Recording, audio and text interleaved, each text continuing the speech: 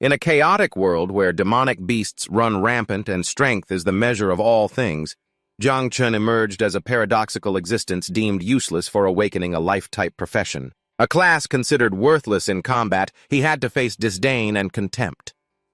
However, little did anyone know that behind that ordinary facade was an extraordinary identity. Having been reincarnated, Jiang Chun possessed a system and brought with him all the profound memories and knowledge from his past life despite starting with a weak body. He quickly began to reveal his extraordinary talents. 300 years ago, amidst the silent night of a modern city, a colossal purple vortex tore open the sky, and from there, countless mystic realms and dungeons descended upon Earth. And with those mysterious gates came the emergence of innumerable powerful demons bringing the apocalypse to mankind. They came with a massive army led by a colossal winged demon. Yet after the initial chaos and despair, superhumans emerged, becoming mankind's final hope. These superhumans possessed extraordinary powers, and ultimately managed to push back the demonic hordes, saving the world from the brink of destruction in order to continue fighting the enemy and exploring the mystic realms for resources. The world's nations took action, pouring all their resources into cultivating superhumans, allowing everyone to complete their profession, awakening at the age of 18. These professions are typically divided into three main categories: combat support and life. Amidst the solemn awakening hall, a voice rang out announcing the results. Wang Wei Class 12A3. Profession awakening failed. No profession. Wang Hao Class 12A3. Profession awakening successful. Life type. Li Wei Class 12A3. Profession awakening successful. Combat type swordsman. The combat type has always been the most practical and coveted, while the life type, inherently unsuited for combat, is often considered the weakest and looked down upon by everyone. The quality of a profession is also divided into 4 tiers: common, rare, hidden, and god tier. A male student shouted with joy, "Awesome! I awakened as a magic swordsman, a combat-type profession," while another collapsed in despair. "Oh no, why did I end up with this useless life-type profession?" Suddenly the hall erupted in an uproar, all eyes turning in one direction as a blinding light burst forth. "Hey look, it's Jiang Chun, the academic genius," someone shouted. The others were astonished. "Unbelievable!" A phenomenon. That it's an awakening phenomenon. Because among all the talent tiers, God tier is the rarest, a miracle that appears only once in a century. The nearby teachers were also completely stunned. What on earth? What tier of profession is this? One wondered, could it be a God tier profession? Another whispered in disbelief. It's been centuries since a God tier talent has appeared in Zhang City. This is incredible. Legend says that every time a God tier profession appears, it triggers a celestial phenomenon, and just like that, in the sky above the city, a giant world tree made of brilliant golden light appeared, radiating its glow everywhere. At the center of this phenomenon, Jiang Chun, the man of the hour, let out a sigh of relief. He stood there, hands calmly tucked in his pockets. Phew, looks like the profession awakening was a success. 2 teachers rushed over, their faces beaming with excitement. "Excellent work, young man. You truly are the pride of our school." The other added, "I knew you could awaken a profession. A combat type one, at that. But I never imagined it would be God tier. Tell us, what profession did you awaken?" Faced with their enthusiasm, Jiang Chun just let out a soft hum.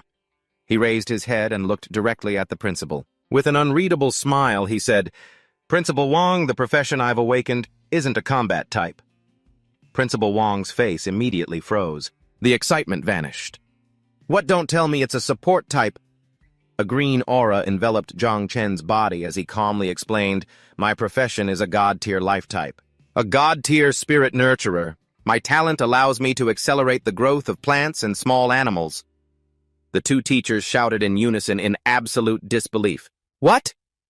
Principal Wang was aghast. "This is terrible.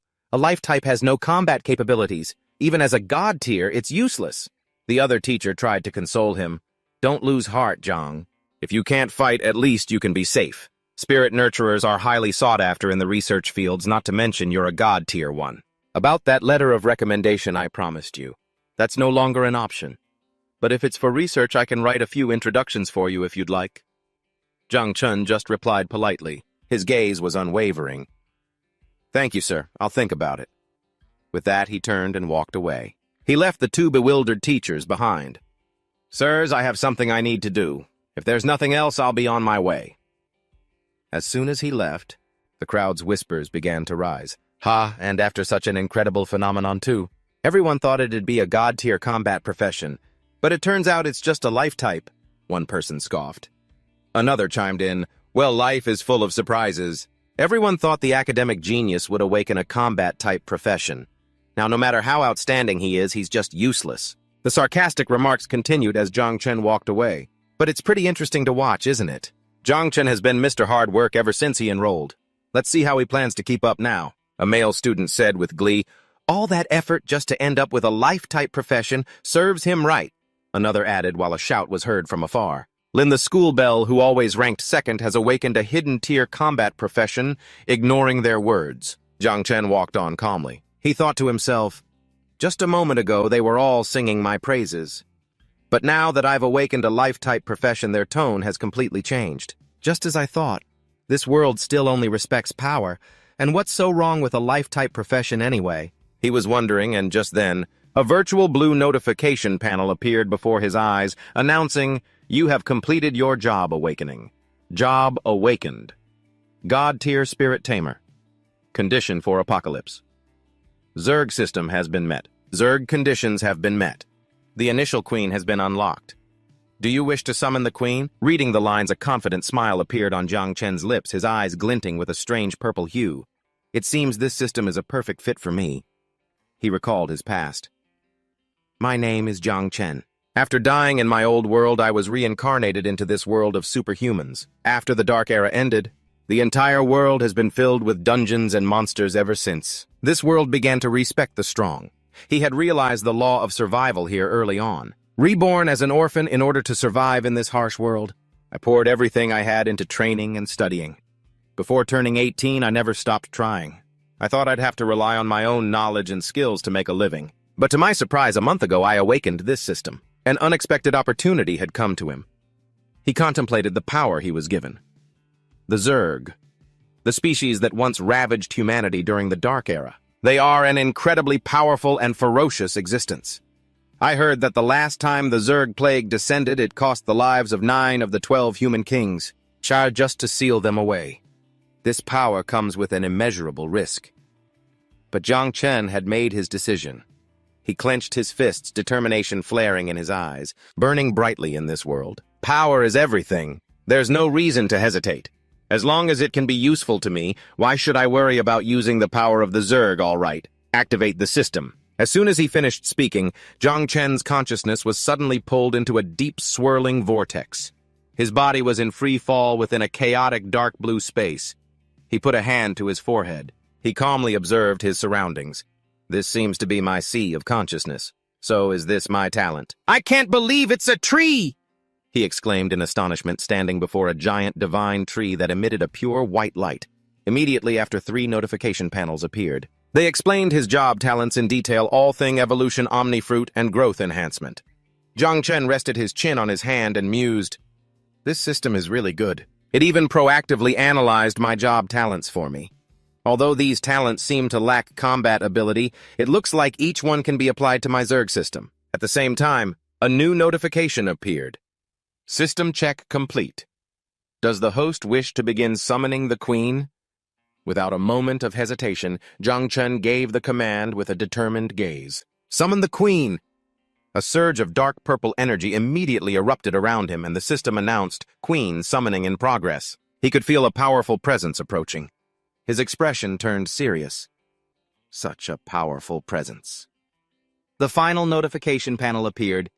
Summoning complete. You have summoned a Calamity-class Queen 9-winged Calamity. Before him was a colossal Zerg monster shaped like a dark dragon with brilliant purple wings. The system provided details. Queen 9-winged Calamity. Origin, the Abyss. Title, Lord of Death. Current devour value, 0%. Favorability, 100%. Max. Please proceed with devouring and reproduction to expand the swarm. Swarm skills have been unlocked. Zhang Chen, floating before the monster, couldn't help but be astonished. Damn it! Why is this insect so huge? A childlike voice echoed in his mind. Master, Little Nine likes Master. Master Little Nine is hungry.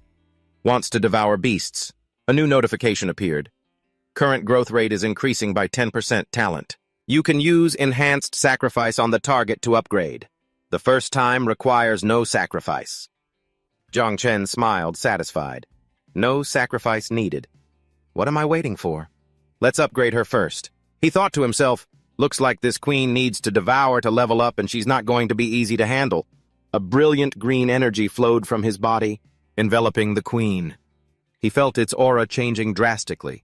This aura. The colossal monster's eyes flashed with a purple light. In a hazy purple mist, the giant monster began to transform, shrinking, and gradually taking on a human form. Ding, congratulations, Nine-Winged Calamity has undergone a life turning point and leveled up. New skills obtained. Nurture shares 10 times experience with the host. Poison Mist evolves into Lethal Miasma. Symbiosis increases all of the host's attributes by 20%. Zhang Chen's eyes widened in amazement. A pair of soft arms wrapped around him and a cheerful voice rang out, Master Little Nine has evolved. Zhang Chen's face flushed slightly. He thought in a daze, she evolved into a human form. He gently placed his hand on the head of the beautiful Zerg girl with white hair and unique ears. A new status panel appeared. The girl said cheerfully, Master Little Nine wants to devour flesh. Zhang Chen smiled confidently. Sure enough, my job and this system are a perfect combination. Who needs a top-tier combat class? My Spirit Tamer talent can accelerate the queen's devouring speed, and the experience from her nurture skill can help me level up quickly. On top of that, I also get a 20% attribute bonus to enhance my combat power. Surrounding him, countless black butterflies gathered, creating a powerful scene. However, his expression quickly turned serious. However, the Abyss Zerg the Apocalypse Calamity, they're connected to those incomplete records. Clearly, this isn't a power I can reveal to everyone. If it's discovered, it could lead to serious trouble. He stood with Little Nine in the spiritual space, outlining his plan. So for now, I'll use the cover of a lifestyle class and the Queen's Poison Mist skill while I go devour monsters to become stronger. Hiding is not my style. I want to become strong enough to reveal my power openly. Suddenly, a powerful tremor pulled him out of his sea of consciousness. Zhang Chen was surprised. This is... Little Nine, in her human form, also felt it immediately. Her face turned grim as she said, Master. Her expression became fierce, her eyes flashing with purple lightning. Little Nine senses a threat, she growled, her crimson eyes filled with vigilance. Zhang Tren's eyes snapped open back to reality. Before him in the awakening hall was a tall man with a full beard and a black coat. He was looking at him with a scrutinizing gaze. Was he the student who caused the citywide job awakening phenomenon just now? Zhang Tren silently assessed the man as a bead of sweat formed on his brow. This person is at least a Grandmaster-level expert. Why is he here looking for me? The surrounding crowd started to whisper. As they felt the powerful aura emanating from the man, someone said, Wow, this guy's aura is really strong. I can feel it from all the way over here. What transcendent level is this guy? Another person wondered, It looks like he's here for Zhang Tran. Could they have some kind of grudge? Zhang Tran could clearly feel the pressure weighing down on him. This is strange. This guy has been constantly pressuring me, releasing this much force without saying a single word. Could it be? He narrowed his eyes, trying to stand firm against the invisible pressure. He's testing me. Just then, Little Nine's enchanting voice echoed in his mind. Master, this guy is a threat, and he looks quite delicious. Little Nine wants to devour him. Zhang Tran's eyes widened in horror as the queen's instincts surged. This is not good. A series of red notifications appeared in his mind. The queen has detected a target posing a threat to the host. The current target can provide a high devour value. The queen is preparing to initiate devouring of the target. A burst of dark purple aura suddenly erupted from Zhang Tran's body, causing the frightened people around him to back away. When Little Nine sensed the threat, it began to attack on its own. Ah, what is this? The aura is so cold! The chaotic crowd screamed as the energy spread. Zhang Tran gritted his teeth, trying to control the surging power, so if the devour value is too low, even the queen's aggression increases. I need to find some demons for Little Nine to devour immediately. The man raised an eyebrow and let out a soft grunt. He immediately realized. So this was his goal. He wanted to use his aura to test my strength, but he accidentally provoked my queen. But luckily, a notification appeared, bringing Zhang Tran a bit of relief. Notification: you have temporarily suppressed the queen. The queen's current devour value is low. Please begin devouring to nurture the queen as soon as possible. As long as the devour value is not over 10,000, he thought to himself, I can still suppress the queen. The man retracted his aura and smiled in approval. Good lad. To be able to withstand my test right after awakening and even fight back is truly worthy of a god-tier job. Your future is limitless. Zhang Tran sighed in relief. It seems I haven't been discovered. He asked humbly, Senior, you praise me too much. May I ask who you are? The man introduced himself formally. My name is Ji Gong, captain of the Night Watch. He extended his hand. I'll get straight to the point. I greatly admire your strength, young man.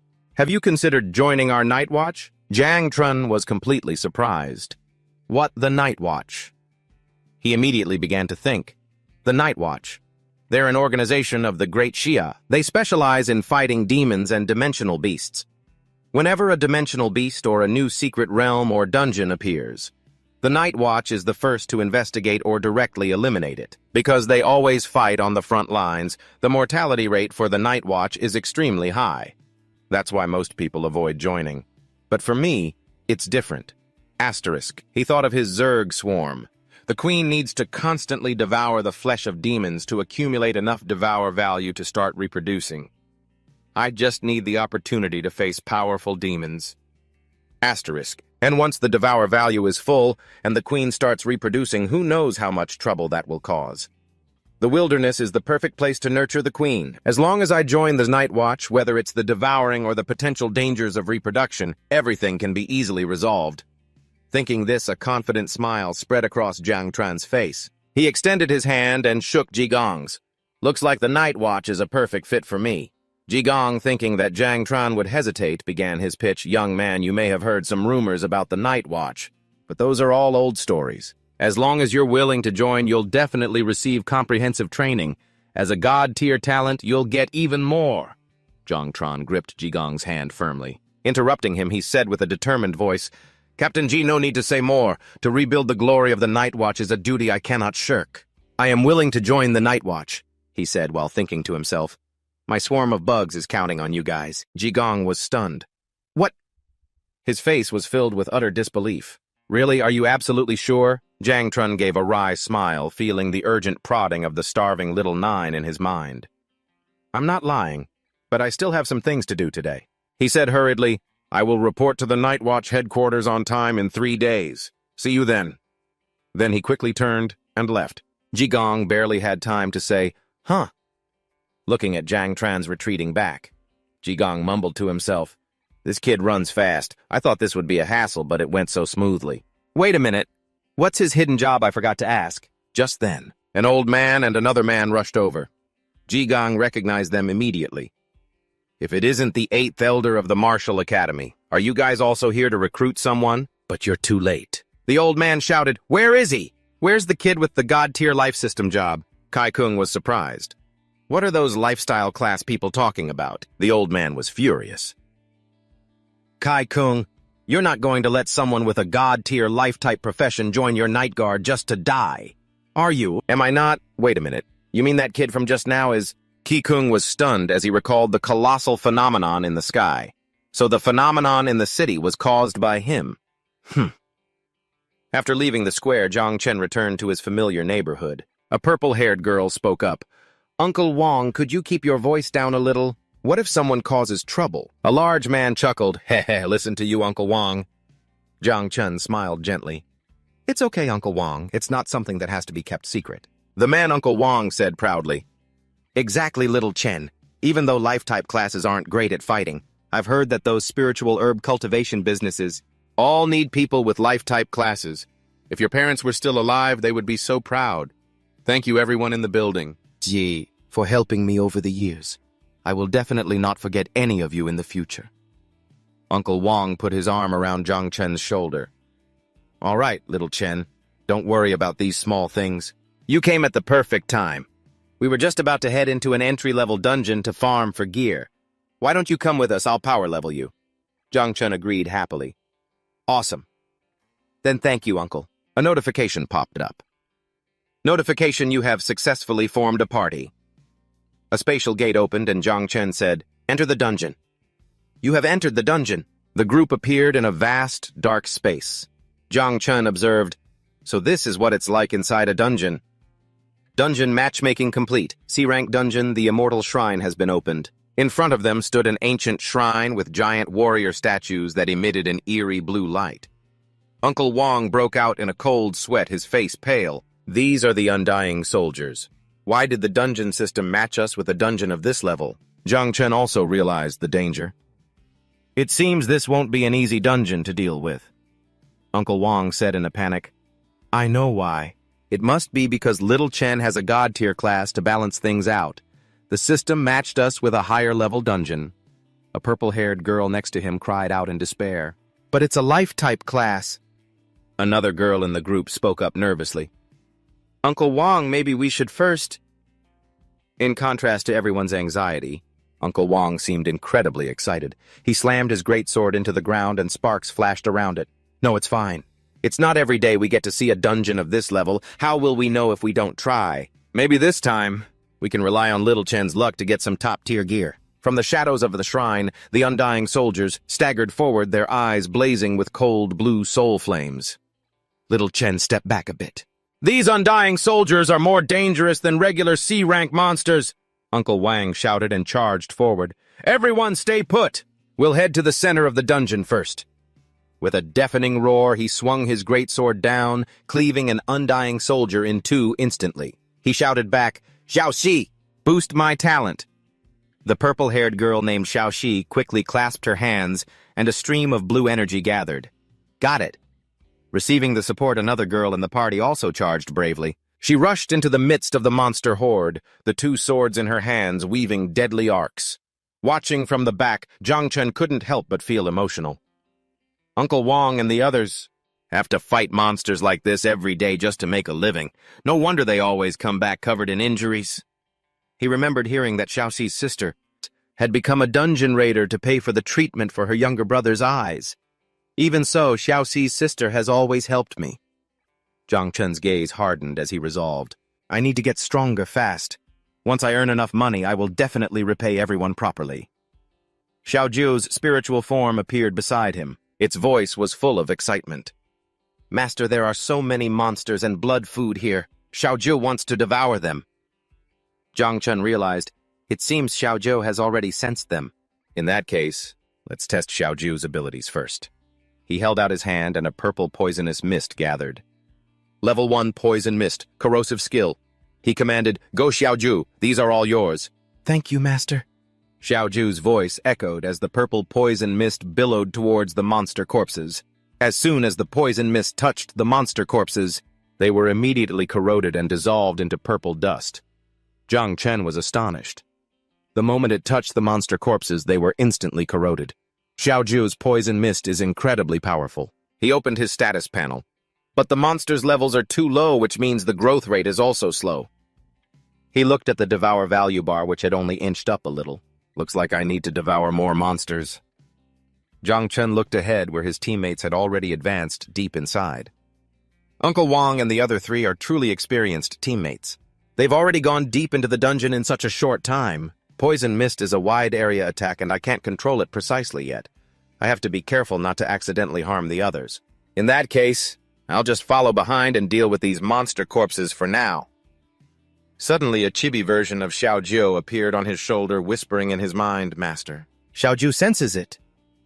Jiang Chun was surprised. He peered deeper into the darkness ahead. There's fresh blood food here. From the shadows, a robed skeleton emerged. Its eyes blazed with blue fire.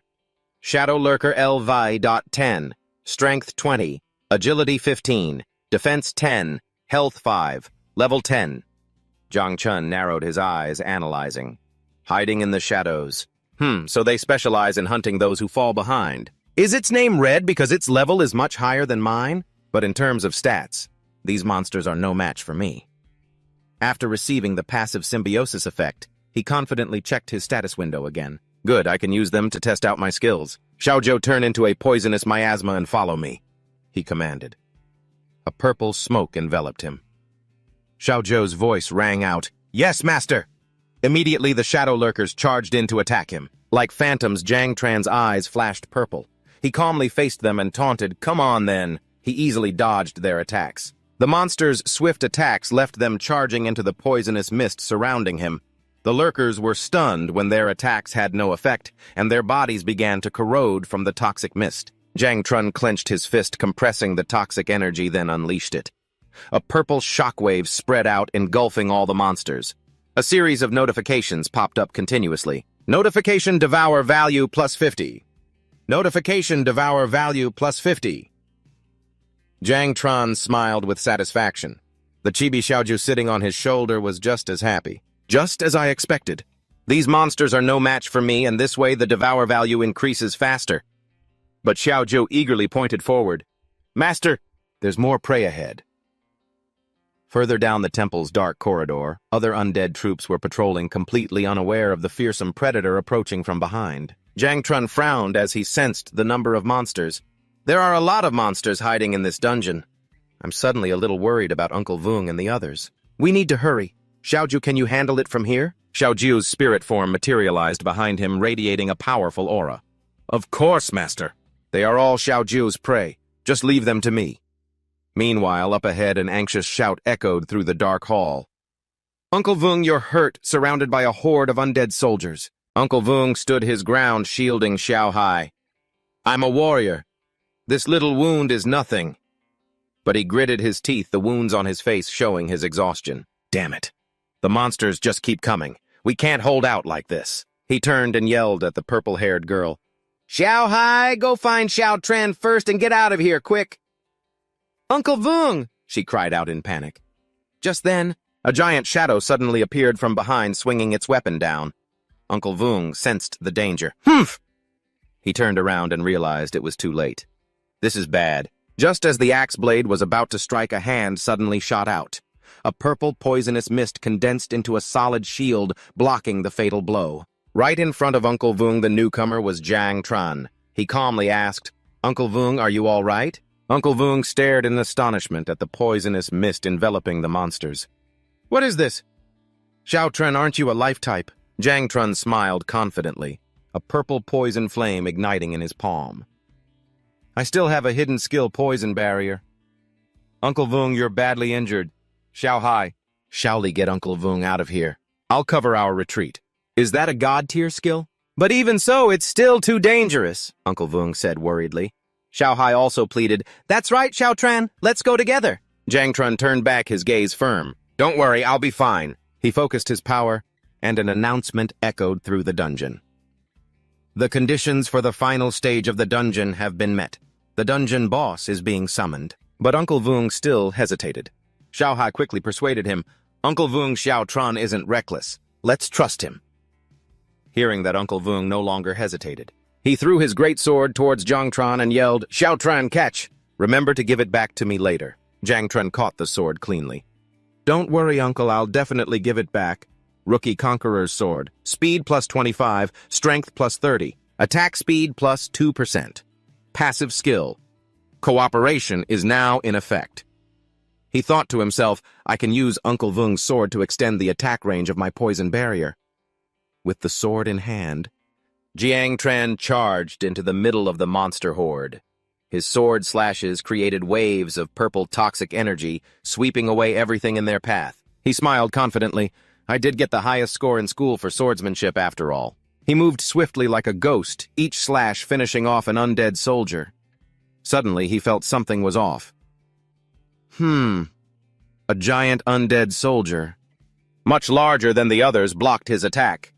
Its red eyes flashed with ferocity as it swung its weapon in retaliation. Jiang Tran quickly fell back. Parrying the powerful blow, he twisted to evade a series of combo attacks from the monster. He landed lightly after a backflip. Is this the dungeon boss? It's stronger than I thought. Suddenly, he realized a serious problem. The sword had broken in two, leaving him flustered. But how am I going to explain this to Uncle Vung later? How am I supposed to? From within the thick mist, a colossal figure emerged. Above its head was the red text, Undead King Level 15. The boss charged forward with terrifying speed, its giant sword slashing down. In this life-or-death moment, Zhang Tran yelled with a determined expression, "Xiaoju!" Xiaoju instantly appeared, her eyes burning with a desire to fight. She eagerly asked, "Can I attack it, master?" Zhang Tran decisively replied, "Permission granted." Without a hint of hesitation, she shot forward using her fist to block the undead king's attack, shattering its sword. An aura of dark purple energy surrounded Xiaoju as she faced the giant boss head-on. The mighty undead king raised its fist. Xiaoju, her eyes glowing, gave her opponent no chance to breathe. She unleashed a continuous storm of attacks. She moved at blinding speed, evading the undead king's counterattacks, while the energy blades from her body shredded its armor. A series of critical strikes were unleashed, tearing the undead king's body apart. In an instant, Xiaoju was behind the boss. In her hand was its severed head. The undead king's body disintegrated into dust. Zhang Tran smiled, satisfied. "I didn't expect Xiaoju to handle the boss so easily. Does this mean the dungeon is over?" But just as the immortal king vanished, a floating blue crystal emerged from the ashes. Zhang Chen was surprised. "What is that?" "You sense an unusual flow of energy. Magic power is concentrating around it. The crystal begins to absorb all the remaining energy in the dungeon. It creates a blue vortex of magic. The energy converges, emitting a blinding light. From within the light, a new monster forms, even larger and more terrifying than before. Immortal Tyrant, level 20. It reassembled into a new monster. Could it be that the crystal is its true form? Zhang Chen immediately recognized its weakness. He shouted, "Xiaoju, we need to destroy the energy crystal inside its body." Receiving the order, Xiaoju shot off like an arrow, dodging the immortal tyrant's massive weapon swing. The boss attacked with horrifying strength, but Xiaoju was agile enough to dodge. She landed on the ground, then leaped up again, aiming straight for the tyrant's chest with her continuous sharp energy blades, slashing at the boss's thick armor, but the immortal tyrant moved with unbelievable speed, dodging most of Xiaoju's attacks. Zhang Chen gritted his teeth. Such a huge creature can move that fast to dodge Xiaoju's attacks. But I just had an idea. He looked down at the stone floor of the temple where strange plants grew through the cracks. If I can use these plants, his eyes flashed with determination. I have to try. He observed the tyrant's movements. This bastard is too fast, and each of its attacks is so powerful. It's like an out-of-control bull. But this is also a weakness. Zhang Chen had sensed it before. I felt this earlier. There are a lot of roots hidden beneath the floor. He formulated a plan. I just need to use my talent the moment it gets close enough, and that will hold it in place. As the boss charged, Zhang Chen's eyes turned green. Now he held out his hand, a glowing green sigil appearing. Innate skill accelerated growth from beneath the floor. Countless giant roots erupted, wrapping tightly around the immortal tyrant, binding it completely. Zhang Chen gestured forward. "Your turn, Xiaoju." "Yes, master," Xiaoju replied. She landed on the head of the bound boss. With a single attack, she pierced through its armor, shattering the tyrant's body. Zhang Chen stood on a rock outcropping, looking at his handiwork. I did it. Definitely. As long as I use my skills properly, I can still play a big role in battles. Accelerated growth is now on cooldown for 8 hours. He looked towards the energy crystal hovering over the rubble. Next, I need to break the core. He walked over and grabbed the crystal. Using all his strength, he crushed it in his hand. This is the end. Immediately after, a series of system notifications appeared. Congratulations. The C-rank Secret Realm. Temple of the Immortals has been cleared. Calculating contribution. 3 Secret Realm points have been created. Level 0, Zhang Chen Spirit Breeder achieved an S rating. Level 12, Wang Wei Swordsman achieved a B rating. Heavenly Dao System. Notification equipment rewards have been generated. Upon clearing the secret realm, a series of virtual screens appeared in front of Zhang Chen, displaying the equipment rewards. He examined one of the items, a dagger. Edmu's Swift Dagger D rank. Attack plus 50 speed, plus 5% sword-related profession attributes plus 2. He thought to himself, this dagger is pretty good. I'll use it to compensate Uncle Wong. With a thoughtful expression, he commented, "There's a lot of equipment, but it all seems to be combat-oriented. I'm not sure if there's anything suitable for creation classes. Or not." He continued scrolling through the reward list. Let's see the attributes of each piece of equipment. When he tried to hold a giant hammer, the King's Call strength plus 100. Agility minus 100. Attribute 10% chance to trigger 5 times critical damage. It immediately slammed to the ground, making him exclaim, "This hammer is so heavy!" Suddenly, he felt a surge of energy flowing into his body. Wait, this feeling... A notification appeared. Notification experience points are being awarded. He realized, they're giving out the experience points I got from this secret realm. 1. He felt his power surge. Thanks to the Queen Bug's passive skill, I've reached level 6. This way, the effect of fusion is also more pronounced. Another notification confirmed fusion is in effect. All attributes increased by 20%. He concluded, it seems my physical combat ability also increases with my level. Lost in thought, he was interrupted by Xiaoju's call. As she tugged on his sleeve, "Master, master," Zhang Chen replied, with sparkling eyes. Xiaoju pointed at the pile of equipment and asked, "Master, as a reward, can Xiaoju eat all of this?" Zhang Chen smiled and explained to the pouting Xiaoju, "Xiaoju, you can't eat these.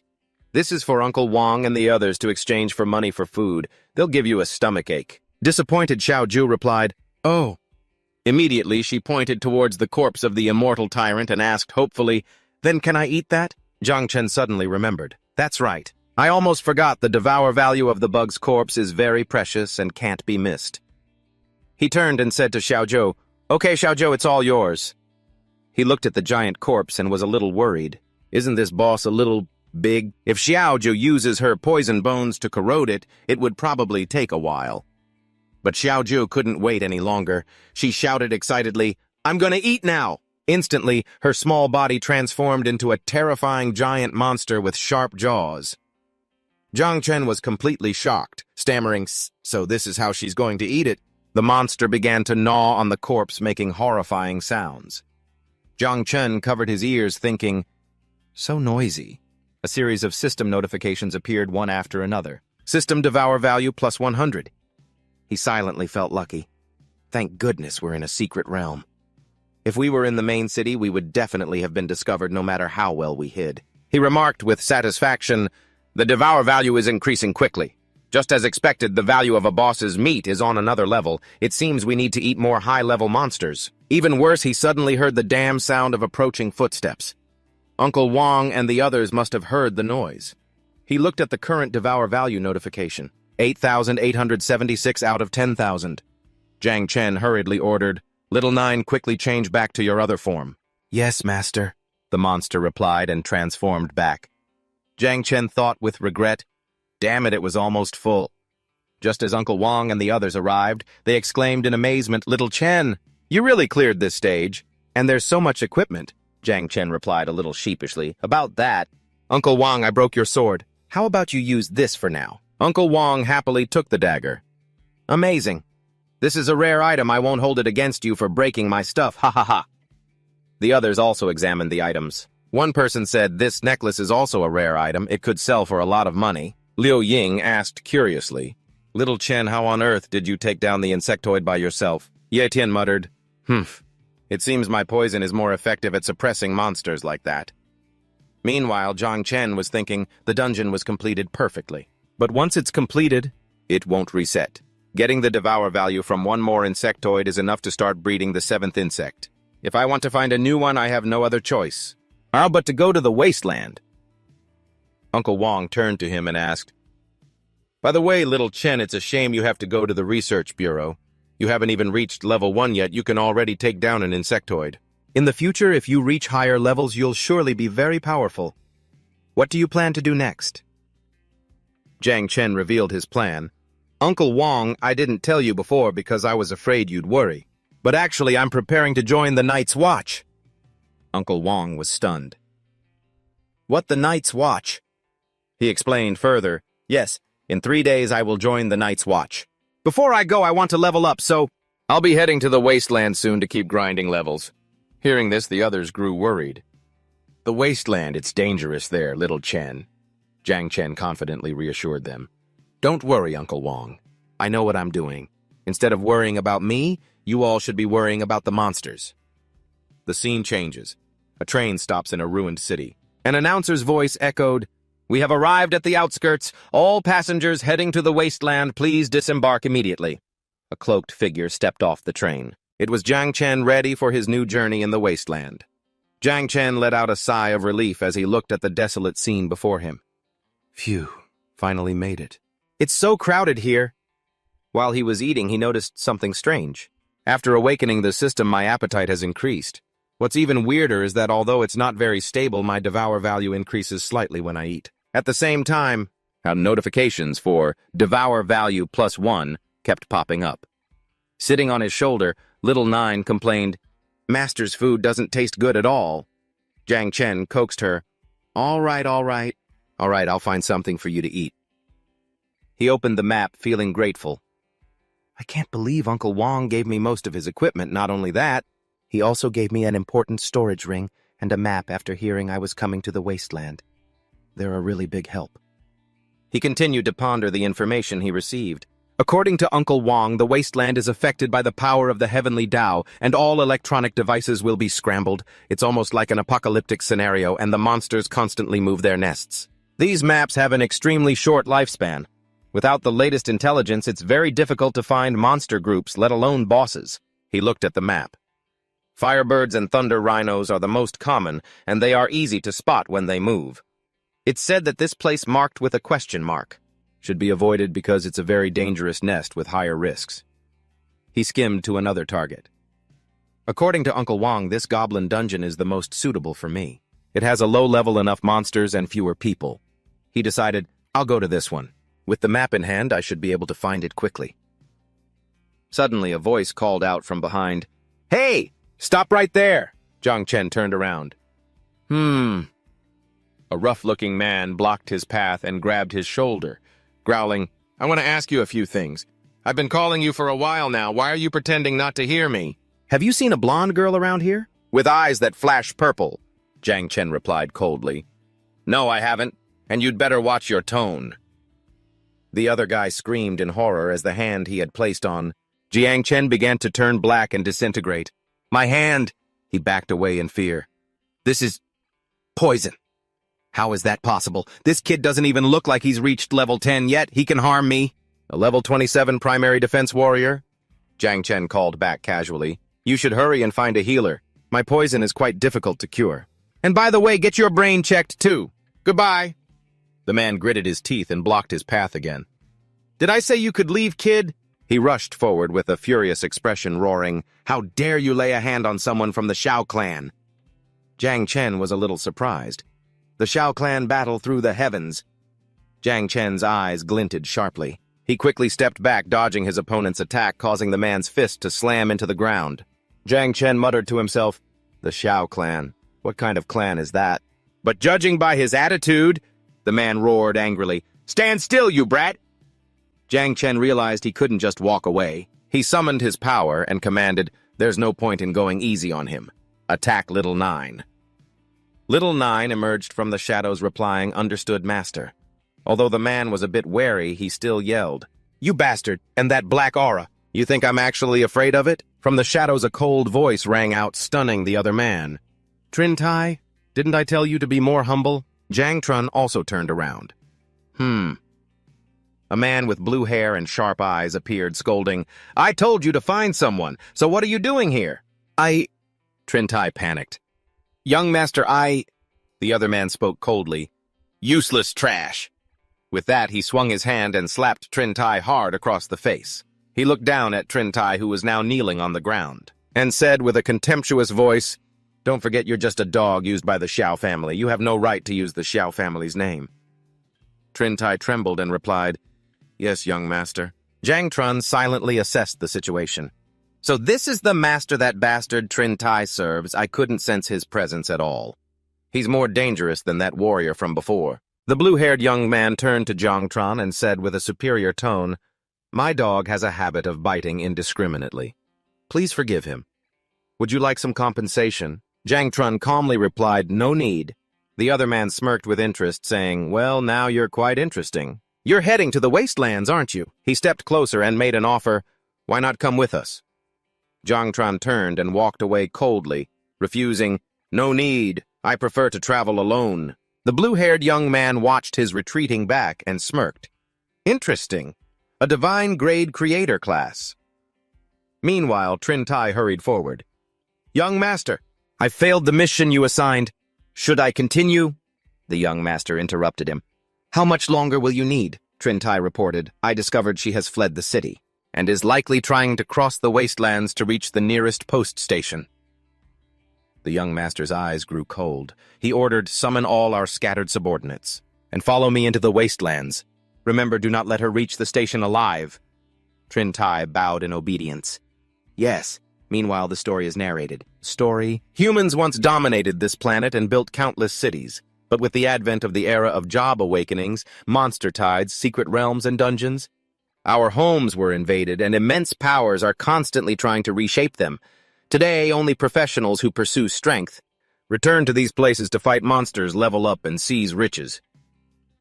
Amidst the desolate landscape of the wastelands, Jang Tron looked confused. Why do I feel like I'm lost? The goblin nest should have been in this direction, but it's already getting late, and I still haven't arrived." He looked around worriedly.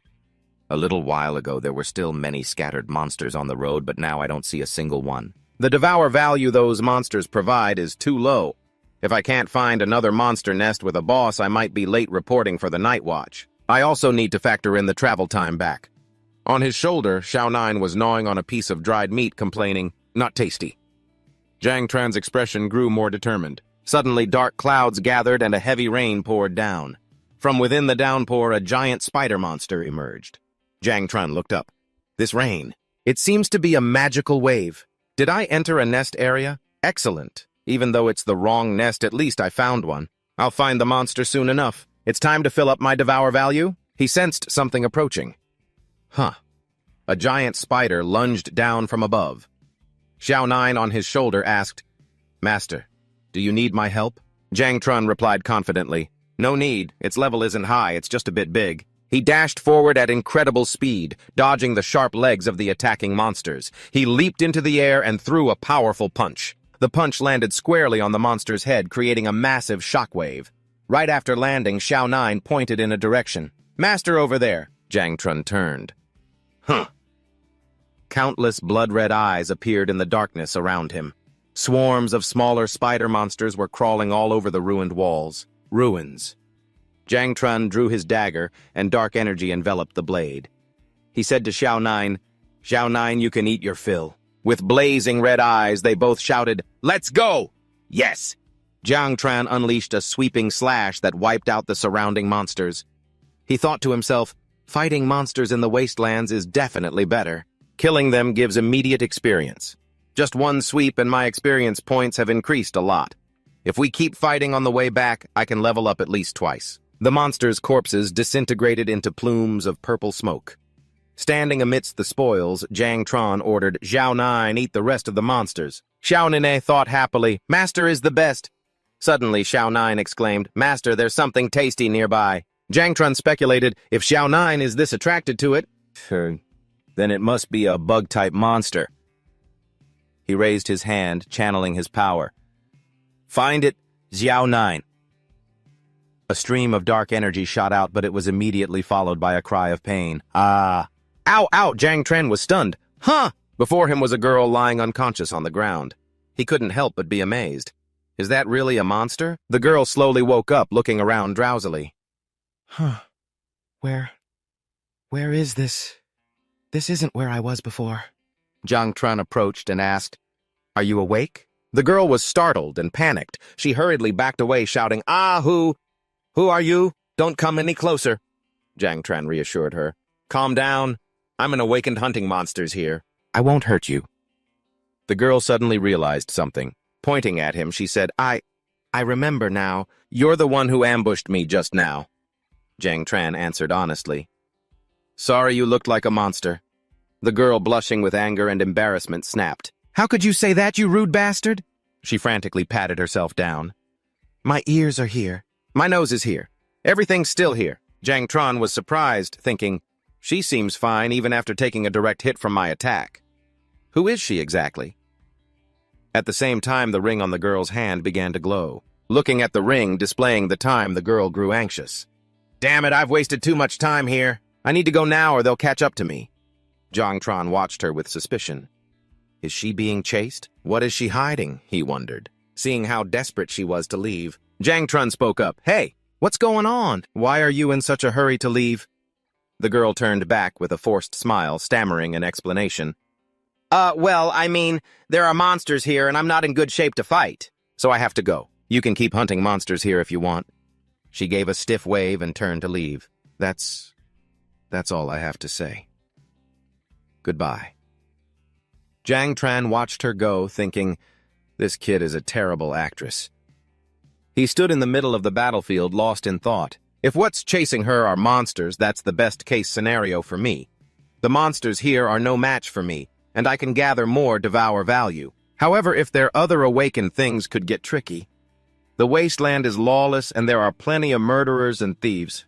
Maybe I should just grab her and ask again. Suddenly, Xiaozhou appeared with a worried expression. Master, a lot of things are coming this way. Jang Tran replied happily. Oh, a lot. Then it must be monsters. Great. His smile vanished as he sensed the scale of the approaching threat. Monsters. That's a whole swarm of monsters. Giant spiders with countless blood-red eyes were swarming towards him. He couldn't help but be stunned. Isn't this a bit much? He instantly understood. So this is what that kid was running from. Realizing they were monsters and not people, he breathed a sigh of relief. Well, I don't need to worry anymore. Since they're not other awakened, there's no reason for me to turn down all this devour value running right to me. He drew his dagger and commanded Xiaozhou poison bone form. Xiaozhou replied, Yes, master. The monsters roared and charged at him. A sharp blade slashed out. Jang Tran leaped into the air, dodging the attack and landing on a monster's head. He killed it instantly. He noticed something unusual. Strange. These monsters seem faster than the ones before. Not sensing any danger, he immediately dodged a sneak attack from behind. He spun around and sliced the monster that had just attacked him to pieces. Standing in the middle of the encirclement, he felt that something wasn't right. Something's off. He realized their tactic. They're taking turns. These monsters were coordinating with each other, attacking and retreating. His gaze shifted towards the boss monster in the distance. Don't tell me. That boss is controlling them to attack in this formation. He looked at the massive army of monsters. Thousands of monsters, all with a single will. No wonder no one else is here. He quickly identified his target. Looks like I need to find a way to get to the boss and kill it first. He tightened his grip on his weapon, acknowledging this is going to be tough. Suddenly, Xiaozhou spoke up. Master, I think I can understand them. They are challenging you. Jang Tran was surprised. Huh? Understand what? Suddenly, Xiaozhou flew into a rage, shouting, How arrogant! A wave of energy erupted from Xiaozhou, and the smoothly coordinated monsters suddenly fell into chaos. Jang Tran stared in astonishment at the scene before him. The monsters are in chaos. Is it because they're also insects? Wait, are spiders even considered insects? Xiaozhou explained. Xiaozhou has severed their connection. Jang Tran thought to himself, I never expected her skill could be used like this. This makes things much simpler. Jang Tran smiled and raised his dagger. Good job, Xiaozhou. Now let's go kill that boss. Xiaozhou replied excitedly. Understood, master. He charged forward, ordering, Xiaozhou, stick close. Without the boss's control, these monsters are just a weak mob. His blade easily cut down the monsters in his way. They were no longer a threat. No more wasting time. Dashing past the minions, Jang Tran pointed his weapon directly at the boss and shouted, We have only one target. The boss monster let out a ferocious roar. With a cold glint in his eyes, Jang Tran thought, And this bastard is the one that'll give us the most value. He lunged forward, delivering a fatal blow to the boss's head. Finally, he stood triumphantly on the boss's corpse, declaring with an expectant look, It's time to create my 7 insects. He breathed a sigh of relief. Phew, it's finally dead. A notification panel appeared. Level 14. Combat Power Assessment, 127 stars. Passive skill activated. He clenched his fist, feeling his new strength. 127 stars. It seems my personal combat power is almost equal to an awakened. A level 25 combat type awakened. As my level increases, my power will continue to grow. He glanced over at the remaining monsters. Now for this bunch. Watching the remaining monsters flee in a panic, Jang Tran remarked, They're not a threat anymore. He thought to himself, They're even running away. They must sense that it's useless to fight. He decided, I won't chase them for now. Completing the swarm is my top priority. Turning back towards the boss's corpse, Jang Tron raised his hand towards it. He signaled to Xiaoju. Xiaoju, it's all yours. Xiaoju replied gratefully. Thank you, Master. A series of notifications appeared. Devour value plus 150. He watched as Xiaoju absorbed the corpse. He thought to himself, elite-grade monsters are really on another level. They can provide so much devour value. It seems hunting these elite-grade monsters is a good way to accelerate my swarm's growth. The final notification panel appeared. Devour value has reached its maximum. Do you wish to activate the swarm? His expression turned serious. The devour value is maxed out. Xiaoju came before him and said, Master Xiaoju can begin to reproduce a swarm. Please allow me to become stronger under your command. Zhang Chen smiled and agreed. Good. You can start reproducing immediately. A massive surge of energy erupted, and a system notification rang out. You have begun reproduction. First generation of the insect swarm. Your growth acceleration talent has taken effect. The current growth rate has been blessed. Zhang Chen was completely astonished. I never expected my talent could also speed up the swarm's reproduction process. An insect-shaped seal appeared on his hand along with new notifications. Congratulations, Master, you have obtained the exclusive skill, Insect Nest Level Max. Congratulations, Master, you have obtained the exclusive skill, Overlord Level 1. He exclaimed, These are new skills. A countdown notification appeared. Reproduction process is being accelerated. 8 seconds remaining. The reproduction was nearly complete. He stared at the scene before him with a look of utter disbelief. Is this my swarm? A colossal swarm of purple insects burst from the ground, a magnificent sight. Congratulations, Master, you have completed your first insect swarm. Current swarm count 9, netherwings 2,300. Zhang Chen murmured in awe. What a significant number. To get over 2,000 from the broodmother's first reproduction. I wonder how large the swarm will be by the 3rd and 4th generations. He observed one of the new insects, remarking, It's very attached to me, but its skills seem different from Xiaoju's. It seems like a few new skills have been added. A detailed information panel appeared. Descendant Netherwing. Skills Poisonous Bones. Camouflage, Fury, and Self-Destruct. He nodded. Camouflage and Self-Destruct. Both seem pretty useful. Suddenly, Xiaoju hugged him from behind. Master. He turned and affectionately patted her head. Xiaoju, you've finished reproducing. There didn't seem to be any major changes to Xiaoju. She took his hand, her voice weak. Xiaoju wants to rest. Zhang Chen asked in surprise. Rest? What do you mean? Xiaoju's hand gradually faded into thin air as a system notification appeared. Broodmother Netherwing 9 has returned to the nest. Zhang Chen smiled in understanding. I see. So it's actually a space that can hold the swarm. Fantastic. Now, no matter how large the swarm gets, I can hide them all away. I don't have to worry about being discovered anymore. However, level max seems to be a utility skill with a fixed level. He thought of Xiaoju sleeping soundly in the nest space. Oh, she's already fallen asleep in the nest. Looks like she needs to sleep after consuming so many insects. He suddenly remembered, oh, right. I also got that skill called Overlord. Let's try it out. He decided to activate the new skill. Activate exclusive skill Overlord. Instantly, the eyes of the entire swarm began to glow purple. This showed they were completely under his control. With his own eyes gleaming with power, Zhang Chen whispered, So that's what this is. He raised his hand, feeling his connection to the swarm. A skill to control the swarm, and it's so effortless, as easy as moving my own arm. His eyes flashed with a white light. And that's not all. They can share their senses with me. His vision expanded, covering the entire ruined city. So this is the world through an insect's eyes. There are monsters everywhere. He looked at the eager insects swarming around him. Looks like you all are pretty excited too. He commanded the swarm, let's go. I want to test out these new skills too.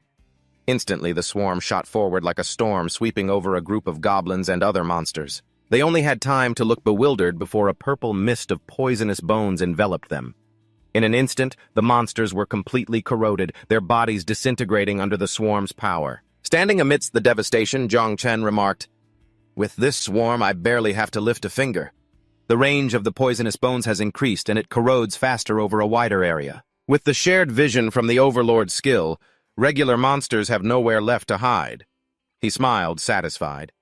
It seems I'll be able to create another swarm soon. He opened his status panel. Oh, right. I haven't checked how much Devour value I need for the next level yet. His eyes widened in shock. Huh.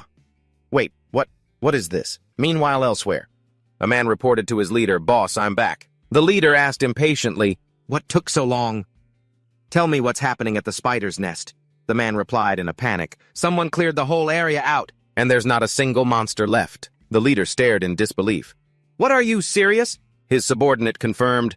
"Yes, all the monsters were wiped out." The leader ran a hand through his hair, frustrated. Damn it, the client only needed 1 vial of spider venom and we couldn't even get it. Looks like this time, we'll just have to make do by robbing some unlucky saps on the way back. For everything to be wiped clean like that, it's shocking. Could it have been the Night Watch? But this isn't their style. It's more likely the work of a hidden clan or some other powerful group. A subordinate warned, "Someone's coming." Jiang Chen stepped out of the shadows, saying cheerfully, "Ah, finally found some other awakened." The men shouted warily, "Who's there?" Jiang Chen continued, "Don't worry, I'm just another awakened here to level up. I want to trade for some food." The leader sized Jiang Chen up and then smirked. "Well now, you gave us a startle, but you're all alone. Sure, we can trade with you. But food isn't cheap out here in the wastes. What are you offering?" Jiang Chen stepped forward and answered confidently, "I know, I have valuable items to trade." The leader and his subordinates exchanged a meaningful glance. "Oh, valuable items," the leader said, giving a signal. "Is that right? Well then let me see them." Instantly his men drew their weapons and surrounded Jiang Chen. Jiang Chen simply snapped his fingers and countless spider monster corpses poured out of his storage ring, piling up into a massive heap in front of them. He asked, "So, these are pretty good, aren't they?" The group backed away in horror. Those were the spiders that were supposed to have been wiped out. Don't tell me he killed all of them by himself. Jiang Chen stared at them coldly. A small notification panel appeared next to him. Jiang Chen's current level 17. "I know what you all were planning to do just now," he said. He continued in a warning tone, "I'm in a very bad mood right now. Take what you need and get lost." The robbers hastily gathered the venom and fled in terror. "Sorry, boss. We're leaving right now." Jiang Chen raised his hand, ordering the swarm to hide and guard the area as he sat down. As he prepared to eat, he frowned at his status panel. Damn it, I'm getting hungry faster again. I should have known when I first got Xiaoju. I never expected that creating a swarm would have this kind of side effect. A notification panel appeared. Devour value 2,768 out of 1 million. I have to level up as fast as possible. He sighed. I initially thought my Devour value would increase faster after I got the swarm, but I never expected the requirement to double. This is going to take forever. He figured that the Devour value from a single insect was now just a drop in the ocean. Even if all the creature nests outside Zhang City open to the awakened were cleared out, it might not be enough for the next reproduction. However, I've heard that the creature nests and secret realms controlled by the Night's Watch aren't disclosed to the public. It seems if I want to get more Devour value, I need to sign up for the Night's Watch as soon as possible. Thinking about Little Nine. Is she still sleeping? Looks like creating a swarm completely exhausted her. Suddenly, his gaze sharpened as he sensed something. That aura. Why is he here? He stood up on guard. The smell of battle. And it sounds like there are a lot of people. What's going on? A figure suddenly bumped into him. It was the girl from before. She fell to the ground, groaning. Ah, that hurts. Zhang Tran was surprised. It's that girl again. The girl looked up panicked when she recognized him and pleaded. You're the one who cleared out the spider's nest. Please don't tell them you saw me, I'm begging you. Zhang Tran was completely bewildered. Why her again? I didn't even recognize her until she was this close. How did she do that? Wait, I think I get it now. She must be the one those guys are chasing. Zhang Tran's gaze hardened. He knew it was too late to leave. Just then, the blue-haired young master and his underlings appeared. He glanced at the scene and said, What a sight. Trintai growled when he recognized Zhang Tran.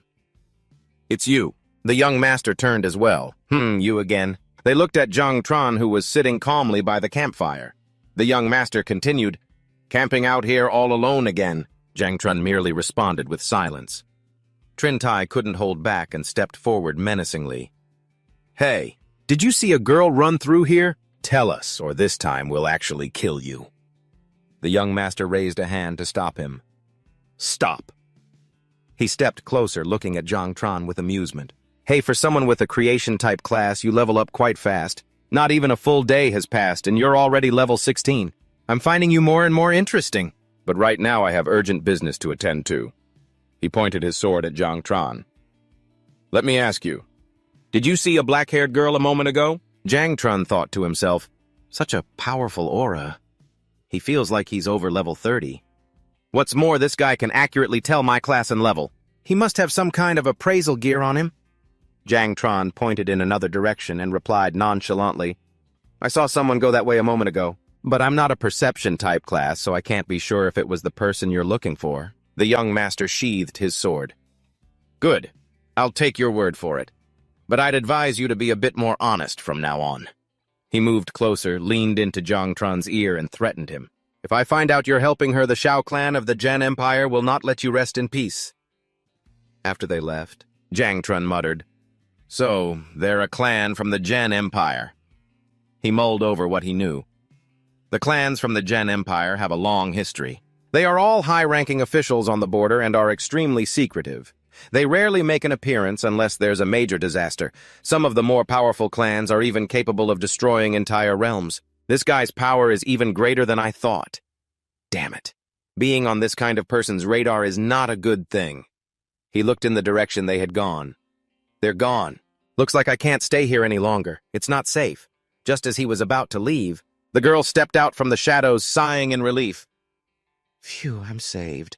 Without a word, Zhang Tran rushed over, grabbed the girl's hand, and started pulling her along. Come with me. The girl was startled.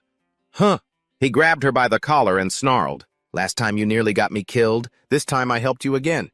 Now tell me the truth. How did you get mixed up with those people? The frightened girl explained. My family runs a cargo transport station. That guy was tempted by greed and wanted to steal the goods we were escorting and kill everyone. But he didn't expect me to escape. He's afraid I'll expose him and spread the word, so he's hunting me down to silence me. The girl clasped her hands, pleading, I'll remember that you helped me. I'll definitely repay you in the future. Zhang Tran brushed her hands away, annoyed. Repay me who asked to get involved in your mess. Suddenly, a strange sensation washed over him. Zhang Tran was startled. What is this? The girl was just as panicked. No! Someone just cast a barrier spell. We've been discovered. Zhang Tran looked out, knowing there was no escape. Hey! You should come on out. He thought to himself, it's too late to leave now, and those bastards probably wouldn't believe me if I said I didn't know she was here. Figures began to emerge from the darkness. He noted there were quite a few of them. The blue-haired young master and his lackeys surrounded the two of them. He said coldly, You bastard, I know you're lying. Seize them. The terrified girl looked at Zhang Chen and stammered, You...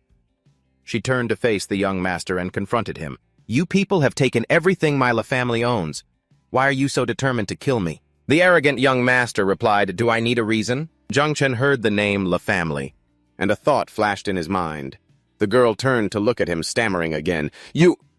Mustering all her courage, the girl yelled, If you kill me, the La family will never forgive you. They will never let you live in peace. Never. The young master burst out laughing. Ha ha ha ha! The La family! He snarled with contempt. So? They think they're so great just because they have a little money, huh? 100 years ago, without the protection of our Shao family's ancestors, you foolish trash would have been wiped out long ago. He glanced at the girl with disdain. In the eyes of my Shao family, you people are nothing more than lowly peasants. He looked at them both and said with a cruel tone, You're just livestock for us to slaughter. Zhang Chen remained silent, thinking, and even if they wanted to investigate... The young master created a ball of energy in his hand. Yay. What could they possibly investigate if there's nothing left to find? A massive red barrier enveloped the entire area, trapping everyone inside. The girl screamed in terror. That's the Xiao family's dragon imprisonment formation. We can't leave. Zhang Chen looked at his enemy with a cold expression, thinking to himself, This bastard. A henchman ordered his comrades, Follow the young master's orders. Leave no one alive. The others responded in unison, Yes, sir. But the blue-haired young master stopped them. Stop. Although that girl from the La family must die today, I'm quite interested in that creator class awakened over there. He looked at Jiang Chen with a condescending gaze. A god-tier creator class. A common profession. You're different from those who don't know any better. Today, I will give you a chance to obtain everything under this sky. He extended his hand, making an offer. Capture that woman and I will spare your life and allow you to work for us. What do you say? Jiang Chen burst out laughing. Ha ha. The girl behind him thought worriedly. Don't tell me he's also going to... Jiang Chen glanced at the young master with contempt, thinking, this Xiao family bastard really knows how to make an offer. He snarled in response. Get lost. He stood up straight, a dark aura enveloping him and the girl, and declared loudly, I refuse. Come on if you want to fight. The young master, utterly enraged, roared from above, Kill them! His subordinates also shouted in unison, Damn it, kill them all! This guy isn't easy to deal with, so don't be careless! The group of subordinates charged forward like a pack of hungry wolves. Zheng Tai, who had clashed with Jiang Chen before, warned his comrades, He can use poison. Don't attack him head-on. The others replied, Yes. Jiang Chen just smirked. Jiang Chen raised his hand, and a stream of green energy began to gather. Poison isn't the only thing I can use. Activate talent. A subordinate leaped up, swinging his sword down. Instantly, giant green vines erupted from the ground. Surrounding the attackers, Jiang Chen shouted, All things evolve!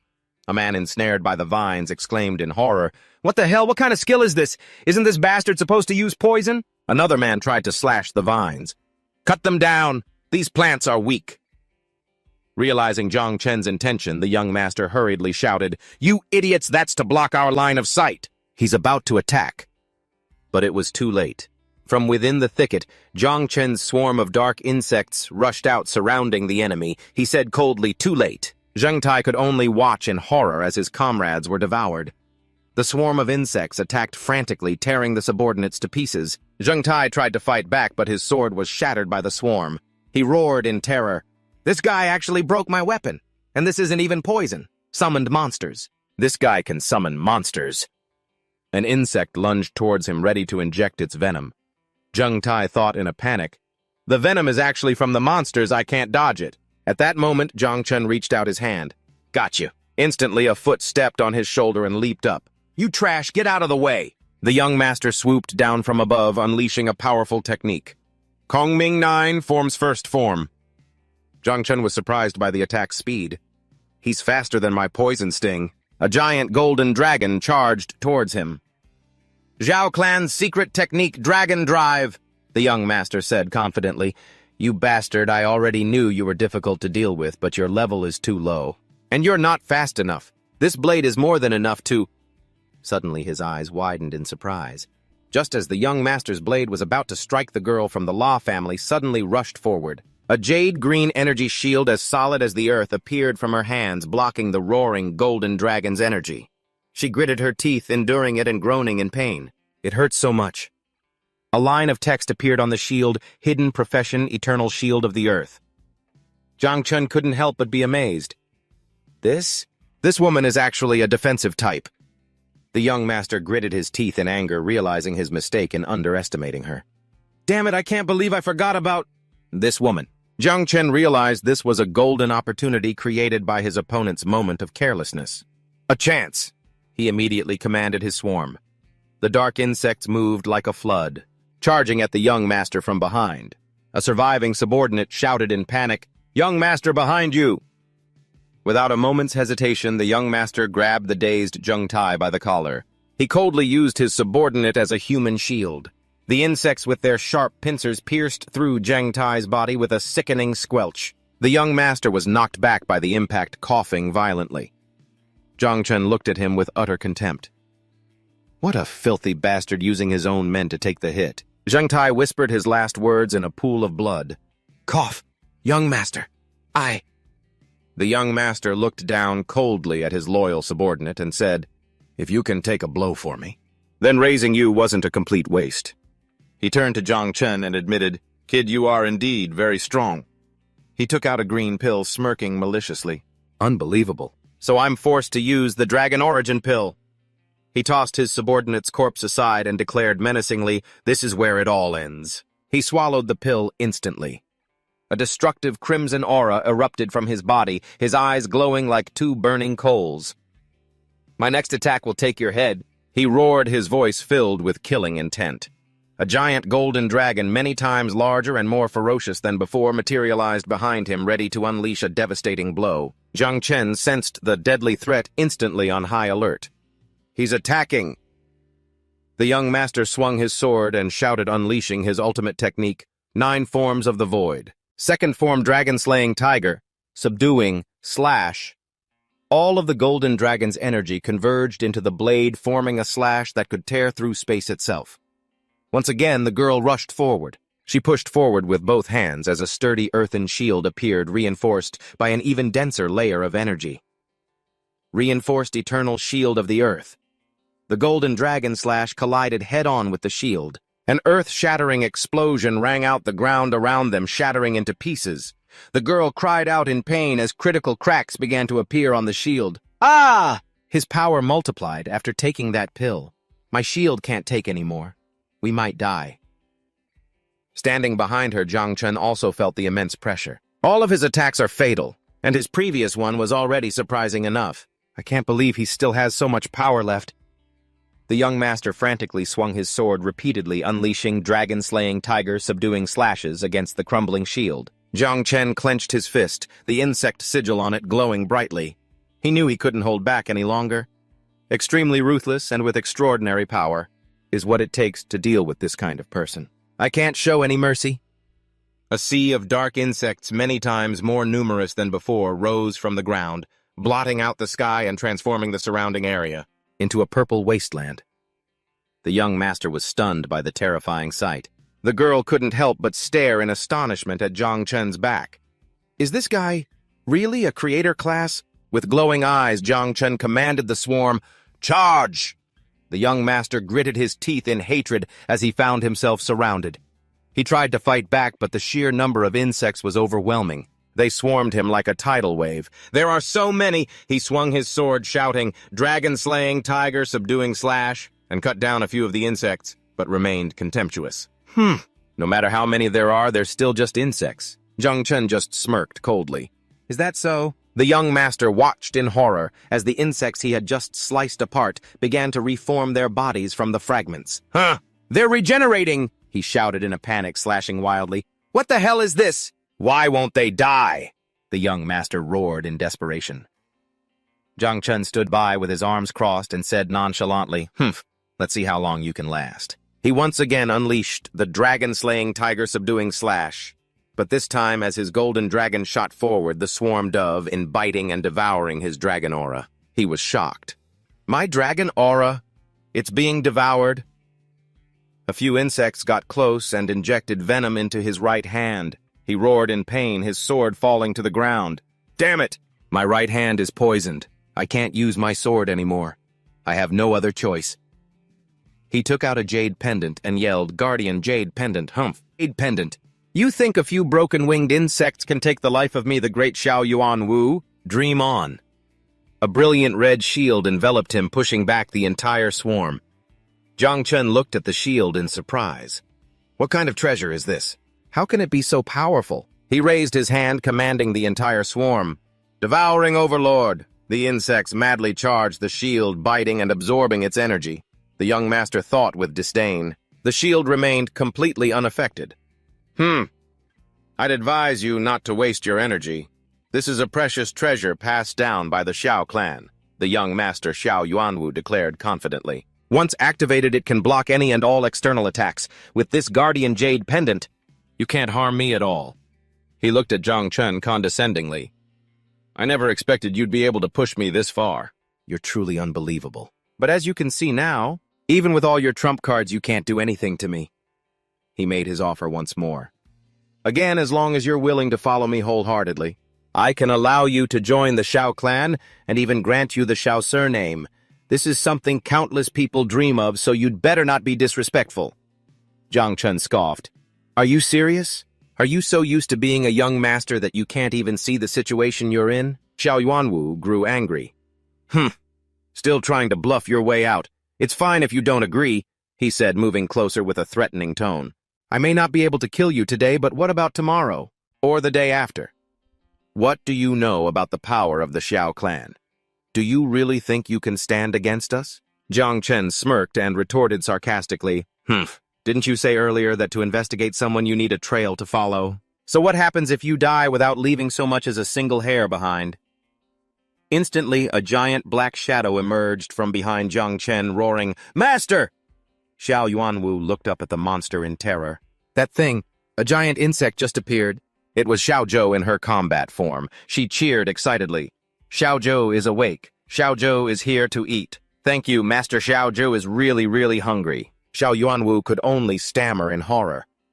Without a moment's hesitation, Xiao Zhou fired a massive beam of purple energy straight at the young master's red shield. He screamed in pain as the energy beam collided with his shield. Jiang Chen stood watching calmly and said, You and your protective jade pendant will be good nourishment for Xiao Zhou. The young master still couldn't believe his eyes. How is this possible? What kind of insect is this? A huge explosion occurred as Xiao Zhou's energy beam pierced through the shield. The red shield shattered into pieces. Xiao Yuanwu screamed in despair, My shield is broken. No, this can't be. The Xiao family's jade pendant was supposed to... He screamed as his body was devoured by the dark energy. He only managed to utter his last words in disbelief. Be invincible. Jiang Chen quietly watched the scene before him. All traces of Xiao Yuanwu and his subordinates had completely vanished. He whispered, This way no one will find out. He called for Xiao Jiu to return to her human form.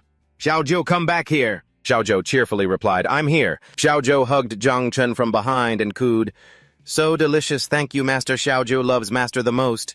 Jiang Chen said indifferently, The Xiao clan is nothing special. The girl from the Law family watched the scene with a horrified expression. He's so scary, the girl thought, trembling. Now that I know his secret, will he kill me to silence me? Jiang Chen turned back and asked coldly, Oh, that's right. The girl jumped when she saw Jiang Chen looking at her. You're still here. Jiang Chen approached her insects swarming around him.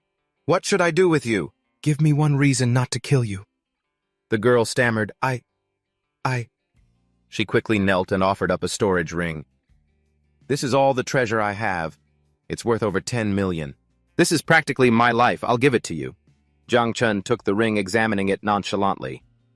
You're quite sincere, but unfortunately you know too much. And you're a liar too. The terrified girl raised her hand to swear an oath.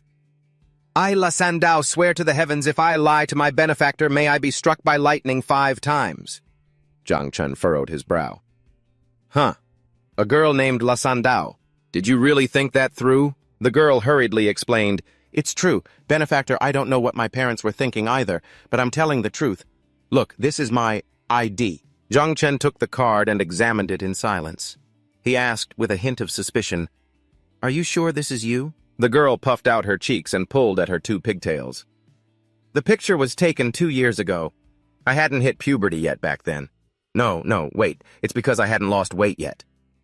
Jiang Chen couldn't help but snort with laughter. Jiang Chen cleared his throat, his face falling into shadow as a dangerous glint appeared in his eyes. Ahem. But still there's no guarantee you'll keep a secret. After all, only the dead can't talk. Seeing the situation turn dire, La Sandao quickly produced a large scroll. Don't worry, benefactor, Jiang Chen asked in surprise. What's that? The girl unrolled the scroll, explaining confidently. This is a sealing scroll. If the violator reveals the secret, they will die instantly. I, La Sandao, swear to protect Jiang Chen's battle secrets until death. I'm very afraid of dying, so... Jiang Chen took the scroll, a little surprised. I didn't think something like this existed here. All right, I won't kill you since you've signed this sealing scroll. La Sandao was overjoyed. Thank you, benefactor. Then the girl suddenly remembered something. She asked in a panic. Wait a minute, how much did this scroll cost? Jiang Chen replied indifferently. About 10 million. Jiang Chen's expression immediately darkened as a gloomy aura emanated from him. So that means the only valuable item in the storage ring was already used by you. La Sandao was terrified and quickly waved her hands. Don't be angry, benefactor, just escort me home. My parents will definitely not treat you unfairly. Jiang Chen turned and walked away. I have to register for the night's watch tomorrow morning. There have been too many delays already. The girl hurriedly chased after him, pleading, Benefactor, take me home. It's much closer than going to the night's watch. My house has a teleportation station. I guarantee you won't be late. Benefactor, wait for me. Jiang Chun simply replied, I wish you all the best. The scene changes to a magnificent mansion. A noblewoman roars in anger. How dare they! Inside the grand hall, countless people were prostrated on the floor, trembling. The woman continued to shout, robbing us and killing our people. The 3 Xiao clans are going too far. A servant pleaded, my lady, please calm down. We all deserve to die. The young miss has suffered so much. A middle-aged man gently tried to placate her. Wife, please calm your anger. The most important thing is that our Sandao has returned safely. The Xiao clan is one of the great clans from the Zhen Empire. They are not people we can afford to provoke. The woman was still not reconciled. No, I absolutely must. Jiang Chen, standing to the side, thought to himself, oh, so her name really is La Sandao. La Sandao's father turned to Jiang Chen with a friendly smile. Jiang Chen, is it? Thank you so much for saving our Sandao. Please accept this black card. Yes, our benefactor. I've arranged for breakfast for you to eat before you go. The teleportation will only take a few minutes. Jiang Chen took the card, but his stomach growled. He smiled and replied, thank you for the black card.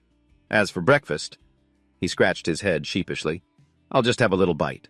La Sandao's parents said cheerfully, we'll take you there right now. At the dinner table, Jiang Chen was eating like a starving wolf, the empty plates piled high like a mountain. He thought to himself, the more insects I control, the more I have to eat.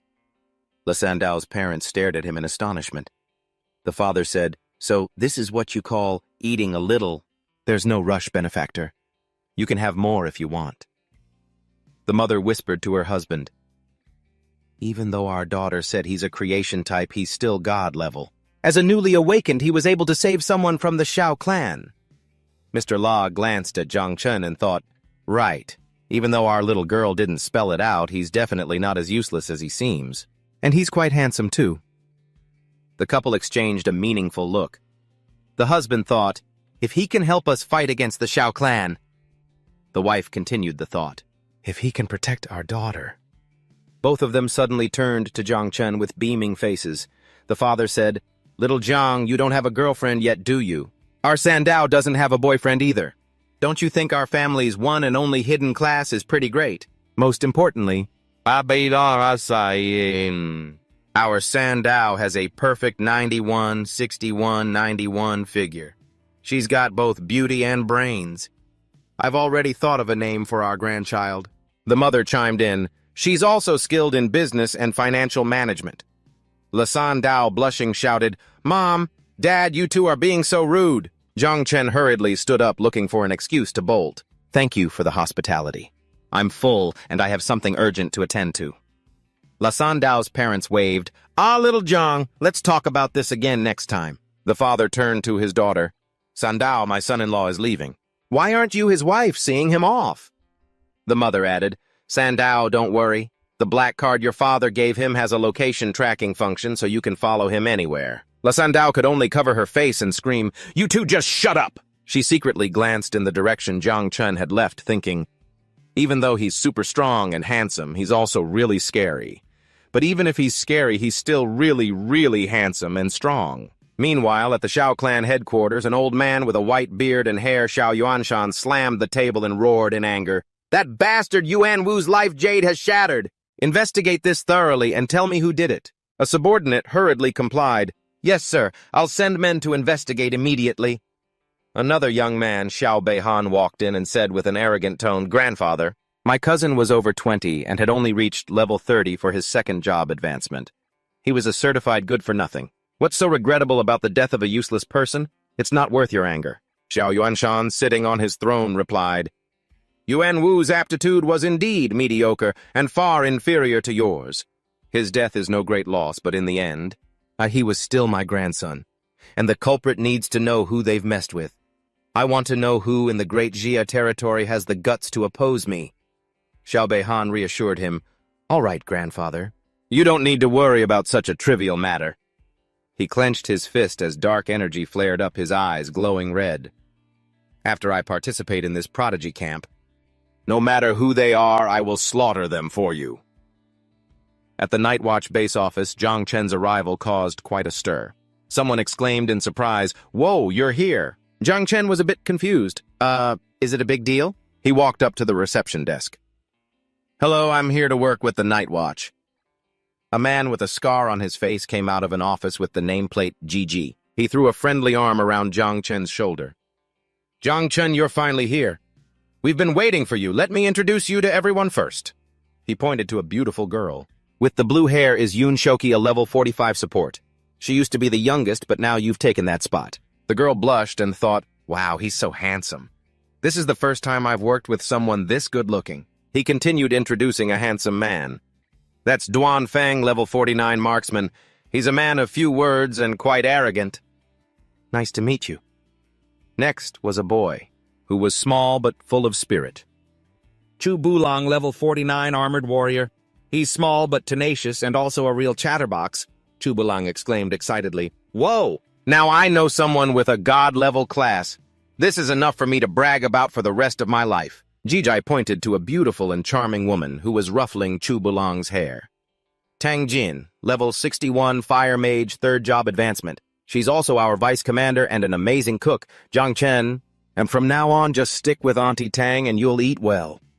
Jiang Chen replied humbly, Thank you, everyone. A mere creation-type class like mine really isn't much. He thought to himself, aren't they all being a little too enthusiastic? Even if I'm god-level, creation-type classes generally aren't very popular. Jijai clapped him on the shoulder and said loudly, What's wrong with a creation-type class? God-level is God-level. Don't listen to all that nasty nonsense. None of us look down on you, right? Especially since you chose us, Chen. This is going to be your home from now on. Jiang Chen was a bit flustered. I just wanted to come here to gather resources and hide my identity. But now... Jijai slung an arm around his shoulder and pulled him toward the office. All right, let's get down to business first. Right, we want to sign you up for the Prodigy training camp in 3 days to get some resources.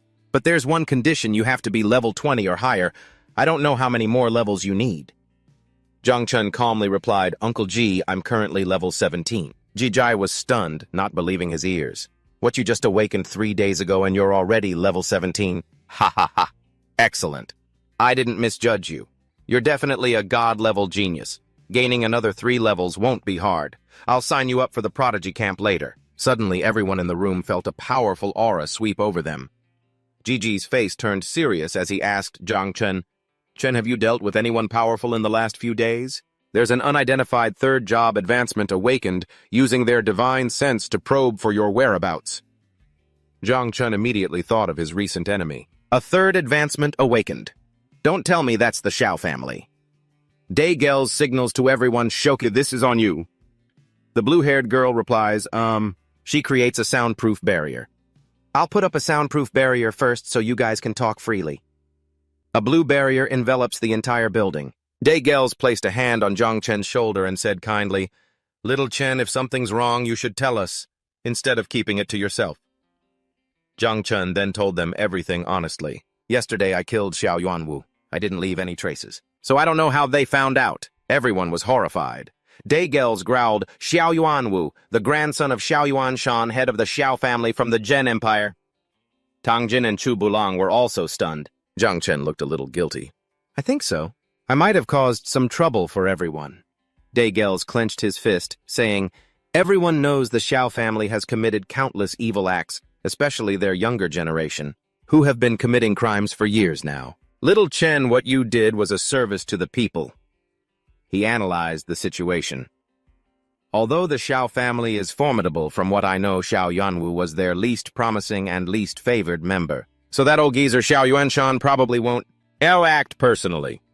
Tang Jin added, which means he's sending someone else. And we won't just sit back and do nothing.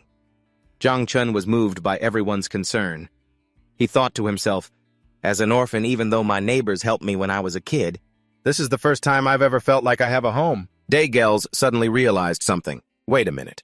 Even if Xiao Yuanwu was untalented, he should have already passed his 2nd job advancement. How could a level 17 first advancement creator class like you kill a level 32nd advancement combat class?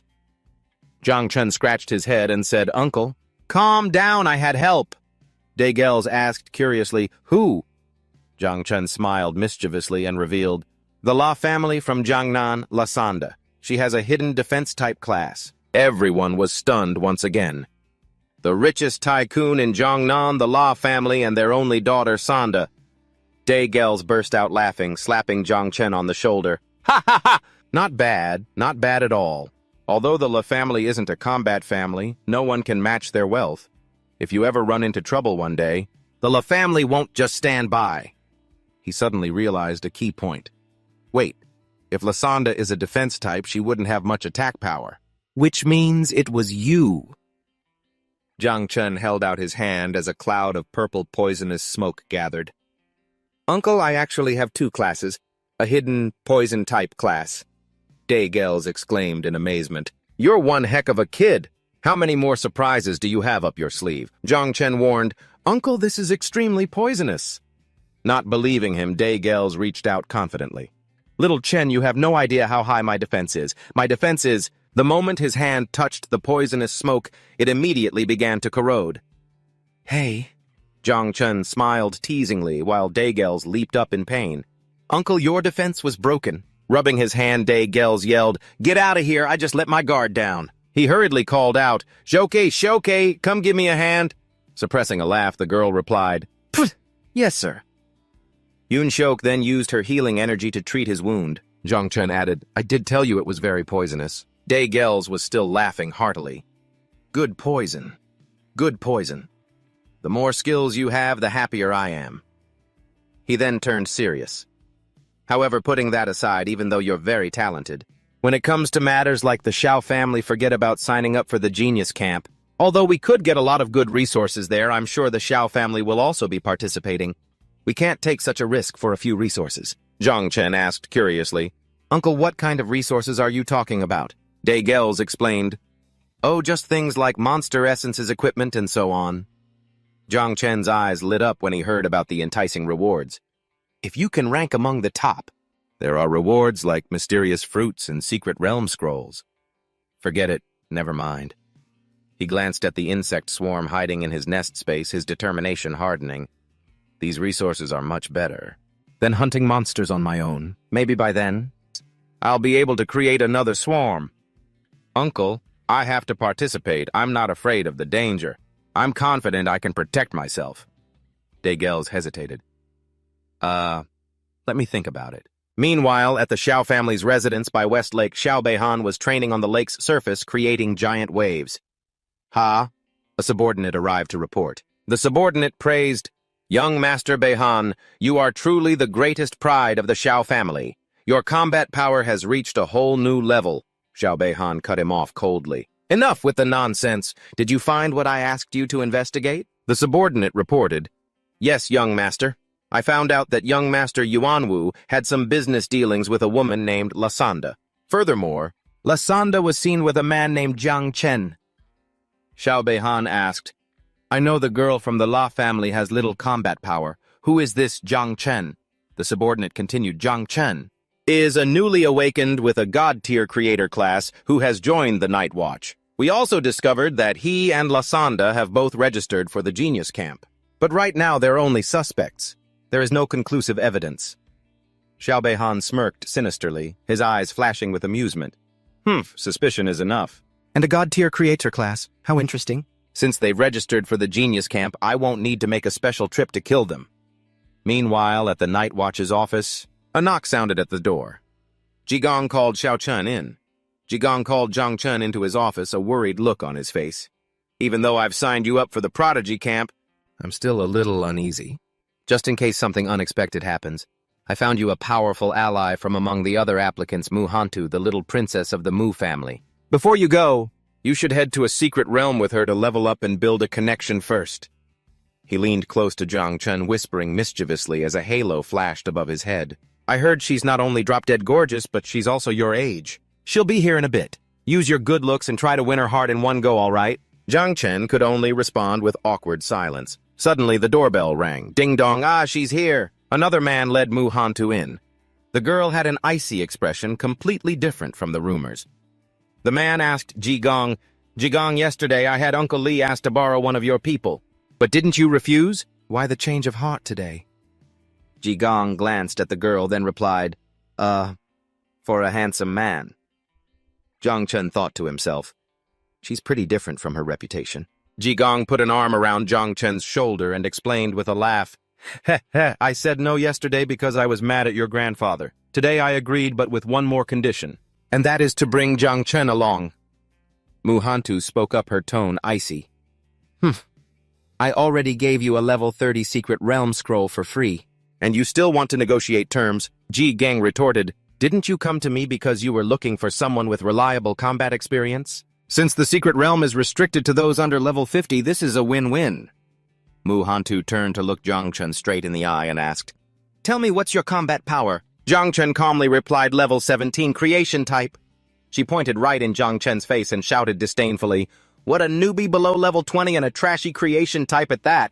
Isn't he completely useless then? Jigong angrily grabbed the man next to him and roared, What did you just say, you little brat? Forget it. If you're not even going to call me Uncle G when you walk in, how can you say something like that? My Xiao Chen is god level and has 2 professions, you hear me? The man quickly pulled Jigang back, whispering, Old G, watch what you say. The young miss was just dumped by her girlfriend. She's just gone through a breakup, so she's a little unstable. This isn't directed at you, Mu Hantu shouted, cutting off the argument. Uncle Lee, stop talking, I agree to the terms. Zhang Chen just stood there stunned. This is a lot of information to take in. The group was teleported in front of a giant stone slab. An information panel appeared, Secret Realm Beautiful Village, level 30, entry requirement maximum 5 people. Below level 50. Completion conditions 1, clear out the monsters in Bright Light Village. 2, kill the boss and destroy the altar. Zhang Chen cleared his throat. Ahem. Listen up. Duan Feng stepped forward and announced, I'll be leading the party this time. Remember, if you get separated and find yourself in danger, return to the teleportation stone immediately. As the group entered the forest, Duan Feng said to Zhang Chen, Xiao Chen, do you have any idea how much this level 30 secret realm scroll is worth? At least 1 billion. Meanwhile, Duan Feng continued to give instructions. Although the probability of a secret realm mutating is relatively low, if anything happens, everyone should immediately return here and escape. Mu Hantu suddenly turned and snapped at Zhang Chen. Newbie, don't start crying and drag us down the second we get in. The group stood before the teleportation portal. Chu Bulong patted Zhang Chen's shoulder. Let's go, Xiao Chen. I'll protect you. Zhang Chen had a bad premonition. A level 30 secret realm, I don't know why, but I have a really bad feeling about this. They stepped into an ancient village nestled in a snowy valley. Duan Feng surveyed the area. The village looks nice enough. But where are all the monsters? Chu Bulang suggested. They're probably inside the houses. Let's go search them all. Duan Feng started assigning roles. Bulang, you provoke and tank the monsters. Yes. I'll be the main damage dealer. Shoki, you support from the rear with Xiao Chen and make sure to stay close. Chu Bulang replied, Yes. They approached the village gate where a stone tablet was engraved with the words, Bright Light Village. Duan Feng sensed something was off. There's something strange about this stone tablet. Everyone be careful, I can feel a vile dark energy in this village. Yun Shoki raised her staff. Let me cast a purifying buff on everyone first. A gentle blue light enveloped the group. Zhang Chen felt the power of the buff. What an amazing buff! Not only did it clear my head, but my agility and energy stats have been boosted as well. Suddenly, a giant vortex of dark energy appeared in the sky above the village. The bright light stone tablet began to crack and fresh blood dripped from the characters. Duan Feng shouted in alarm, Something's wrong! Run! Get back now. It's a mutation. The entire secret realm was engulfed by a pillar of red light. A series of system notifications appeared. Notification: the level 30 secret realm, Beautiful Village, has mutated. It has been renamed Village of the Undead Nightmare. Completion conditions 1. Clear out the undead in Bright Light Village. 2. Kill the boss. Explanation: as the light fades, darkness blossoms. The gates to the immortal kingdom will finally open. Zhang Chen found himself teleported into an abandoned house completely alone. He realized the gravity of the situation. Damn it! The Village of the Undead. The secret realm mutated directly from normal to nightmare difficulty. Everyone else has been scattered by the mutation too. He recalled Duan Feng's warning. At my current level, fighting alone in a level 30 nightmare dungeon is probably too risky. I should listen to Doan and head back to the teleportation stone first. With that in mind, he immediately started heading back to the starting point right after stepping out of the house. Zhang Chen was shocked to find himself standing in the middle of a giant graveyard with countless coffins and hanging red lanterns. At the end of the path was a ghostly, eerie portrait. There's no exit. It's all coffins. He squinted, staring at the portrait. Am I imagining things, or is that portrait smiling at me? A strange sound. The sound came from the surrounding coffins, startling him and putting him on guard. The lids of the coffins opened in unison and skeletons in black cloaks rose from within. An information panel appeared. Spectre level 30. Skills impact corrosive slash. Trait immune to conventional physical attacks. Zhang Chen was surrounded by the specters. He muttered, "Damn it! Immune to physical attacks, in that case I'll use poison." He unleashed a stream of toxic mist. The purple poison cloud spread out, enveloping the horde of specters, but they seemed completely unaffected. Zhang Chen leaped onto a rooftop to escape the encirclement. He watched the approaching horde of specters and sighed. I knew it. Poison is also considered a physical attack, so it's not going to be very effective. Suddenly, a childish voice echoed in his head. Master Xiaozhou wants to eat. Xiaozhou appeared beside him, pointing at the horde of specters with a greedy expression. Zhang Chen asked in surprise, Xiaozhou, you can eat these things. Eat. But isn't eating also considered a physical attack? Xiaozhou replied confidently, I can eat them. They're delicious. Zhang Chen decided to test it. All right, go give it a shot. But if it doesn't work, don't force it. I'll help if you get into trouble. Xiaozhou cheered. Her eyes glowing, she exclaimed, Xiaozhou is very strong. They are food. The little girl charged into the middle of the specter horde. Dark blades extended from her body, easily shredding them. Delighted, Xiaozhou sat on a pile of bones. She cheered joyfully. So many eat, eat, eat. Zhang Chen suddenly realized he had almost forgotten that Xiaozhou came from the abyss and, like the undead, she belongs to the dark races. After obtaining her evolution skill, Xiaozhou can develop into a Lord of the Abyss completely superior to these low-level undead creatures. He smiled, deciding to seize the opportunity. Since you can eat them, everyone come out and have a feast. The entire insect swarm was summoned. Zhang Chen gave the order, spread out and remember, don't let the others see you. The swarm and Xiaozhou charged in, wiping out the specters.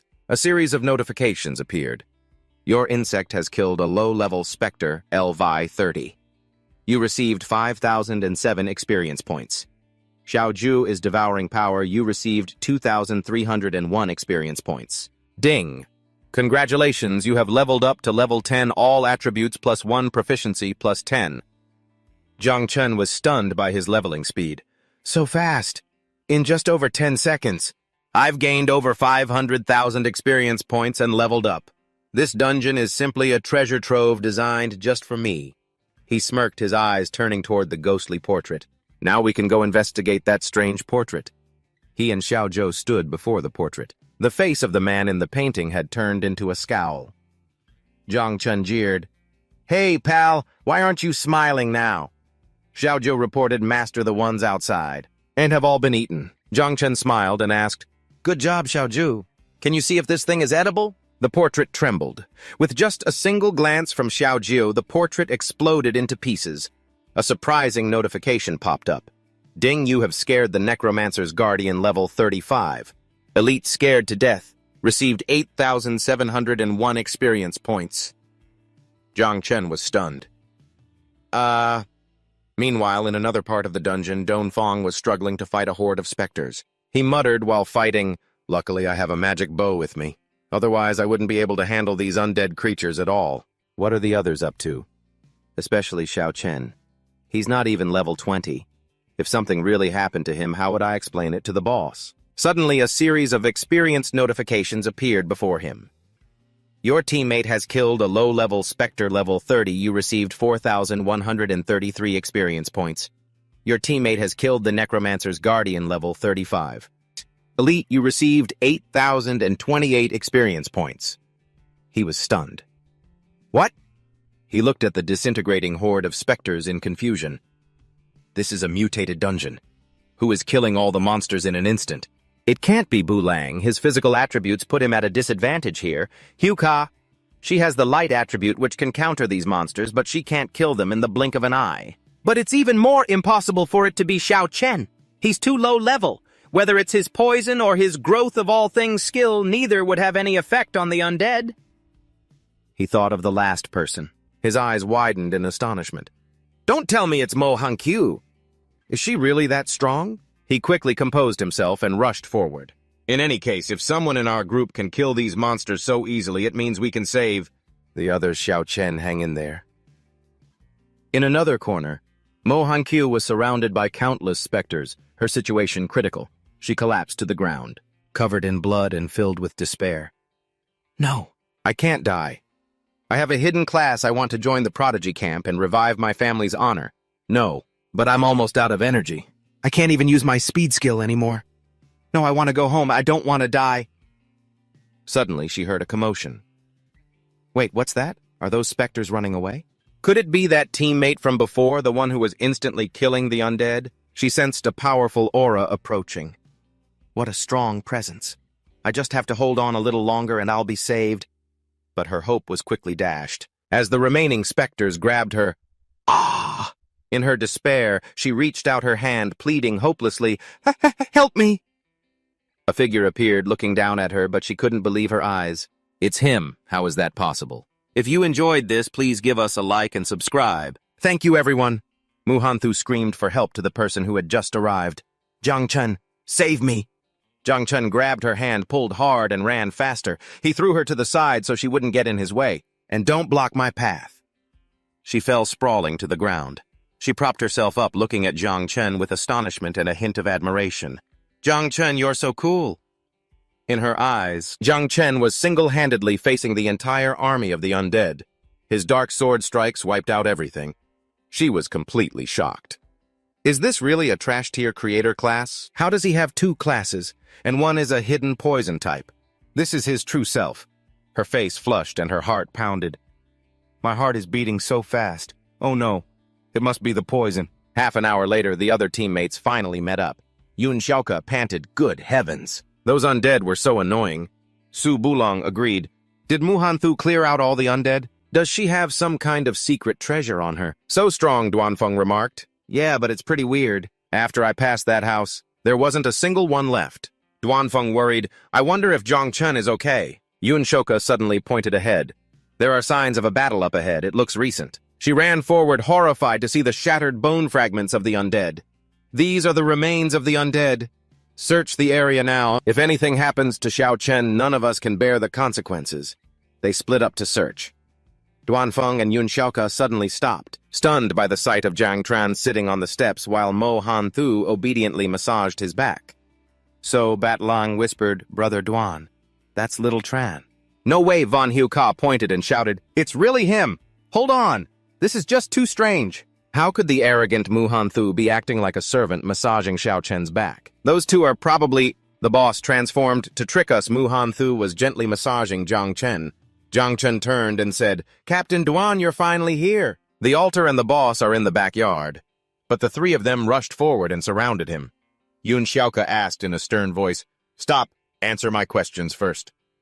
Mu Han-thu immediately stood in front of Jiang Chen, shouting, What do you want with Jiang Chen? You'll have to get through me first. Jiang Chen just stayed silent. He pushed Mu Han-thu aside and said in a charming tone, Captain Duan, I know what you're thinking. I'm not a monster. I'm just a little too charming. Don't believe me. Our boss's name is Ji Gang and Auntie Tang is the best cook. Everyone breathed a sigh of relief. It really is, Xiao Chen.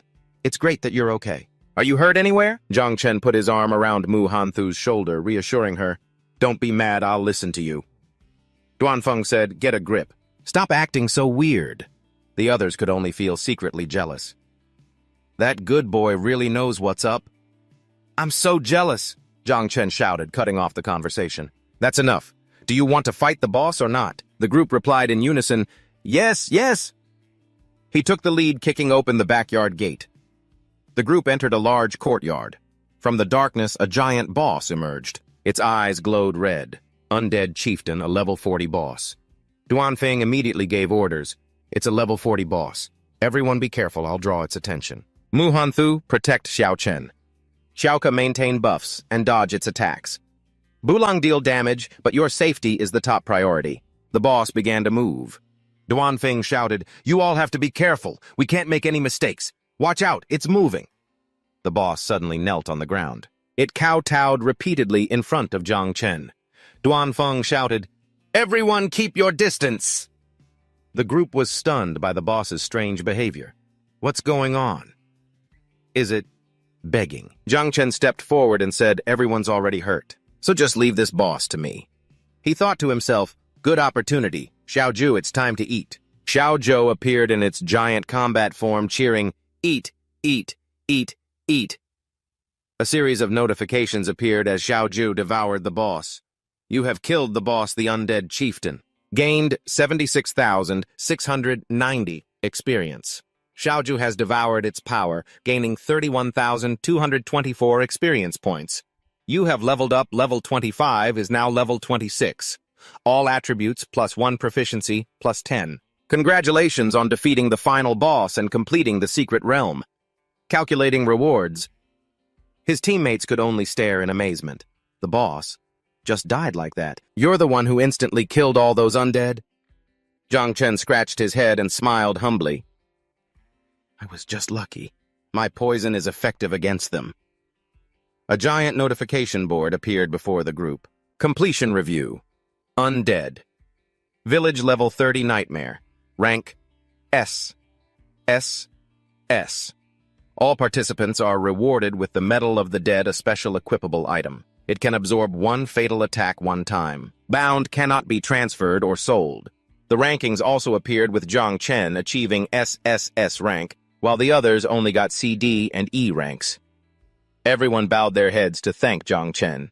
The gear from the individual rewards is already so good, but the team rewards are even better. I've never received so much before. Xiao Chen basically carried us through this whole secret realm. Thank you, Xiao Chen.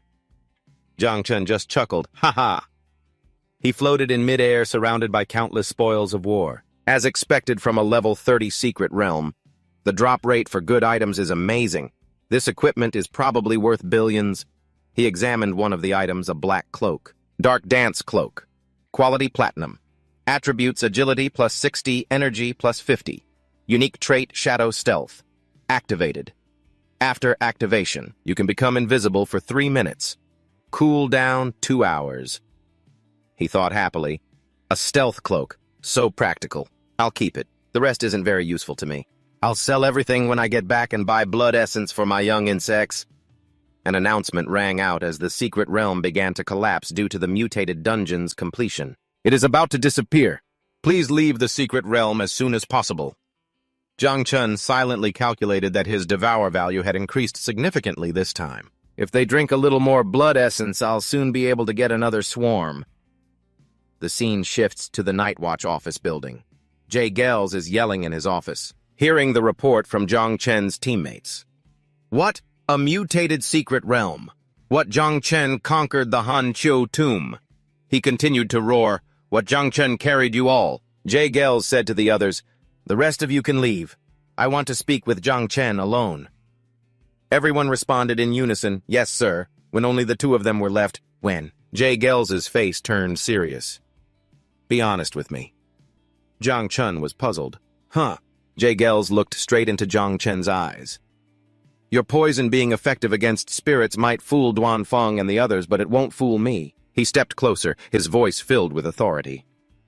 "Tell me the truth. What else are you hiding?" Cold sweat broke out on Jiang Chen's forehead as an image of Little Nine appeared in his mind. Damn it! Am I going to have to reveal my insects to him? I mean, they're a calamity from ancient times. If people knew about them, would they ever let me go? Jay Gels growled, his eyes glowing red. "Speak," Jiang Chen stammered. "Uncle G, I—" Suddenly, Jay Gels burst out laughing and threw an arm around Jiang Chen's shoulder. "Ha ha ha ha ha! So even a guy like you can get worried, huh? What happened to all that courage you had in the secret realm?" Jiang Chen sighed in relief. Uncle G, you scared me." Jay Gels sat down on the sofa and said casually, "It wasn't all just to scare you. It's just that if you don't want to talk about it now, I won't force you. The more trump cards you have up your sleeve, the happier I'll be. In the future, our Night Watch will depend on you to bring us greater glory." Jiang Chen was moved by Jay Gels's trust. He promised, "Uncle G, rest assured. At the very least, I'll give you a full set of epic-grade equipment later on." Jay Gels roared with laughter. "Ha ha ha, you silly kid, I get it. You're not kidding about the epic-grade equipment, are you?" Jiang Chen replied seriously. "Uncle, I'm serious." Jay Gels just laughed. All right, all right. Jay Gels created a fireball in his hand and said, Little Chen, it's good that you have other cards to play, but there are some things I need to explain. He threw the fireball to the ground. 2 bandaged mummies appeared. Jiang Chen was shocked. Uncle G, what is this? Jay Gels sat on one of the corpses and explained, These guys. At the very least, they were 3rd job advancement masters above level 60. There were even 2 4th job advancement grandmasters at level 90 or higher. I couldn't handle any one of them. I'm just a corpse collector, Jiang Chen asked in shock. Don't tell me they all tried to kill me. Jay Gels waved it off. Don't flatter yourself. These people were all trying to kill Mu Hankyu, but they were secretly dealt with by her protectors. Jiang Chen asked, Oh, really? Why were they trying to assassinate Mu Hankyu? Jay Gels handed him a scroll. Take a look at this. Jiang Chen unrolled the scroll. The 3 Great Jia Genius Hunt Lists. These are all names I've never heard before. Rank 1 Ying Zhuang, descendant of a martial emperor, capital region, level 46. Kill reward, choose one of 3 heaven-grade rewards. Rank 2 Ji Xuanyu, descendant of a martial emperor, demonic capital region, level 46. Kill reward, choose one of 3 heaven-grade rewards. Rank 3 Jiang Wushuang, descendant of a martial emperor, Jiangnan region, level 45. Kill reward, choose one of 3 heaven-grade rewards. Rank 12. Xiao Beihan, descendant of the Zhen Empire, Jiangnan region, level 41. Kill reward, choose one of 2 heaven-grade rewards. He exclaimed in shock. Wait a minute, Xiao Beihan, the Xiao clan of the Zhen Empire. Jay Gels confirmed. That's right. These are all the top geniuses of your generation in Great Xia. And Xiao Beihan is one of them. They will also be participating in the prodigy camp of the 8 major regions, and Xiao Beihan will be with you in the Jiangnan region. He continued to explain, The 7th job advancement is King, the 8th is Emperor, and the 9th is Martial Emperor. The top 100 geniuses of Great Xia are at the very least descendants of kings. Mu Hankyu is the descendant of one of the 12 kings in Jiangnan, and she's only ranked 77th. However, even so, countless experts have tried to assassinate her, but they were all killed by her secret guards. This shows the power of those backing her. Information appeared. Rank 77. Mu Hankyu, descendant of a King, Jiangnan region, level 35. Kill reward, receive 1 mystic grade reward. Jay Gels said grimly, If this is the power behind the kings, then imagine the power of the Zhen Empire's Xiao clan. Jiang Chen understood. So you're showing me this to warn me not to attract attention at the prodigy camp. Jay Gels nodded. Correct. The greater your potential, the more danger you'll be in. Don't reveal your strength recklessly unless it's absolutely necessary. He bowed his head, his tone tinged with sadness and helplessness.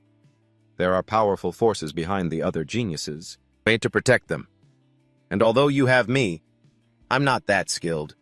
To this day, I've only managed 3 job advancements, and I'm afraid I won't be able to protect you well enough. In the dimly lit room, Jiang Chen watched Uncle G's back, feeling deeply grateful. Not only did Uncle G not blame him for hiding things, but he was also trying so hard to protect him. All right, I'll remember everything you said. Uncle G stopped propping his chin in thought.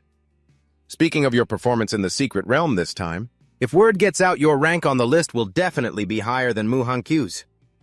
Suddenly, he turned back and pinched Jiang Chen's chin with a sly look on his face. Tell me the truth. What did you do to that girl? Don't tell me. Tisk, tisk, tisk. The secret realm was full of spirits. Your tastes are really something else. Jiang Chen blushed quickly, swatting Uncle G's hand away before turning to leave. Uncle G, go take a shower and get some sleep. I'm heading back to rest, Jay Gels shouted after him. This kid? I never said it was a bad thing that night. In his room inside a modern apartment building in the city, Jiang Chen lays out the spoils he's collected. 33 vials of rank 3 essence blood and 4 vials of rank 4 essence blood obtained after selling all his equipment. I can probably create a second swarm now. Without hesitation, he began pouring the purple rank 3 essence blood into a large vessel. My insects. It's feeding time. First, I'll use these rank 3 essence bloods. He recalled his adoptive father's words. This stuff is equivalent to a master over level 60 who has completed their 3rd class advancement. It takes hundreds of beasts to extract just 1 bottle. My adoptive father really invested a lot. A chibi version of Xiaozhou sat on his shoulder looking on greedily. Master Xiaozhou really wants to eat. Jiang Chen smiled, coaxing her. Don't eat it now. It's still too early for your next reproduction cycle. Xiao Zhou immediately pouted her eyes, welling up with tears, looking utterly pitiful. Jiang Chun couldn't stand that expression. He gave in. Fine, go ahead and eat. You can have some too. He placed Xiao Zhou on the lid of an essence blood vial, and she began to gnaw on it happily. Master is the best. Next is the rank 4 essence blood equivalent to a grandmaster, one who has completed their 4th class advancement above level 90. Jiang Chen continued his work as notifications for level 18 and level 19 flashed while the energy was absorbed. A system notification appeared. The 9-winged plague progeny have begun reproduction. Reproduction quantity. Each individual can produce 40 to 60 offspring. Reproduction time. Evolutionary skill is accelerating the process. Moments later, the process was complete. Reproduction of the 9-winged plague progeny complete. Quantity 100,000. Jiang Chen stared at his hand in astonishment as tiny black particles gathered there. From his palm, a jet-black swarm of insects poured out like a flood, quickly engulfing the entire room. The churning cloud of insects completely obscured the ceiling. Jiang Chen panicked. This is my house. Don't go outside. He gritted his teeth, raised his fist and roared. Return to the hive and stay quiet. Do not come out until I command you. The swarm instantly retreated, leaving corrosion marks on the walls and picture frames. Jiang Chen panted, looking around with a dismayed expression. Ugh, these destructive pests are terrifying. He glanced at Xiao Zhou, who had dozed off in an empty jar, and exclaimed helplessly, all they know how to do is eat. How am I supposed to manage them? A status panel appeared showing his power had skyrocketed. Name Jiang Chen, level 26. Power rating, 197 stars. He smiled, satisfied. 197 stars. That's an insanely fast increase. I'm already about to catch up to an average master with a 3rd-class advancement. Standing amidst a purple aura, Jiang Chen felt more confident than ever. Everything is ready. Now I just need to wait for the trip to the prodigy camp tomorrow. Once I reach level 30, I'll be able to complete my 2nd-class advancement. He clenched his fists, his eyes burning with ambition. When that happens, I can get a new specimen. Meanwhile, on the rooftop of a skyscraper, elsewhere in the city, a figure stood shouting. Know what? Behind her was a dignified white-haired old man. The blonde girl spun around in a rage. Are you trying to make your master, the Heavenly Blade King, step in? Zhejiang sat on the sofa, pondering if it was really necessary to stir up the crowd like that. Regarding little Chen's situation, it wasn't just a precaution. He's bound to clash with that arrogant Xiaobei Han in the Jiangnan region. More seriously, the secrets within the prodigy camp and on little Chen himself cannot be hidden. His expression turned extremely serious as an image of Jiang Chen appeared in his mind. There's something about little Chen that frightens me. I'm worried his poison is actually a taboo. The blonde girl opposite him cried out in fear. How could that be? Don't scare me. A dark memory flooded back the sight of a lone figure standing on a pile of corpses. Ever since the chaos caused by the Devourer 600 years ago and the emergence of the forbidden class in the Great Xia, anyone discovered possessing it was killed immediately. The girl was still in disbelief. If little Chen really had a forbidden class, it would have been detected the moment he awakened. I think you're just being paranoid. Jijing mused, his face full of worry. I truly hope I'm just being paranoid. Meanwhile, in a dense forest, Jiang Chen was struggling with a map. Which way is it? Don't tell me I'm lost again. Suddenly, a desperate cry for help echoed from the distance. Help me! Jiang Chen looked up in surprise. Huh? He looked up to see an old white-haired man dangling from a high tree branch. Help me! I'm afraid of heights! The old man shouted. Jiang Chen was speechless. Without much thought, he reached his hand toward the tree. All thing growth vines. Instantly, giant vines sprouted from the tree trunk and wrapped around the old man. Ah! He screamed in terror. The vines gently lowered him safely to the ground. He was panting heavily, his face still pale. Phew! That was scary. The bird's nest didn't look that high from the ground. Jiang Chen gave the old man a puzzled look. He's afraid of heights, but still wants to get a bird's nest. Is this what people call an adult with the heart of a child? The old man stood up, dusted off his clothes, and said, Young man, since you saved me today, is there anything I can do to repay you? Jiang Chen immediately asked, Sir, do you know the way to the prodigy camp? The old man laughed loudly. Ha ha ha, I'm heading there myself. You can just follow me. Jiang Chen happily replied, Thank you for leading the way. As they walked, the old man asked, "By the way, you're an awakened one too, aren't you? So why don't you put your sword in your storage space? I'm not an awakened myself." The old man calmly replied, "I just practice swordsmanship." The old man recounted his past in a low, sad voice. "Back then, I had no talent. I failed my awakening. I wandered everywhere to make a living, but even after 15 years, I couldn't even afford a toilet in the city." A painful memory surfaced a scene of his younger self preparing to end his own life. At that moment, I had completely given up and ran into the mountains to die, only to find a small hut left by an old hunter, along with this blade. The scene shifts to a majestic waterfall where the younger version of the old man is diligently practicing with his sword. After that, I decided to practice swordsmanship in the mountains every day. After 55 years of training, I suddenly had an epiphany. "Isn't that mysterious young man?" The old man turned back to look at Jiang Chen. "So, would you like to learn from me? I only know one move, and it's called—" Jiang Chen stammered. Yes, The old man burst out laughing. "Ha ha ha, it seems I was a bit too hasty." "I'll wait until you want to learn from me," he said mysteriously. Suddenly, the old man pointed ahead. "Oh, look, isn't that the prodigy camp?" Jiang Chen looked over joyfully, but when he turned back, the old man had vanished without a trace. "Huh, where'd he go? That old guy is so weird." At last, Jiang Chen arrived. The main gate of the prodigy camp, a large and strict military compound. A voice boomed from a loudspeaker. "All those wishing to enter, please line up here to register. You will receive an identification bracelet. Do not remove it unless you are eliminated." After finishing the procedure, a staff member handed him the bracelet. "Jiangchen, Shujiang City. Don't lose your bracelet. Prepare to enter the camp." Just as he stepped inside, two beautiful girls suddenly ran toward him with delighted expressions. "Benefactor, master." Jiang Chen froze, completely bewildered. "What the hell is this? I can overlook benefactor, but why am I a master now?" The two girls were glaring at each other. "Luo Sandao, my ex, you pervert Mo Hankyu." The argument erupted instantly. "Drop the X part. How many times have I told you? Stop reading those trashy Yuri novels and stop messing around with your girlfriends," Mo Hankyu scolded. Luo Sandao didn't back down. You're right. Only now do I truly understand what it feels like for one's heart to flutter. You're nothing to me." Meanwhile, Xiaozhu was floating nearby, happily eating watermelon. "This looks interesting. Worth watching." "Then why do you insist on following me?" Mo Hankyu challenged. Luo Sandao linked her arm with Jiang Chen's and declared, "Follow you. Don't be so conceited, will you? My master is Jiang Chen." Luo Sandao burst out laughing. "Oh ho ho ho ho, I always told you it wasn't you and you didn't believe me. But now it's become true, hasn't it?" Luo Sandao blushed shyly and said, "Well, he really made my heart flutter." "So are we good friends again now?" Mu Hanchu asked. Luo Sandao hugged her.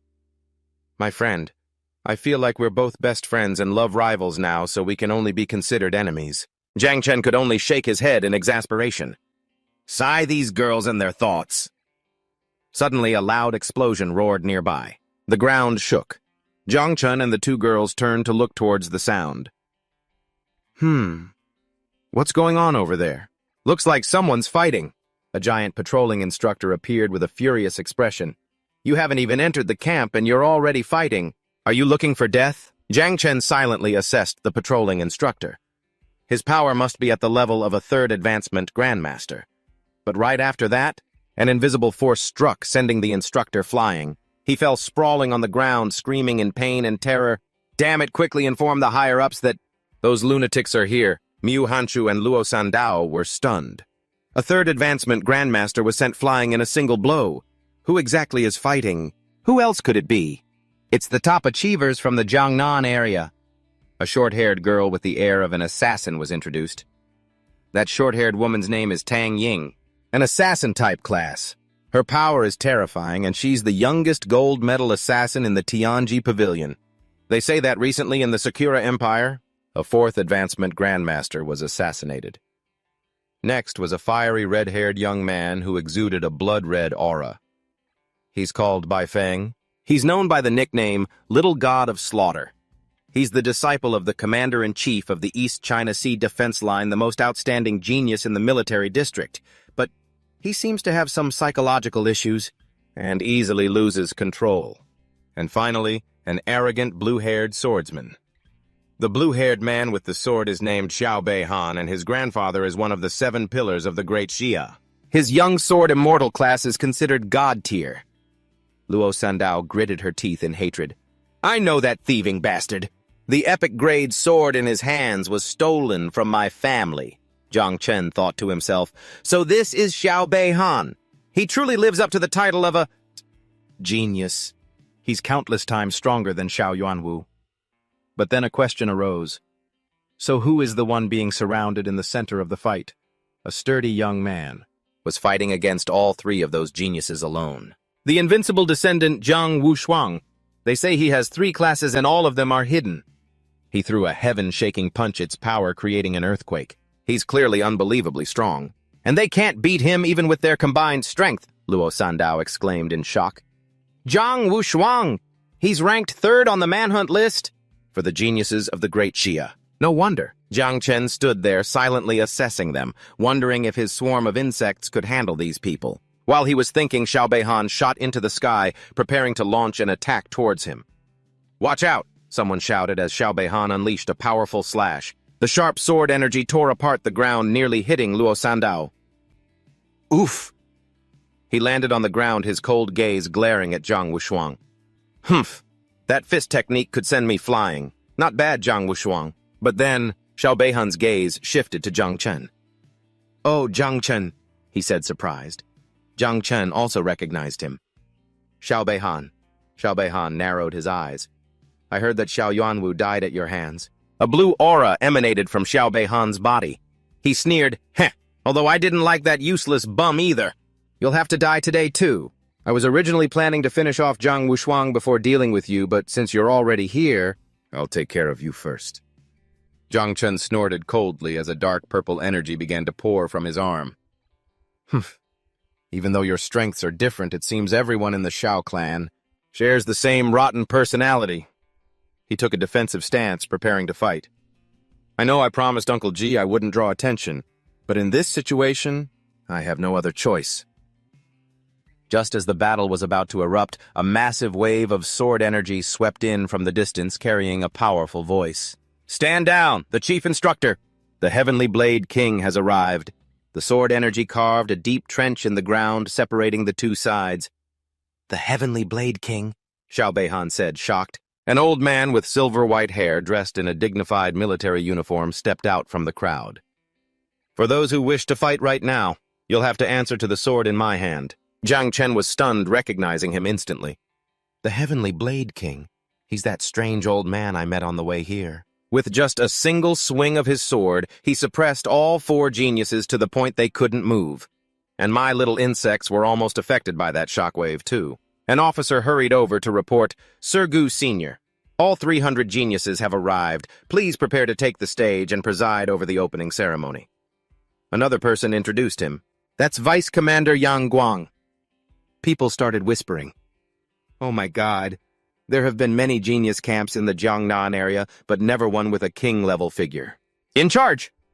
The crowd of geniuses began to buzz with discussion. That's terrifying. Even though we're standing dozens of meters away, the Heavenly Blade King could still kill all of us. Sat with a single move, one person said. But that's strange. Didn't they say the old master was in seclusion? Why would he show himself now? Another wondered. I just overheard the instructors talking privately. It seems the old master requested this assignment himself.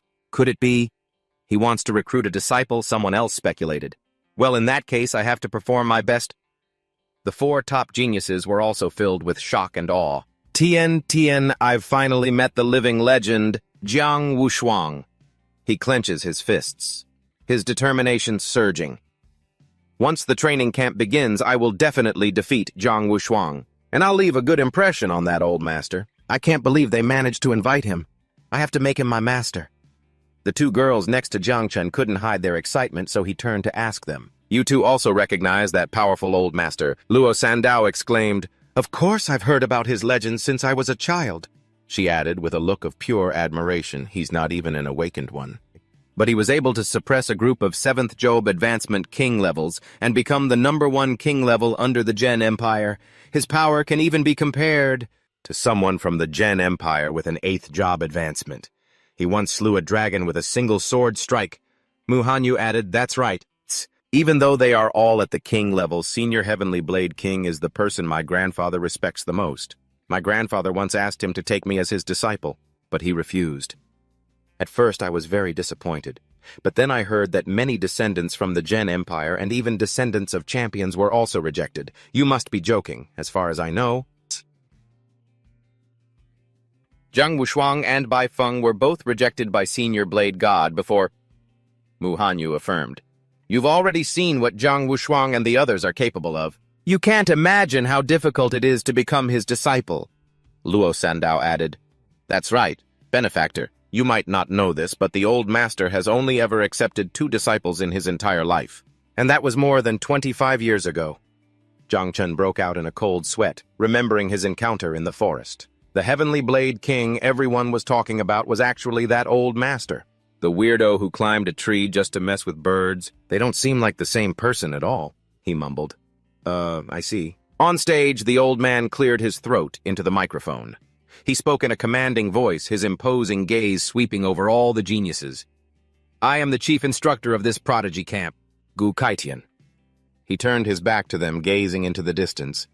"As you all know, our Jiangnan region's prodigy camp has been underperforming for the past few years. Because the battles here are just for show. If you don't dare to give it your all here, then on a real battlefield with real dangers, you will all die without even a grave. There are more and more monsters in this world. We need more capable geniuses. Therefore, to better showcase and unleash the potential of our geniuses and to make a better selection." He turned back his eyes as sharp as knives. "This year I have set a new rule for the Jiangnan Prodigy Camp, a death quota." An officer beside him panicked. "Senior Goodite," the old man raised a hand to stop him. "I have the final say here. If anything happens, I will take full responsibility."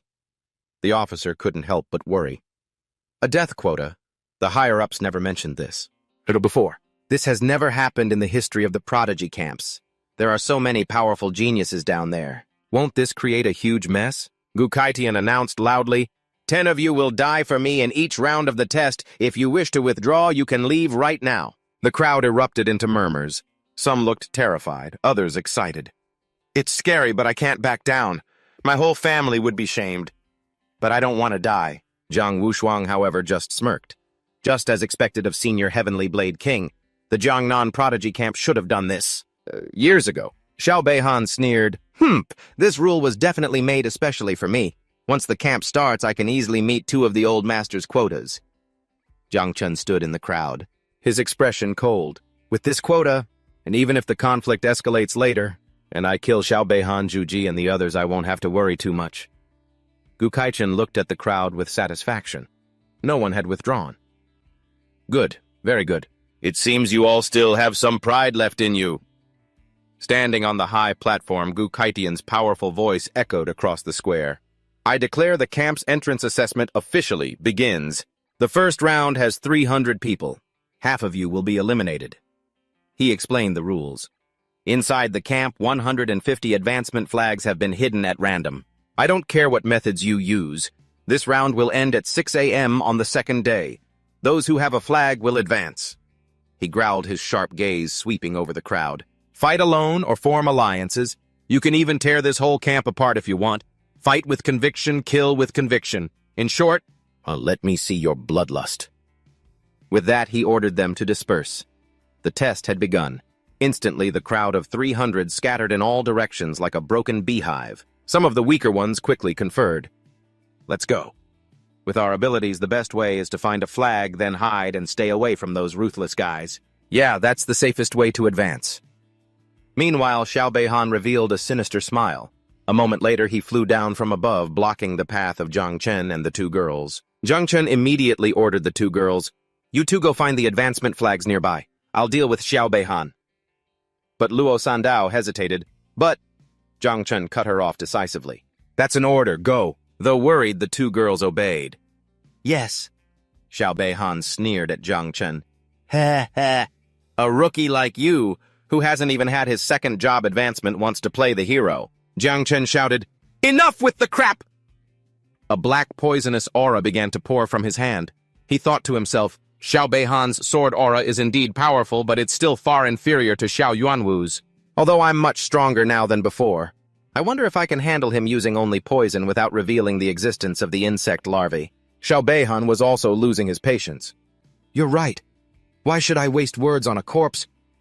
He lunged forward with terrifying speed, unleashing a sharp sword aura. However, his slashes were blocked in midair. It was Xiao Beihan, a figure in black. The female assassin Tang Ying had appeared and stood in his way. Xiao Beihan turned back angrily. Tang Ying, what is the meaning of this? Jiang Chen was also surprised. It's that female assassin. Tang Ying coldly questioned Xiao Beihan. Have you forgotten our agreement with Bai Feng? We agreed to kill Jiang Wushuang as soon as the camp started, yet you keep leaving. To deal with these insignificant matters, are you intentionally using these excuses? Because you're actually afraid of Jiang Wushuang. Xiao Beihan roared. Who said I'm afraid of him? Where is Jiang Wushuang? I'll deal with him first. It won't be too late to deal with this trash after. He shouted as Tang Ying pointed in a direction. He went towards that forest. Bai Feng is already chasing him, she said. Then they both dashed off. Jiang Chen stood there. He was completely surprised by this turn of events.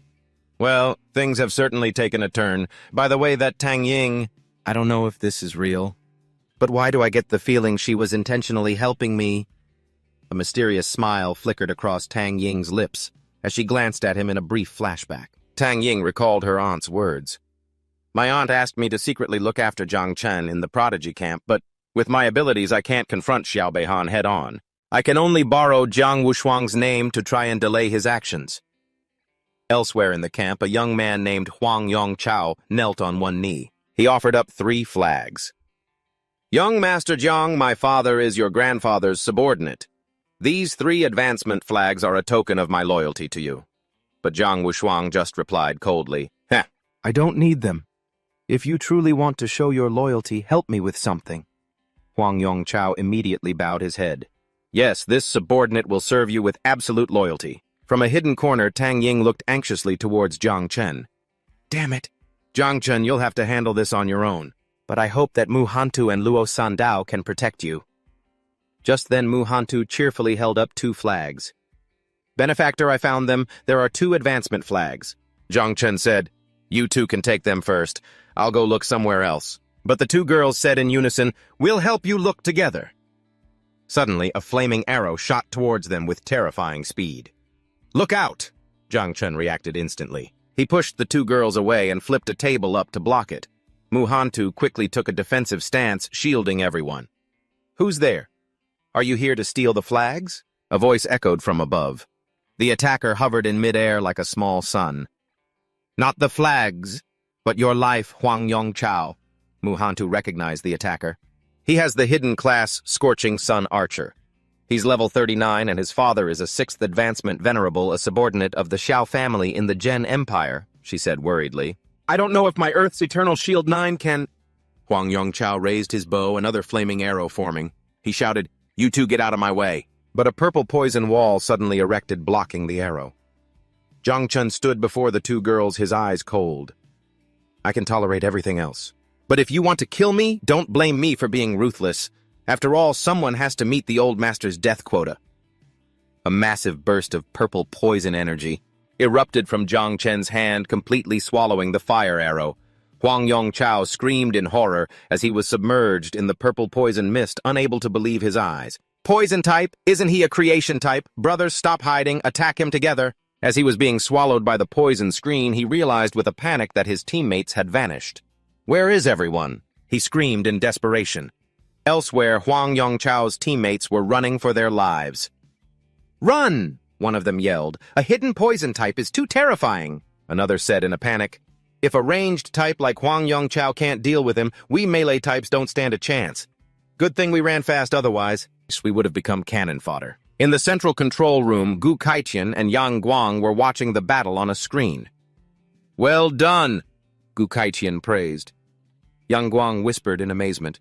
A god-tier creation type, a unique hidden poison type. He couldn't believe what he was seeing. He killed a 2nd advancement genius that quickly. This Jiang Chen is truly unbelievable. There were no reports about this from the night guards in Shujiang City. Gu Kaiqian ordered decisively, Yang Guang, go file a report. Also call in a few more space-type grandmasters. In case of emergency, we need to be ready to teleport at any moment. This is to prevent those brats from getting too ruthless in their killing. Yang Guang immediately complied. Yes, Chief Instructor, I'll do it right away. Yang Guang hurried away. He thought to himself, I'd better go before the old master changes his mind, otherwise, if the geniuses really start a massacre, the consequences will be unimaginable. But Gu Kaitian called him back. Wait. Yes. Yang Guang flinched and turned back, worried. Don't tell me this old geezer already regrets his words. Gu Kaitian issued a new order. Prepare 10 peak Tier 3 beasts and deploy them separately. Attach an Azure Cloud flag to each of them. Yang Guang immediately understood and bowed. Yes, Chief Instructor. He silently praised the move. What a brilliant strategy. This way, the top geniuses will have to fight the monsters to claim the Azure Cloud flags, first preventing them from harming the other ordinary people. Meanwhile, the confrontation between the three geniuses and Zhang Wushuang continued. Zhang Wushuang provoked them, I've already told you all. Even if all three of you attack together, you still can't kill me. Are you forcing me to kill you all? And besides, even if you win, would you feel any glory in your victory? Xiao Beihan scoffed. Although it's 3 against 1 and there's no glory in winning, it's not as interesting as fighting someone else. Suddenly, an announcement echoed throughout the camp. Announcement number 9, Huang Yongchao has been killed and eliminated. Bai Feng was surprised. Huh. The first kill, Xiao Beihan, was also stunned. Even though Huang Yongchao's abilities were average, he was still a decent second-class change user. Yeah. And he was at least in the top 50 of this prodigy camp. He was also much stronger than Xiao Yuanwu, but he was killed in such a short time. Tang Ying couldn't hide her astonishment either. This isn't right. My aunt told me that Zhang Chen is just a level 26 creation type. How could he kill a level 39 combat type? And so quickly. Even I couldn't have done it that fast. Bai Feng smirked. It seems there's a hidden tiger in this prodigy camp. Zhang Wushuang taunted. Look, there's another expert here. Aren't you all going to go after him? Just then another announcement rang out. Announcement 10 peak Tier 3 beasts have been deployed at various locations. They each carry 3 Azure Cloud flags. Those who possess an Azure Cloud flag will receive additional ranking points. The top 10 on the leaderboard will receive a first-place reward of 100 million. Each subsequent rank's reward will decrease by 10 million. Hearing the announcement, all 4 of them immediately stopped. Zhang Wushuang scoffed. It seems the Heavenly Blade King has given us some new toys. Fine, if we're going to compete, let's use the Azure Cloud flags as the measure. Elsewhere, Zhang Chen also heard the announcement and his eyes lit up. The assessment has just begun and first place gets 100 million. This prodigy camp is too generous. If I win first place in the camp assessment along with the other resources, wouldn't I be able to reproduce again? Very soon. Suddenly, a huge shadow fell over him. A giant beast with a blue-flamed mane landed right in front of him. The first beast has come to us. This is a peak Tier 3 beast. Luo Sandao was alarmed. Zhang Chen warned everyone, be careful. It's equivalent to a level 80 to 90 third-class change grandmaster. Mu Hantong observed, Benefactor. It seems this beast is still in a paralyzed state. Why don't we take this opportunity to... Of course, you two get further away, Zhang Chen said, then rushed towards the monster. The monster swung its sharp claws, but Zhang Chen nimbly leaped to dodge. He landed safely and warily, looked around. Someone was on a slope. Xiao Beihan appeared standing on the beast's head. Zhang Chen, you're really something else. Not only did you kill Huang Yongchao in an instant, but you're also planning to snatch the Azure Cloud flag. I underestimated you in the past. It seems today I have no choice but to kill you. Zhang Chen roared as a dark, poisonous aura exploded from him. Xiao Beihan, if you want to fight, then stop your damn talking. Xiao Beihan soared into the air, unleashing his strongest move. Heaven and Earth Wind Dragon Slash. He landed, sword key and wind enveloping his blade. I'm surprised you're so arrogant. So you have a hidden poison element. I've heard that poisons are difficult to deal with, but they're nothing compared to my wind sword. Luo Sandao grew anxious. This is bad. Strong wind can counter the poison element. Master is in danger. We have to help him. But Mu Hantong stopped her. Benefactor's poison is no ordinary poison. If we get involved, we'll only cause him more trouble. Zhang Chen focused his energy. The poisonous aura around him grew thicker, forming a giant dragon of poison bones. It roared, challenging Xiao Beihan. Poison bone dragon! Xiao Beihan frowned. This poison bone dragon can't be dispersed, then I'll just surround it. He unleashed a forbidden technique. Forbidden art. 7 azure sword, lotus immortals. Giant blue lotuses of sword chi bloomed enveloping the poison bone dragon. Let's see how my sword chi consumes your poison bones. But from within the mist, Zhang Chen's eyes flashed with a strange purple light. He scoffed, Is that so? I must say with your sword chi blocking everyone's view, it actually makes it easier for me to devour. Inside the sword chi lotus, a chibi version of Xiaojiu was flying around happily. She was gleefully sucking up every stream of energy. Yum yum, this sword chi is so delicious, she cheered as the notification panel continuously displayed Devour value plus 1,000. Outside, Zhang Chen watched with a calm expression and ordered, When you're full, give me a hand. As he finished speaking, he raised his hand to the sky and shouted, Break! The purple poison mist instantly exploded from within, shattering the sword ki lotuses. Xiao Beihan, unable to react, was sent flying by the blast. He let out a blood-curdling scream. Arr! He crashed to the ground, struggling to lift his head, his face filled with terror as he looked at the giant poison bone dragon roaring above him. How is this possible? What kind of poison can destroy sword chi? In his desperation, he hurriedly activated his last resort treasure, the protective jade pendant.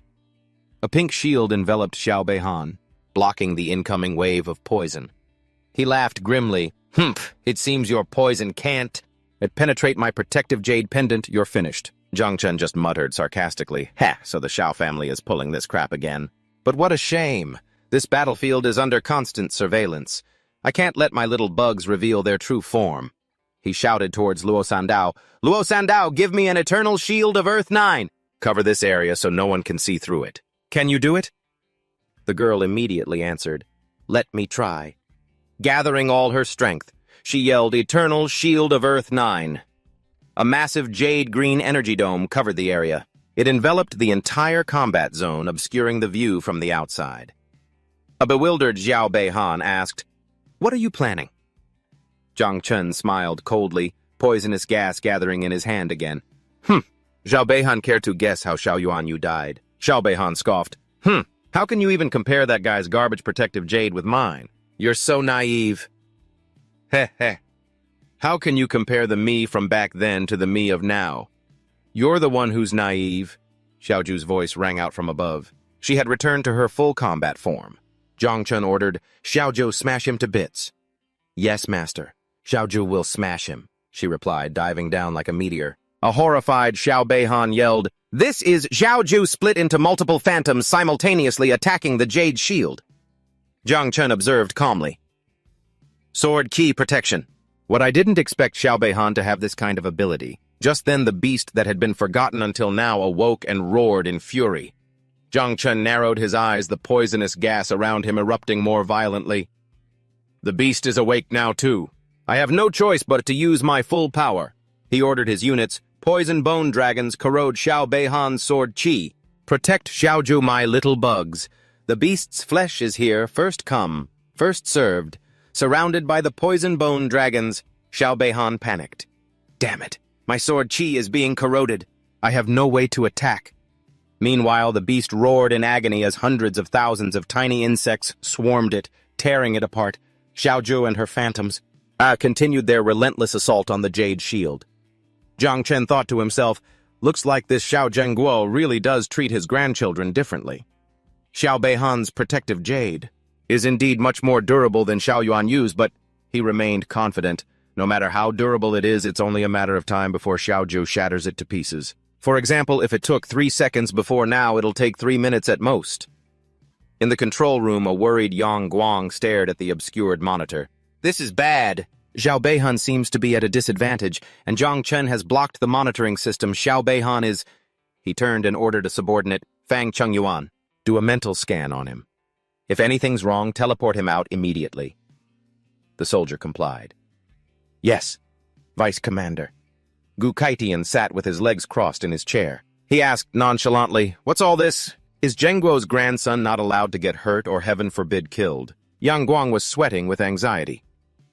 Senior Gu, what if he actually gets injured or even killed?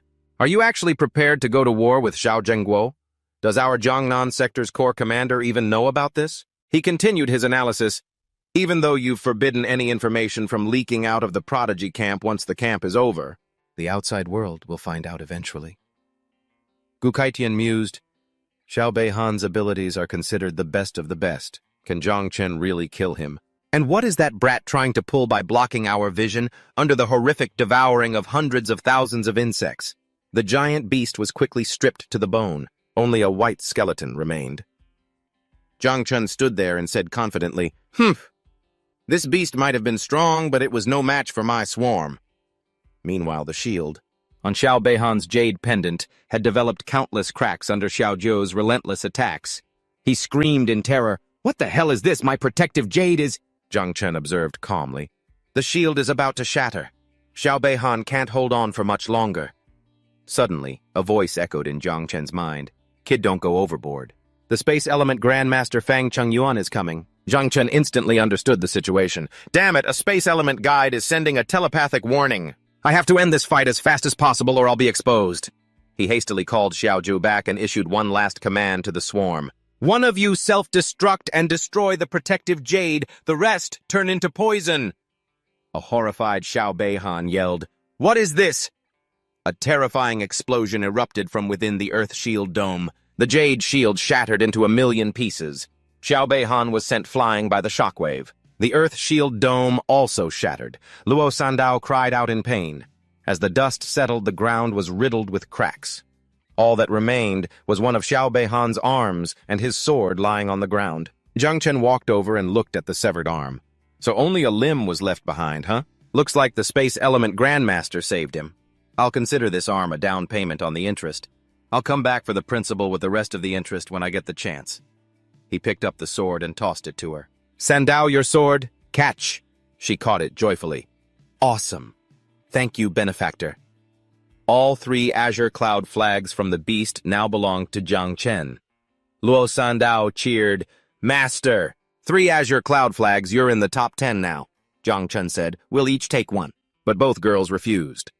Mu Hanqiu said, No, my sword is enough for me. And Luo Sandao said, I don't want one either, Master. You can have them all. I want to see you defeat Zhang Wushuang and take back first place. Back in the control room, an enraged Yang Guang slammed the table and roared, Fang Chengyuan, is this how you do your job? Why didn't you teleport Xiao Beihan out in time? Fang Chengyuan explained, trembling, That poison mist. It was too vicious, I sent my spiritual energy across. But before I could see anything, it was corroded. Then I heard a massive explosion and used all my strength to teleport him. But it was too late. Yang Guang grew even more furious. How could this be? How can poison possibly corrode your spirit? Stop making excuses and shut up, Yang Guang! Gukaitian roared. Yang Guang immediately fell silent. Senior, Gukaitian turned his back, his voice icy. Yang Guang, do you know why you've always been stuck at the peak of the 5th class change? It's because you suck up to the powerful so much that you can't even pass the test of your own conscience. He turned back his eyes, still blazing with fury. When you mentioned Zheng Guo and the consequences, I didn't even bother to respond. But now let me tell you something. If I dare to do something, I dare to face the consequences. On the battlefield, even a 9th class change martial emperor can die. What does an insignificant whelp like Xiao Beihan matter? Yang Guang was still anxious. But senior, forget about Xiao Zheng Guo, Gukaitian ordered. Report this matter internally within the camp for now, but keep this information absolutely confidential from outsiders. The camp's entrance exam ends at 6 a.m. tomorrow. Prevent anyone who's been eliminated from leaving the camp, including Xiao Beihan. With that said, he turned and walked towards the elevator. I'm heading to the Jiangnan headquarters first. Just as he left, another announcement echoed throughout the camp. Announcement number 003, Xiao Beihan has been eliminated. Eliminator Zhang Chen. The others still in the camp were all stunned. What, Xiao Beihan, General Zheng Guo's grandson? I didn't mishear. That did I? No way! Elsewhere, Tang Ying and Bai Feng were fighting a savage beast, and both of them couldn't believe what they'd just heard. Zhang Chen eliminated Xiao Beihan. He actually did it! The beast collapsed at their feet. Zhang Wushang, having just taken down another beast, sat meditating on its corpse. Oh, how interesting. Meanwhile, at the Jiangnan headquarters, Gukaitian stormed into the commander's office. Old Gu, what's with the urgent entrance? Find any good prospects? A middle-aged man asked. This was the commander-in-chief of the Jiangnan area, Duan Xinghai. Gu Kaitian snapped his fingers. A crimson talisman flew into the air, activating a barrier seal. Instantly, a massive red energy dome enveloped the entire Tianzhou camp, preventing any information from leaking out. The two sat facing each other at a tea table. Gu Kaitian got straight to the point. Old Duan, you're knowledgeable and excel at theory. I want to ask you a few things, Duan Xinghai observed, acting so cautious. What's this about? It seems this isn't just any normal seedling. Gu Kaitian asked with a grave expression. Poison. Can it corrode one's spirit? Duan Xinghai took a sip of tea, pondering. Theoretically, it's possible, but extremely difficult, he explained. The spirit is a form of energy composed of soul essence, combined with one's thoughts. To corrode it, the poison's intensity would have to be immeasurable. Gu Kaitian pressed on. So have you ever heard of a case like this happening before? Duan Xinghai shook his head. Never. But I know a poison king who's at the peak of the fourth-class change, and even he can't do it. Duan Xinghai's expression suddenly turned grave. Don't tell me an unbelievably terrifying poison-type genius has appeared in Tianzhou camp. If he can really corrode the spirit, that would be a monstrous weapon. Gu Kaitian replied, We can't jump to conclusions just yet. Old Duan, ever since you stationed yourself at Tianzhou camp, I haven't said a single word out of respect. Are you not going to tell me the truth now? Gu Kaitian looked his friend straight in the eye. Old Duan, do you think it's possible that this poison has a consciousness of its own? Duan Xinghai burst out laughing. Ha ha ha ha ha, old Gu, are you trying to be a comedian? How can poison be sentient, unless it's not poison at all, but merely disguised as such? Hearing this, Gu Kaitian was stunned. Disguised? Duan Xinghai suddenly looked as if he'd remembered something. His expression grew tense. Wait, I just thought of something. I think I came across a record in Ruin Number 0 about a type of disaster-class insect. It's called the Nine-Colored Miasma Wing. It can transform into poison bones. A terrifying image surfaced in his mind. The Nine-Colored Miasma Wing was born from the Nine Abysses during a certain era. It once caused a world-ending cataclysm. Gu Kaitian was just as horrified. The ancient disaster? The Nine-Colored Miasma Wing? Suddenly, Duan Xinghai burst out laughing. He tried to reassure his friend and himself. What are you scared? Ha ha ha, that disaster-class insect went extinct ages ago. There's no way it could possibly still exist today. Gu Kaitian stood up, feigning nonchalance. As expected of the commander-in-chief. You can explain everything so effortlessly. I've certainly been enlightened today. You have a lot on your plate, so I'll take my leave. Duan Xinghai was surprised. Wait. You still haven't told me about that promising seedling, he yelled after him. What the hell, that old fox is so tight-lipped. Once he was alone again, Gu Kaitian stood within his own spiritual space, looking up at the crack he had sealed. The Nine-Colored Miasma Wing. A disaster-class entity. No wonder. He gritted his teeth, his expression a mixture of emotions. Jiangchen, oh Jiangchen, just your god-tier all-things-grow ability alone was enough to put you at the top of every wanted list, yet you're still hiding a forbidden power. This will get your head chopped off in the great Jia dynasty. Ji Gong, that troublesome disciple of yours always making problems for his master. You've really given me a massive headache. He recalled Ji Gong's plea. Master, I have an unparalleled seedling. He's still immature, and on top of that, he has previously offended the Xiao family. I hope you can look after him in Tianzhou camp, Master. Of course, it would be even better if you accepted him as your disciple. Gu Kaitian tore open a rift in space and sighed. Hung, you brat. You asked me to look after him, but in reality, you just wanted me to cover for him. Fine. So what if that's the case? It's a forbidden power. He clenched his fist, making a decision. A blade can both slaughter and protect. Good and evil can coexist in the same heart, because I said I would take on a disciple. I will protect this Jiangchen. This is a disaster that cannot be underestimated. To avoid any misunderstandings, I'll have Hong Yao confirm it first. That will be safer. He sent a telepathic message. Hong Yao, I need you to go to Relic 0 and investigate the 9 obstructing wings. This is related to your junior brother, so be extremely careful. Back in the control room, he asked Yang Guang, how is the camp's entrance exam going? Yang Guang reported, it's almost over. The ordinary geniuses are all fighting for the advancement flags, while for the top-tier geniuses, 9 beasts have been released and only 1 remains. The screen showed 2 geniuses working together. Lei Zhe and Liu Jietu had joined forces to kill 1. Another scene showed Tang Ying and Bai Feng fighting side by side as well. Tang Ying and Bai Feng were teaming up to kill the second one. Zhang Wushuang had instantly killed 3 at once. He seems to be moving in Zhang Chen's direction. Gu Kaitian asked, "And what about Zhang Chen?" "Zhang Chen has killed 2 beasts. We just released the 9th beast in his vicinity right now." A giant mantis-like beast appeared before Zhang Chen. "Excellent, another one." Zhang Chen smiled a sphere of dark purple poison energy. Gathering in his hand, "It's dinner time." He threw the energy sphere at the beast. The poison mist quickly enveloped and corroded it. A chibi version of Little Nine flew around joyfully in the poison mist. "Eat, eat, eat. Grow, grow, grow!" The notification board's numbers kept jumping. Devour value plus 1,000. The giant mantis convulsed in pain and disintegrated as a notification popped up. Little Nine level 21 is now level 22. Zhang Chen was surprised and overjoyed. Little Nine leveled up, but his joy was short-lived. A blazing golden fist descended from the sky, shattering the giant mantis's face. It let out a roar of pain. Luo Sandao shouted a warning. "Master, it's an ambush. Be careful." Mu Hanshu reacted quickly. "Eternal shield of the earth open." He also recognized the attacker. This punch. It's Zhang Wushuang. The jade-green shield had just formed when cracks appeared all over it. The shield shattered, sending the 2 girls flying. "Oof!" Zhang Chen clicked his tongue. Tisk! Zhang Wushuang's punch created a brilliant golden stream of energy that shot down like a meteor. Zhang Chen managed to create a dense poison shield just in time. The fist collided with the shield, creating a terrifying explosion. He was still pushed back. The black poison mist slowly dissipated, revealing the thick smoke from the impact. Zhang Wushuang stood amidst the smoke, looking at his fist in astonishment. "This poison actually corroded my punch.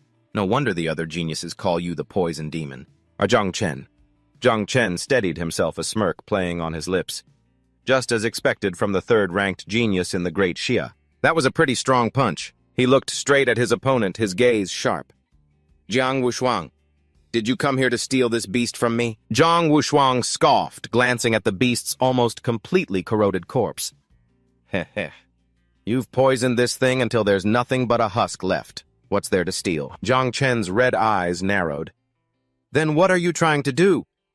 Zhang Wushuang cracked his knuckles as a blazing red aura radiated from his body. He laughed and said, "Don't misunderstand. I was simply curious about you and wanted to meet you." With poison, miasma flaring up behind him, Zhang Chen challenged, "You say you wanted to meet me, but are you prepared to bet your life on it?" Zhang Wushuang clenched his fist and laughed arrogantly. "That's right. At the very least, you should be betting your life." Zhang Chen waved his hand and the poison miasma surged forward. "Then let's begin." Immediately, Zhang Wushuang shot forward like an arrow, his fist glowing with energy. He slammed his fist straight into the ground and yelled, "Heavenly Trample!" A massive pillar of energy erupted from the ground, shooting straight into the sky. Zhang Chen, stunned, quickly raised his arms to block. Under the terrifying pressure, he was pushed back, forced to defend with his poison miasma as he slid backward. As he slid, Zhang Chen thought to himself, "His punch is too fierce and fast. My poison spreads too slowly." Wiping a trickle of blood from his mouth, he silently asked Little Nine, "Little Nine, if you devoured flesh and blood of this level, you could probably level up a few times, right?" In his consciousness, a frightened Little Nine replied, But Little Nine can't beat him." But Little Nine is willing to die for Master Zhang Chen was taken aback. What he thought to himself, "This is the first time I've ever seen it so scared. Is self-destruction really the only way?" He quickly reassured it. "If you can't win, then just hide. I have other ways."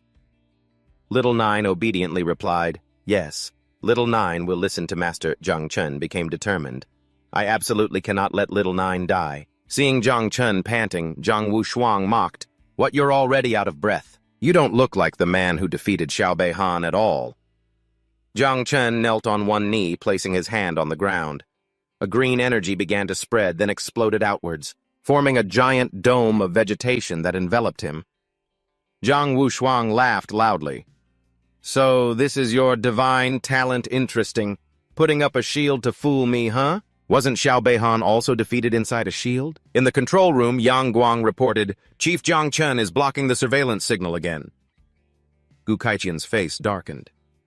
This brat? An officer quickly said, Chief Jiang Wushuang will be fine. There's no need to interfere. Gu Kaijian snapped, I'm talking about saving Jiang Chen. The officer hesitated. Chief, don't you think you're being a little biased? Gu Kaijian said bluntly. Nonsense. Jiang Wushuang is level 46 and Jiang Chen is only level 26. He is my disciple. I'm just protecting him a little. Something's wrong inside the dome. Jiang Tran raised his hand to the sky, releasing the pitch-black poisonous gas. Countless shadow monsters emerged from the poisonous gas. Jiang Vo Song looked on with interest. So this is your true power. I get it now. Unfazed, Jiang Vo Song roared his move, Mountain Toppler Sea Overturner. Jiang Tran gestured, commanding thousands of monsters to swarm down, forming a giant vortex. Standing in the eye of the storm, Jiang Vo Song just snorted coldly, overlapping peaks. He roared, unleashing his full power. Golden pillars of energy erupted from his body, tearing 7 monsters to shreds as Jiang Tran watched. His expression became incredibly serious. Jiang Vo Song broke through the encirclement and charged straight at Jiang Tran. Not backing down, Jiang Tran swung his poisonous fist. Meeting the challenge, the 2 fists, one gold, one purple, collided, creating an earth-shattering explosion. Blasted into the air by the aftershock, Jiang Vo Song hovered high above. He flipped upside down in midair. Looking down with a smug smile, he exclaimed, I finally understand why Tu Bak Han lost. He dove down like a collapsing mountain, roaring Mount Tai crush below Jiang. Tran braced himself, letting out a grunt as an invisible pressure descended from the sky. It forced Jiang Tran to muster all his strength to resist. He realized in horror, this punch is several times stronger than the last one. Is this the power of a martial emperor's descendant? 2 self-destructions only managed to blow away the force of his punch, but didn't injure him at all. His face showed a mix of determination and regret as he thought, don't tell me I have to make 10 of them self-destruct. Or even hundreds for it to have any effect after all these little bugs. I spent so much effort raising them. Without further hesitation, he made up his mind. I have no other choice now. 10 self-destructions. A violent explosion of purple poisonous gas engulfed Jiang Vo Song. But when the dust settled, Jiang Vo Song emerged completely unharmed. He just let out a scoff. Ha! Seeing his attack was ineffective, Jiang Tran immediately switched tactics, placing his hand on the ground to use his innate talent. Myriad growth. However, just as the green vines were about to strike, Jiang Vo Song suddenly held up a hand to stop, declaring, there's no need, the fight is over. This sudden declaration left Jiang Tran completely bewildered. He asked, what do you mean? Jiang Vo Song looked at him and admitted frankly, Jiang Tran, I acknowledge you as a worthy opponent. You're only at your first awakening, yet you've already forced me to use 80% of my power. I look forward to a rematch after you've grown stronger. Jiang Tran muttered with a disbelieving look. Humph. So when you said we were betting our lives, it was just to force me to go all out, just so you could find a worthy opponent. Jiang Vo Song let out a huge yawn and said, I'm getting sleepy again. I'm going to take a nap. You can handle the last monster, right? Jiang Tran asked with a serious face. Are you yielding the first-place position to me? Jiang Vo Song turned and walked away. That's not what I mean. I'm just really tired. I'm off to find a place to sleep. Jiang Tran gritted his teeth, his expression a mix of confusion and slight anger. He shouted at Jiang Vo Song's retreating back, stop pretending. Let me tell you, I'm not the type to let pride get in my way. If there's an advantage to be had, I'll take it all. Hearing this, Jiang Vo Song just chuckled softly.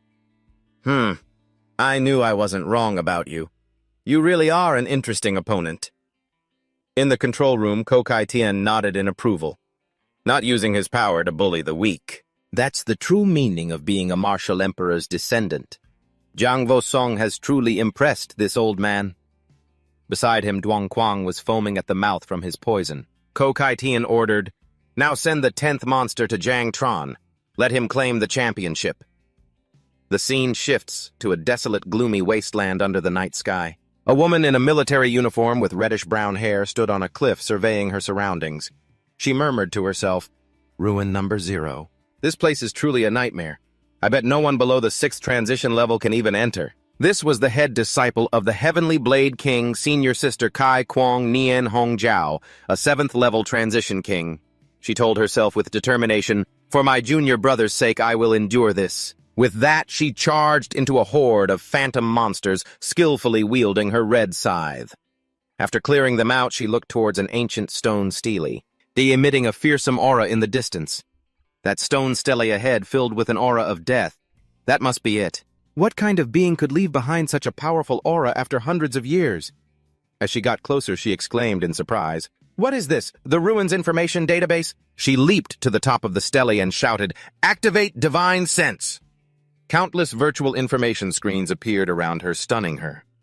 All this information is about rare, ancient insects. Her eyes flashed with a brilliant red light as she activated her full divine sense for a quick scan. After a moment of searching, she grabbed a piece of materialized information. On it was the image of a dark beetle. Found it. Nian Hongjiao's blazing red eyes strained as she read every word on the document. 9 blazing poison miasma. An ancient calamitous creature born in the extreme yin lands of the 9 underworlds. It once caused a great disaster in the 4th century and is now extinct. Its entire body is purplish-black with 9 wings on its back. It carries a terrifying toxin that can turn into a purple miasma. Its poison can corrode everything in the world, even spirit in space. Standing under the moonlight next to the ancient stele, she gasped in horror, "My God, my junior brother is actually carrying a forbidden existence. I must report this to Master immediately." Meanwhile, at the Prodigy Camp arena, Jiang Tran stood on the carcass of a giant monster and thought to himself, "After devouring 4 beasts, along with Huang Vinchao, this devour value has increased quite a bit. Once I receive the first-place prize in the entrance exam, I should be able to complete my second transition soon." He turned back and gave the 2 Azure Cloud Flags to the 2 girls accompanying him. 10 Azure Cloud Flags are enough for me to take first place. Take these 2 extra flags, 1 for each of you. It should at least be enough to get you into the top 10. The 2 girls cheered happily. "Thank you, Master. This time we've won completely." Hiding in another area, Tu Ba Khan had just defeated a giant red beast, panting heavily. "Phew! I finally took it down. The entrance exam is about to end. Zhang Vosung will definitely be number 1, right?" Suddenly a majestic voice echoed throughout the sky. "The entrance exam is over. Those with promotion flags gather at the square immediately. Those who have been eliminated leave the Prodigy Camp within 3 minutes or you will be killed." Jiang Trun looked up and mumbled, "Huh, is it over already? If everyone has been promoted, that means all 10 beasts have been killed." He immediately gave an order to his swarm of venomous insects. "Even leftovers are food. Move out quickly." He commanded them telepathically, "Find the remaining beasts. Eat as much as you can. Stay as far away from humans as possible." Meanwhile, at the Xiaobei Medical Center, Han lay on the hospital bed, his arm bandaged, his face twisted in anger. He gritted his teeth. "I can finally get out of here. Jiang Tren, you just wait when I return to the Xiao family. We'll see how my grandfather deals with you." At the central plaza, Gu Kaitian stood with his arms crossed before those who had passed the test and announced, "All who have been promoted follow me to the Forbidden Trial Grounds." The crowd began to murmur. "The Forbidden Trial Grounds, we've never heard of it before." "The 8 Forbidden Grounds of Huaxia." Each one is a land of rare treasures, but they're also incredibly dangerous. "But I heard it's extremely difficult to enter a forbidden ground. How can so many of us possibly get in? What are you all so afraid of? With Senior Heavenly Blade King leading us, there's nothing to worry about." Gu Kaitian drew his colossal heavenly blade, his eyes sharpening. He thought to himself, according to Hong Zhao's investigation, Jiang Tren really is carrying the forbidden 9 poisons miasma. Unleashing the heavenly blade, he swung his sword, creating a massive wave of energy, and muttered, "Dawn is breaking. Their people will be here soon." He gathered his strength for a powerful slash. The cadets stared up at the sky in bewilderment as the entire Tianzhao camp was lifted into the air. Gu Kaitian thought to himself, "I must prepare in advance and seize this opportunity." He pointed forward and commanded, "Blade forward." The heavenly blade led the way, pulling the entire island through the air. Arriving at the Yunmeng Swamp Forbidden Ground in Jiangnan, the crowd was utterly astounded. "Oh my God, is he moving the entire Tianzhao camp to Yunmeng Swamp?" In this world, only Senior Heavenly Blade King could do something like this. This is the power of the first king-rank powerhouse of the Jia dynasty. "How? This is unbelievable!" Jiang Trun turned to the 2 girls. "By the way, how much do you 2 know about the Yunmeng Swamp Forbidden Ground?" The long-haired girl replied, "I don't know." The short-haired girl said, "I don't know much, but I've heard my grandfather mention it." Yunmeng Swamp's danger level is ranked the lowest among the 8 forbidden grounds of Huaxia. But what truly makes it terrifying isn't the hidden dangers but the distortion of time and space in that area. There are countless spatial fragments, like interconnected bubbles. Some of the spaces inside these fragments are even larger than Earth. These fragments move constantly and erratically, making it very easy to get lost. Zhang Trun summarized, so the space inside Yunmeng Swamp is chaotic. What about the time? The girl replied, the time there is completely different from the outside world. She recounted the stories. They say that a century ago an ordinary person went into Yunmeng Swamp with a determined will, and he became a 7th transition king rank. According to him, 200 years had passed inside, but only 2 hours had passed outside. My grandfather also explored it once. He was lost for 3 days inside, but 3 years had passed in the outside world. Zhang Tran pondered. So the risks and opportunities of Yunmeng Swamp are both random. The long-haired girl comforted him. Don't worry, benefactor. If Senior Heavenly Blade King dares to lead everyone in, he must have a safe route. Zhang Tran replied, I hope you're right. He thought to himself, it sounds like Yunmeng Swamp is indeed a dangerous place, but also one with great opportunities. I just feel like Senior Heavenly Blade King is doing this for me. At the same time, Gu Keiqian stood at the front, his mind filled with worry. Since Hong Jiao was able to detect the 9 poisons miasma, the central government will surely find out soon too. And when that happens, the entire Daxia will no longer be able to keep it a secret. I hope Yunmeng Swamp can buy us enough time to find allies. The scene shifts to the former location of Tianzhao Camp. A group of people stood on the empty plot of land. One person asked, did the Heavenly Blade King really move the entire Tianzhao Camp? That place holds the elite of the next generation for our entire Jiangnan war zone. Is he planning a rebellion? Why isn't Commander Duan here yet? Commander Duan landed shouting, Gu Keiqian, you old bastard, are you really asking me to bet my life with you? A message from Gu Keiqian appeared sent 2 minutes ago. Brother Duan, this is urgent. I'm taking the kids to the forbidden trial grounds. We will return on the day of the Tianzhao selection. Proceed as usual, and I will take full responsibility for the consequences. A soldier ran up to report, Commander Duan has arrived. Commander Duan muttered, easy for you to say. Leaving me this mess to clean up. Another person said worriedly, Commander Duan, we're too late. I'm afraid we can't catch up. My son is still up there.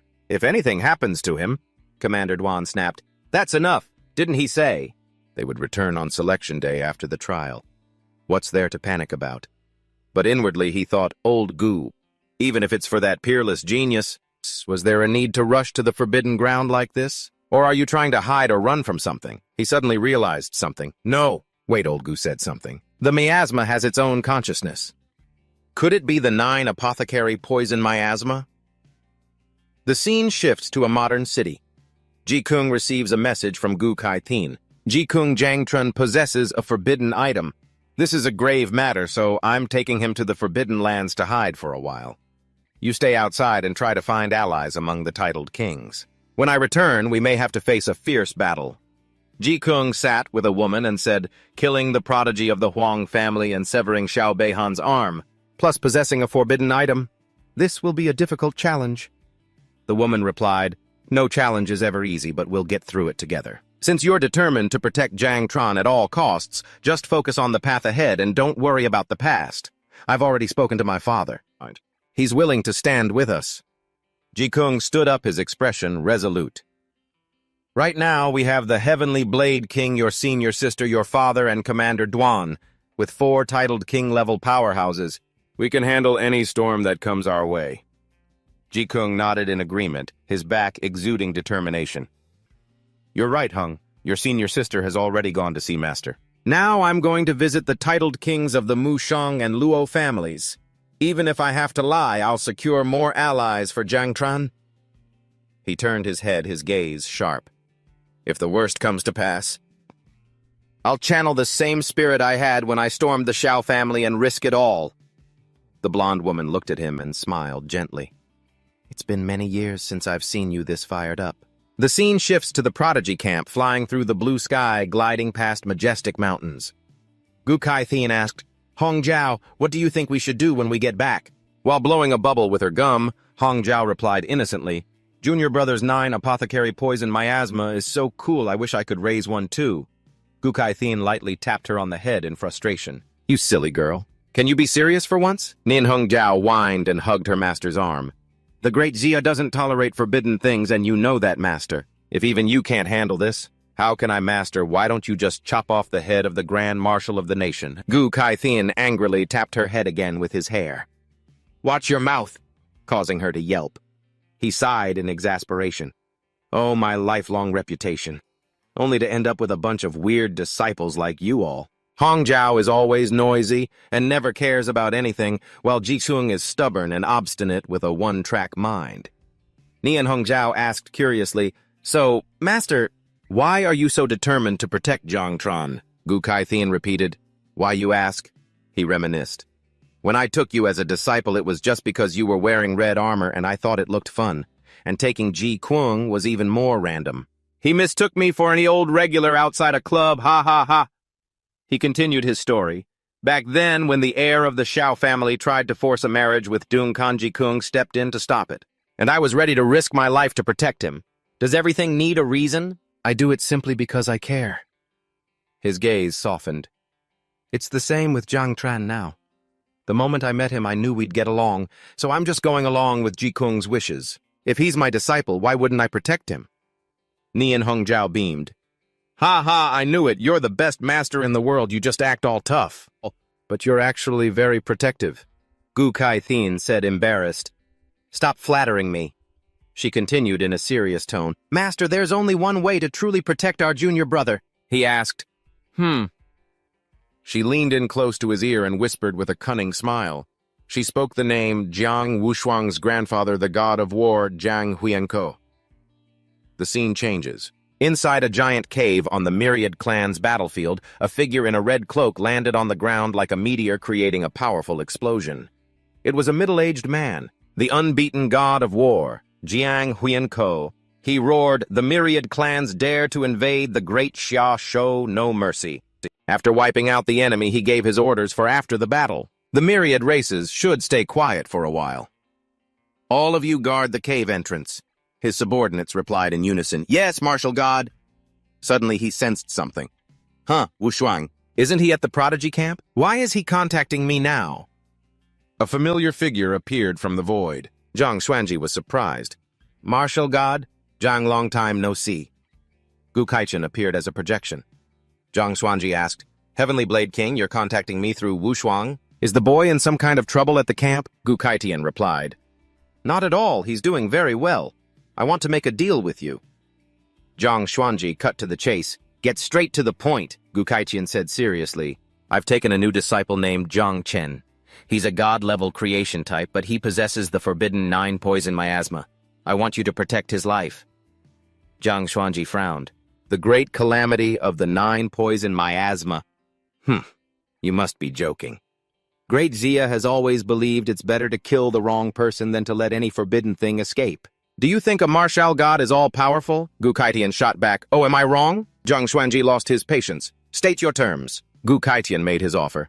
Have you heard of the Taichu Palace in the Cloud Dream Marsh? I'm the only one in all of Great Xia who knows the way there. I can take Zhang Wushuang there and grant him a few opportunities. Zhang Xuanji muttered, The Taichu Palace, a legendary treasure of the heavenly Tao. If Wushuang can go there, his cultivation will advance by leaps and bounds. He made a decision. I can agree to your terms, but on one condition. Zhang Chen is not allowed to use the 9 poison miasma in the Prodigy tournament, and if he can't win first place on the Great Xia Prodigy rankings, I will throw him onto the Myriad Race's battlefield to fend for himself. Gu Kaitian was taken aback. This, Zhang Xuanji said coldly, if you truly want to save his life, you have no other choice. After some consideration, Gu Kaitian accepted. All right. Sending him to the battlefield is still better than letting General Xiao and the others kill him the moment we get back. Zhang Xuanji snorted coldly and thought to himself, the 9 poison miasma, an ancient anomaly. It's impossible for it to reach the scale of a natural calamity in this era. Besides, this generation of Great Xia has already produced 3 other god-level geniuses, and Zhang Chen is only the 4th, and a creation type at that. Without using the forbidden item, he won't even be able to pass Wushuang's test, let alone take the #1 spot. He clenched his fist confidently. Even if some miracle happens and he causes a bit of trouble as a martial god, I can erase any evil spirit in the world in a matter of seconds. The scene shifts back to the flying island, now gliding through a chaotic magical space filled with blue fragments. Zhang Chen asked nervously, "Are we officially inside the Cloud Dream Marsh now? Do you guys remember the way here?" The short-haired girl replied, "In these constantly shifting spatial fragments, remembering the path is impossible." She explained further, "The Heavenly Blade King relies on sensing aura to guide us. They say the Cloud Dream Marsh has 10 levels, with the 10th and 9th being relatively safe. The deeper you go, the easier it is to get lost. My grandfather got lost on the 7th level years ago." Zhang Chen suggested, "I feel like I'm already lost. Since the path can't be memorized by eye or mind, why don't we sit down, meditate, and let our spiritual sense guide us?" The short-haired girl agreed. "Sounds good." In his mind, Zhang Chen sensed his tree of all things. There's no wind in my mind, but the tree of all things is drifting towards something.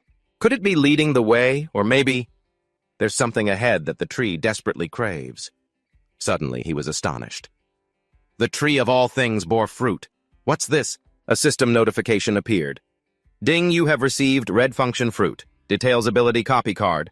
Explanation 1. After use, you can copy one of the target's abilities at random and fuse it with yourself.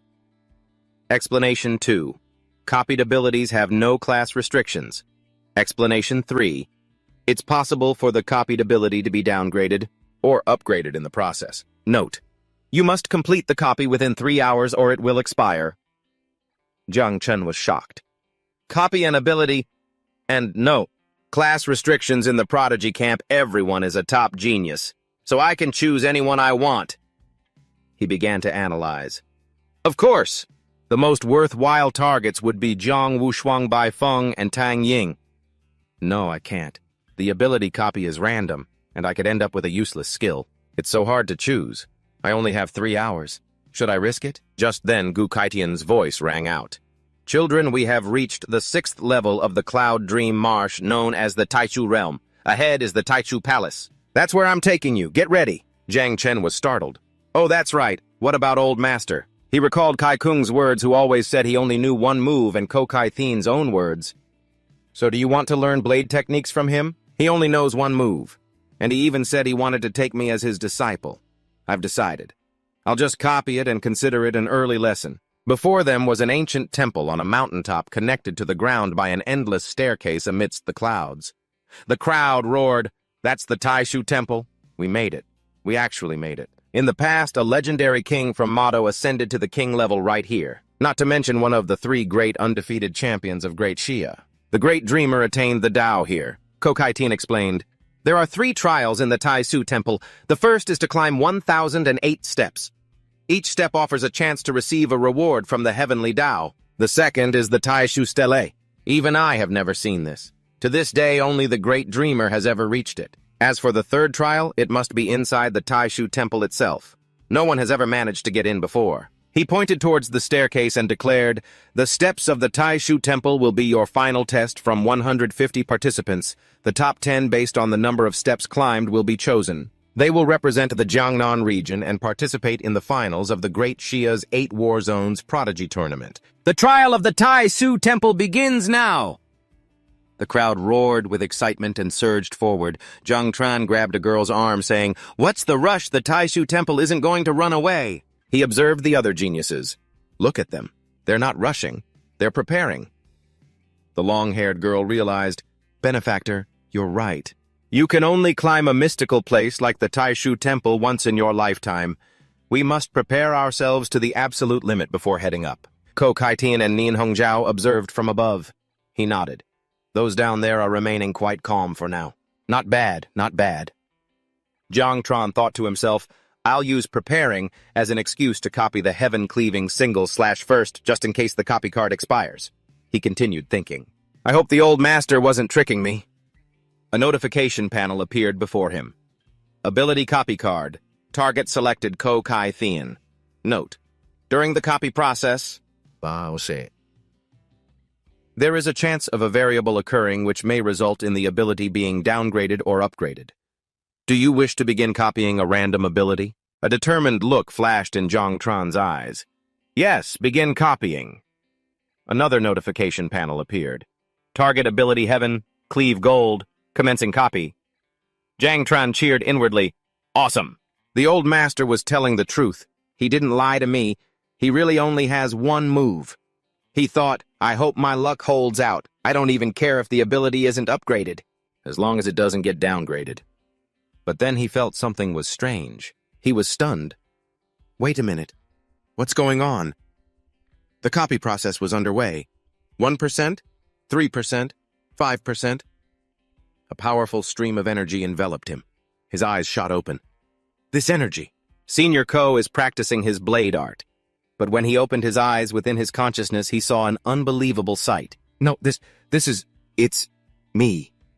I'm training in my consciousness. A younger version of him was swinging a blade tirelessly under a waterfall. 15 years passed. His body grew stronger, but the motion of his swing never changed. 25 years passed, then 40 years of bitter training. His gaze grew sharp, his face taking on the seasoned features of a master swordsman. He murmured the name of the technique. Heaven cleaving, single slash. He raised his blade high, brilliant light converging on its edge. Then he swung down with an earth-shattering strike that split an entire mountain in two. He roared, cleave! The slash carried with it a profound principle of the Tao. Man follows the earth follows the heavens. He was perfecting the principle of the slash. The heavens follow the Tao. Back in reality, the copy process reached 120%. A notification panel appeared. Congratulations, you have obtained the skill Human Blade Purple. Congratulations, you have obtained the skill Earth Blade Purple. Congratulations, you have obtained the skill Heaven Blade Gold. Congratulations, you have obtained the divine skill blade of the Great Tao Rainbow. Zhang Tran doubled over in shock. My luck, it's truly unbelievable. Not only did I copy the skill, I managed to break down the heaven-cleaving single slash into 4 different forms. Up above, Ko Kai Thin and Nin Hongjiao were observing. He said, Zhang Vo Song and the rest have started climbing. He's the only one left down there. Nin Hongjiao worried. What's wrong with Junior Brother? Don't tell me he fell asleep, did he? Ko Kai Thin frowned. Something strange. Adjusting his condition shouldn't be taking this long. Suddenly, Nin Hongjiao was startled. Huh, master my sword heart. It's resonating. Ko Kai Thin was also stunned as he looked down at Zhang Tran. His azure skyblade had also begun to tremble. He was astonished. It's not just your sword. Even my sword heart is resonating, Nin Hongjiao exclaimed. Could it be Junior Brother Kai? He succeeded. Back then he was a rare genius, but incredibly stubborn. He kept trying to deconstruct the heaven-cleaving single slash, insisting it could be split into 4 moves. As a result, his cultivation has been stuck at the 3rd transition grandmaster level for so many years. Has he finally had an epiphany? Ko Kai Thin mused. It's possible. Either Qi Kung has succeeded, or this kid, that fleeting aura just now. It felt so familiar. No, it can't be. Absolutely impossible. Perhaps it's just an illusion created by the Tai Shu Temple. Nin Hongjiao cried out, Master, look, Junior Brother is heading over there. She watched nervously as Zhang Tran walked towards the staircase. This is so nerve-wracking. I wonder how many steps Junior Brother can climb. Back then, I only managed to reach the 301st step. But Junior Brother Kai did even worse, only reaching the 298th step. I have no idea how that great dreamer managed it. It's terrifying. A leaderboard appeared showing the progress of the other geniuses. Descendant of the unbeaten Jiang Wushuang, 289 steps.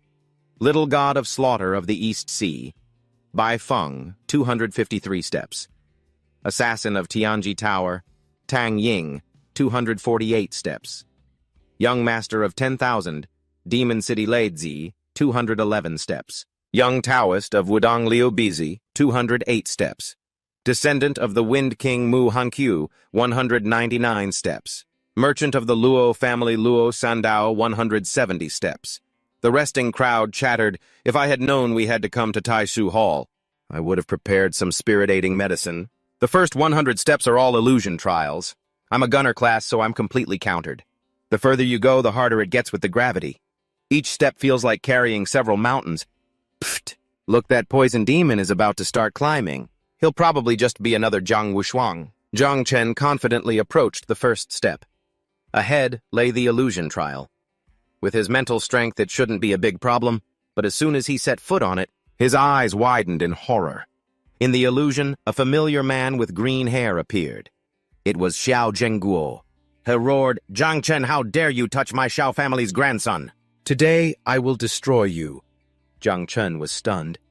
You're Xiao Zhengguo." Xiao Zhengguo swung his sword full of killing intent and sent Zhang Chen flying into the air. "My bug swarm can't block it." Uncle Ji, Gang Tang Jin, and other people close to him appeared, shouting, "Little Chen, we'll block him, run!" He cried out in panic. Uncle Ji Tang. Xiao Zhengguo attacked ruthlessly. "Don't get in my way. I'll kill you without mercy." Witnessing his loved ones being slaughtered, Zhang Chen screamed in despair, "No! Back in reality!" He stood motionless on the first step, drenched in sweat. Gu Kaiqian and Nian Hongjiao watched with concern. He explained, the first stage of the steps tests mental strength, physical constitution, agility, and power. All the geniuses in the camp have been tempered with rare materials and treasures since they were young. But Zhang Chen is the only one who has relied on himself.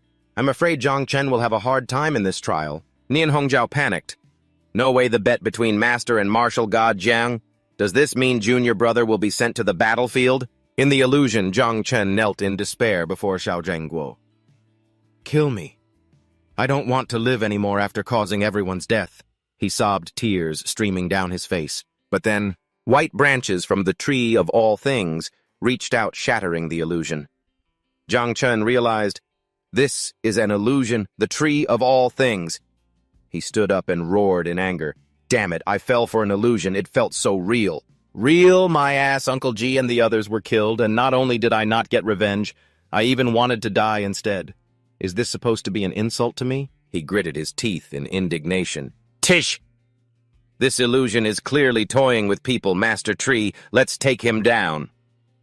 After passing the illusion, a notification appeared. Congratulations, you have received an essence shard. After a while, Zhang Chen stepped on to the next step. Essence shard. 1,000 shards can be combined to form a complete essence. When the skill level is level 1 to level 3, consuming 10 essences can increase it by 1 level. When the skill level is level 4 to level 6, upgrading requires 100 essences. He smirked. An essence shard. A single shard is worth tens of millions on the market. Such a generous reward right from the start. Using these to upgrade skills isn't my style, but if I take them back to sell, it'll be enough to feed those kids for a while. He stepped onto the second step and wondered, by the way, why isn't the illusion attacking on the second stage? The branches of the tree of all things extended, forming a protective layer around him. He realized with joy, so the tree of all things completely blocked the illusion, ha ha ha! Awesome baby, you're the best! The crowd watching from a distance was amazed and jeered. Wait, what's with this poison demon? He was crying and freaking out on the first stage, stuck there forever. Now on the second stage, he's laughing like a maniac. Look at him. Could he be about to be eliminated on the second stage? If so, he'd be the weakest of the bunch, ha ha ha.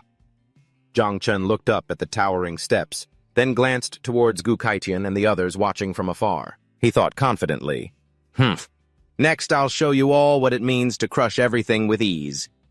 Wait, Old Master and the others are watching too. Should I be a little more humble? But he immediately brushed the thought aside. He looked up with determination. Humble my ass, Jiang Wushuang is already nearing the 300th step. I have to at least surpass him first. In the air. Gu Kaiqian sighed deeply, his face full of disappointment. Sigh. It seems Junior Brother really can't make it. Stuck again on the second step? Sigh. Looks like this kid probably won't even pass the 10th step. But then Nian Hongjiao suddenly shouted, Wait, look! In complete contrast to his initial struggle, Zhang Chen started sprinting up the steps, singing loudly as he ran, Climbing to Taishu, I'll sing a song from the top of the hall. The others who were struggling to climb step by step were left gaping in astonishment. What the hell he's singing while suddenly jumping to the 100th step? One person tried to rationalize, could it be his performance on steps 1 and 2? Yeah, it was because he likes the illusions on those steps. Another exclaimed, He truly is the poison demon completely playing by his own rules. Zhang Chun continued his performance, pointing to the sky like an artist as he walked. This song is for my sisters. My sisters will advance without fear to the 300th step. Hearing this, the short-haired girl's eyes lit up with emotion. Wow, Master is singing to encourage me. I'll risk my life. And to get to the 300th step too. Meanwhile, the long-haired girl could only blush in embarrassment. Benefactor is truly extraordinary, but this song is really too embarrassing. This scene made even Neon Hongjiao drop a panic. Master is the evaluation system of Taishu Hall malfunctioning junior brother has already passed the 200th step, and he's not slowing down at all. Gu Kaitin was also stunned. This situation is something even I have never seen before. Zhang Chun zipped past the other geniuses like a gust of wind, leaving them in utter shock. The young Taoist from Wudong stammered, "Oh, my 3 pure ones. How is this fellow Taoist Zhang so fast? Are the poison demon and us climbing the same stairs? Could I be trapped in an illusion?" Soon he neared the top where the 3 strongest had stopped. He was surprised. Why have all 3 of them stopped at the 299th step? From above, Gu Kaitian explained, every step after the 300th is an extreme challenge. Even for geniuses, it's incredibly difficult to overcome. Then Hong Zhao added, that's right. When you pass it, I had to fight with everything I had. After that, every step feels as heavy as a mountain. This group of geniuses, I wonder which of you will be the first to overcome this great barrier. Seeing Zhang Chun appear, Tong Ying was surprised. Zhang Chun, he caught up that fast. Zhang Wushuang turned back, a smirk on his face. Zhang Chun, so you've made it this far. You really haven't disappointed me. Bai Feng just snorted coldly. Zhang Wushuang suddenly erupted with power. But now I will take the lead, which startled Tang Ying. Zhang Chen felt a strange resonance. My god-level soul-nurturing talent is resonating with Zhang Wushuang. Could it be that he's also god-level, but I've never heard of that before? Could it be these chains are to hide his power? The black chains around Zhang Wushuang shattered. He threw his head back, reveling in his new power as a purple aura enveloped him. Bai Feng and Tang Ying were shocked. This purple aura, is that the reward for reaching the 300th step? Just as I expected. Zhang Wushuang turned and explained to everyone. The Taishu Hall has 1,008 steps. Every 300 steps is considered a major limit. Overcoming them brings great opportunities. This stage may seem like a test of will, but it's actually assessing the strength of one's soul. He looked at Zhang Chun with a superior gaze. Zhang Chun, you don't come from a good family. As a child, you didn't have the luxury of being bathed in rare treasures, so compared to us, your foundation is lacking. As my whetstone, I advise you to proceed steadily. Don't rush to break through. Take your time to find... But before he could finish, Zhang Chun casually strolled past the 300th step as if he were taking a walk. He turned back, looked at Zhang Wushuang with an innocent expression, and asked, Hey, buddy, are you trying to pick a fight with me? Is this spot really that hard? The look on Zhang Wushuang's face was as if he'd just swallowed a fly. A 6-sided blue crystal appeared in front of Zhang Chen. Congratulations on passing the 300th test of the Taishu Hall. Reward Origin Crystal. He thought happily. An Origin Crystal. This reward is insane, although my little bugs can't use it. I heard Uncle G has been stuck at the Third Awakening for years. This is so much better than the epic equipment I promised him. Suddenly, Little Nine appeared with sparkling eyes. It screamed in his mind, Master, keep climbing Bao Bei, and I want to eat. Zhang Chun was surprised. Eat a stele. You mean the Tai-Shu stele up there? Little Nine said decisively. Yes, eat the stele. A purple energy erupted from Zhang Chen's body, and he was forcefully pushed forward by an invisible force. He yelled, Whoa, hold on. Even if you're hungry, you don't have to push me up so violently. Zhang Wushuang, Tong Ying, and Bai Feng could only stand, frozen. Their jaws dropped, watching him go. Zhang Wushuang snapped out of it, his face flushing red with anger and humiliation. No way! I refuse to be surpassed! He roared. You can't get past me! 6 arms sprouted from his back as he climbed frantically. Bai Feng was horrified. What Zhang Wushan's war god physique? He actually managed to master it. Left behind, Bai Feng was so furious, his face contorted with killing intent. He roared, Damn it, Zhang Chun, Zhang Wushuang, you guys are so annoying, so damn annoying. All of you deserve to die. Kill, kill, kill. He unleashed his full power and giant blood-red wings burst from his back as he shouted, "Blood of gods and demons, dye the heavens red!" Tang Ying and the others could only stand frozen watching the two monsters above them rush upward like madmen. Someone turned to her and asked, "What the hell are they all insane, Tang Ying? Don't tell me you're some kind of monster too." Tang Ying just smiled modestly. "What are you talking about? I'm just an assassin. I can't compare to those three." The two people with her breathed a sigh of relief. "Phew, that's good. I thought it was just me and old Buffalo Nose who were the weakest." But just then, a massive, ghostly, serpent-like shadow suddenly appeared and shot past them at a terrifying speed, leaving the two poor guys hugging each other and sobbing. Grandpa Tiger didn't lie. The people outside are terrifying. And they lie too, back then. He was almost tricked into becoming someone's mount. These four are all peerless geniuses that make everyone jealous, especially fellow Taoist Zhang, who walked past it like a stroll in the park. Unspeakably terrifying. In the air, Gukatian laughed with delight. What in the world is happening? Zhang Wushuang sprouts 8 arms, Bai Feng goes crazy and turns into a killing machine, and Tang Ying isn't pretending anymore either. Nian Hongjiao was gaping in shock. Junior brother is truly on another level, driving everyone crazy all by himself. Ha ha ha, as expected of the disciple I chose. Then she was shocked again. What the hell? No way. In the blink of an eye, Junior brother is about to reach the summit. The second person in history to do so, and just like that. Zhang Chen was near his destination. The Tai Shu Palace appeared right before his eyes as he gently landed on the final step right next to the Tai Shu Stele, declaring his successful ascent. Nian Hongjiao was confused. Wait a minute. Junior brother, what is he doing now? After a moment's hesitation, he raised his hand to the sky, releasing a massive cloud of purple poisonous gas and had shouted, "Everyone come out! Take whatever you want." The poisonous gas quickly enveloped the Tai Shu Stele, emitting rustling sounds. Nian Hongjiao was utterly shocked. That's the 9-herb poison miasma. He released it all to cover the Tai Shu Stele. What is he trying to do? The Tai Shu Stele is incredibly mysterious. Even the undefeated dreamer used it for enlightenment. In a flash, the Tai Shu Stele vanished without a trace amidst the poisonous gas. She screamed, "What the hell? Where's the Tai Shu Stele?" Gu Kaitian's face went blank with shock. He stammered, It absorbed the Tai Shu Stele for itself. How could it possibly do that?" From halfway down the stairs, Zhang Wushuang looked up, staring blankly at Zhang Chen, standing alone before the empty entrance of the Tai Shu Palace. He lowered his head and admitted bitterly, "Zhang Chen, this time, I have lost. When we compete in the great Xia prodigy rankings, I will give it my all." Seeing this, Bai Feng and Tang Ying also gave up. Bai Feng said, "Even Zhang Wushuang has given up. We should retreat too." Tang Ying agreed. "Right, climbing this far has already nearly killed us. Going any further would damage our foundation. It's not worth it." Down below, Zhang Chen's 2 girls cheered joyfully. "Master is incredible, but luckily, we've also completed our mission." The final rankings appeared. Zhang Chen, 1,008 steps. Zhang Wushuang, 623 steps. Bai Feng, 609 steps. Tang Ying, 600 steps. Leidze Liu Bizi, 304 steps. Luo Sandao Mu Hankyu, 300 steps. Gu Kaitian mused, "If it weren't for little Chen, these kids probably wouldn't have been able to get this far." Nian Hongjiao nodded. "Yes, Junior brother is truly unbelievable. This new generation is so much stronger than we were back in the day."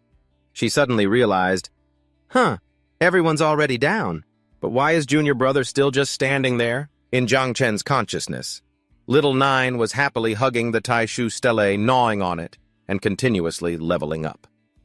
Little Nine level 22, level 25, devour value plus 10,000. He thought, when Little Nine said it wanted to eat the Stele, did it mean bringing it back to the hive? She seems to be really enjoying it and even gained a few levels. He could feel the change. The devour value of the bugs is also skyrocketing. At this rate, they'll soon be able to reproduce the 3rd generation. Could it be that the Stele and the 9-herb poison miasma have some kind of connection? An information panel appeared. The Tai Shu Stele was originally an abyss anchor stone located at the bottom of the abyss, a companion artifact and one of the core essences of the abyss. It dawned on Zhang Chen. The Tai Shu Stele comes from the abyss, and since Little Nine is the ruler of the abyss, it's no wonder at all. The Tai Shu Stele dissolved into specks of purple light and merged into his body. He was surprised. This is the Tai Shu Stele. He received a new title, Master of the Tai Shu Realm. You have been recognized as the sole master of the Tai Shu Realm. No matter where you are, with just a single thought, you can teleport back to the Tai Shu Realm at any time. No one except the master can open the gate to the Tai Shu Palace. He realized its immense potential. Master of the Tai Shu Realm. So, the Tai Shu Stele is the key to the Tai Shu Realm. Teleport anytime. No one else can open it. I can totally use the Tai Shu Palace as my ultimate trump card. He decided, there are too many eyes on me right now. I won't enter the palace for now. I'll check it out later. With that, he leaped from the peak, but Gu Katian swooped down from the sky and grabbed him. Jiang Chen, come with me for a moment. The crowd below whispered, Huh? Has the Heavenly Blade King captured that poison demon? It must be about the Tai Shu Stele, right? Serves him right. That's what he gets for being so reckless. Gu Katian took Jiang Chen to a secluded spot among the misty mountains. He said sternly, one of the three great undefeated ones of Great Xia the Dreamer could only observe the Tai Shu Stele for enlightenment. Tell me, how did you use the 9-herb poison miasma to absorb the Tai Shu Stele? Jiang Chen's heart pounded. He thought in a panic, oh no. He knows about the 9-herb poison miasma. Did he summon me here to kill me? He stood frozen, not daring to say a word. Gu Kaidian let out a cold snort. Humph. You kid, did you really think you could turn the 9-herb poison miasma into a bone poison and fool everyone? Beside him, Nian Hongjiao giggled. Hey, Junior Brother's clueless expression is so cute. Jiang Chen silently assessed the situation. Judging by their demeanor, it seems they don't want to kill me. I guess I'll just tell the truth. He explained honestly, the 9-herb poison miasma and the Tai Shu Stele both come from the abyss. They share the same origin. Or you could say the Tai Shu Stele originally belonged to the 9-herb poison miasma. Gu Kaitian nodded. I see. He looked at the boy with a grave expression. Kid, you should know the stance of the Great Xia. When it comes to taboos, you now have only two choices. Either stay in the Cloud Dream Marsh forever, living as an exile and clinging to your life, or return with me and fight for your survival. Millions will want you dead, even those at the general or invincible level. Jiang Chen was stunned. He realized it hadn't been his imagination earlier. The old master had come all the way to the Cloud Dream Marsh just to give him a way out. But why? We've only met once before. Seeing him silent, Nian Hongjiao urged, What are you thinking about? Master is asking you a question. Jiang Chen raised his head, his eyes firm. Although I carry a taboo, I have only killed evil people. I believe I've done nothing wrong, for I have a clear conscience. Why should I run? Gu Kaiqian burst out laughing. Ha ha ha ha ha!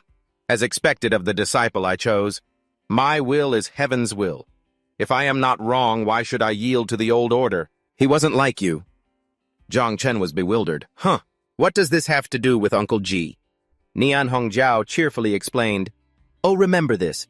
I am your eldest martial sister, and Uncle Ji is your second martial brother. He mumbled, So that's how it is. She continued her story. Back in the day, your Uncle Ji was nearly killed by General Xiao when he stormed the Xiao estate to snatch your Auntie Tang. Master told him to stand his ground, but he didn't want to involve Master.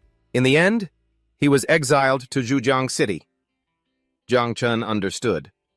Oh, so Uncle Ji also has a feud with the Xiao family. Gu Kaitian turned his back, his voice full of power. The old grudges no longer matter. Whether they are invincibles or generals, as long as your will is firm, we master and disciple will face them together when we return to Jiangnan. The blade in my hand will forge a path for you. Jiang Chen was deeply moved, stammering, Master. He bowed deeply, performing a grand ceremony. Master, please accept this bow from your disciple. The scene shifts to a modern building. Inside is a conference room where the titled kings of Jiangnan have gathered, the supreme commander of the Jiangnan war zone. Duan Xinghai spoke up. Since all 12 of Jiangnan's titled kings have gathered with the exception of Gu Kaitian and Nian Hongjiao, I will get straight to the point. He announced seriously, Based on our investigation, Jiang Chen's poison bones are indeed the 9 apothecary poison miasma, according to the taboo edict of the Great Xia. Article 1. Anyone who awakens a taboo profession or controls a taboo item shall be killed without mercy. What does everyone think? Mu Hanqiu's grandfather.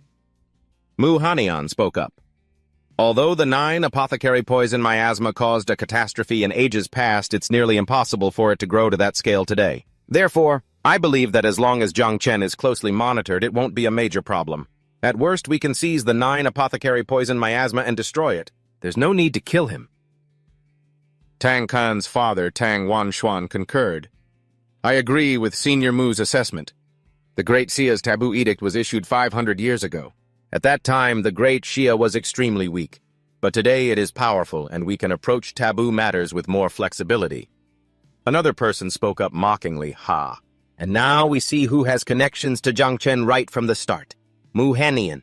I hear your granddaughter was quite close to Zhang Chen in the Tianzhou camp. Zhang Chen belongs to Ji Chong, and Tang Wanshuan, isn't your daughter also involved with Ji Chong?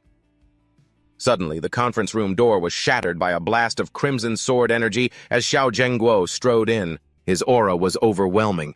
That brat Zhang Chen is to be killed on sight, he declared, drawing his sword. Anyone who dares to speak up for Zhang Chen had better ask my blade first, Commander. Duan sighed to himself. General Xiao, old Gu. If General Xiao hadn't interfered, perhaps I could have helped negotiate this. But now you're on your own. Outside, in a mountainous region, Ji Kang's men were preparing. One reported, Big Brother General Xiao has deployed the Heaven's Punishment Squad. They're all hidden in the nearby mountains. Jisong snorted coldly. Such a grand setup. Little Chen and the others are about to return. He drew his saber, declaring, If a fight breaks out, Tang Kan and I will draw our blades. Old and new grudges will be settled together. Duan Feng, the Zhujiang Night Guard, is now in your hands. Duan Feng objected. No. Back when you stormed that wedding, I was by your side, and I'll stir up trouble again. Don't hand it off to someone else. A green-haired girl chimed in. Get lost, I love a good fight. There's no way I'm missing this. A blonde woman smiled. Don't look at me. You guys need a healer. Tang Kan laughed. Because of old G, we're all family. No need to be so formal. A soldier shouted, Look over there, isn't that little Chen and the others? In the distance, a target was spotted. Xiao Zhengguo pointed and commanded Heaven's Punishment Squad. Prepare. Yes, sir. The divine crossbows activated. Seeing this scene, Nian Hongjiao mumbled, This setup. Is almost like when Junior Brother stormed that wedding last time. I didn't get to fight enough. Gu Kaitian stopped her. What are you doing? Many people are watching. At least show a little diplomacy before we start fighting. Otherwise, people will think our lineage is full of brutes. Nian Hongjiao pouted.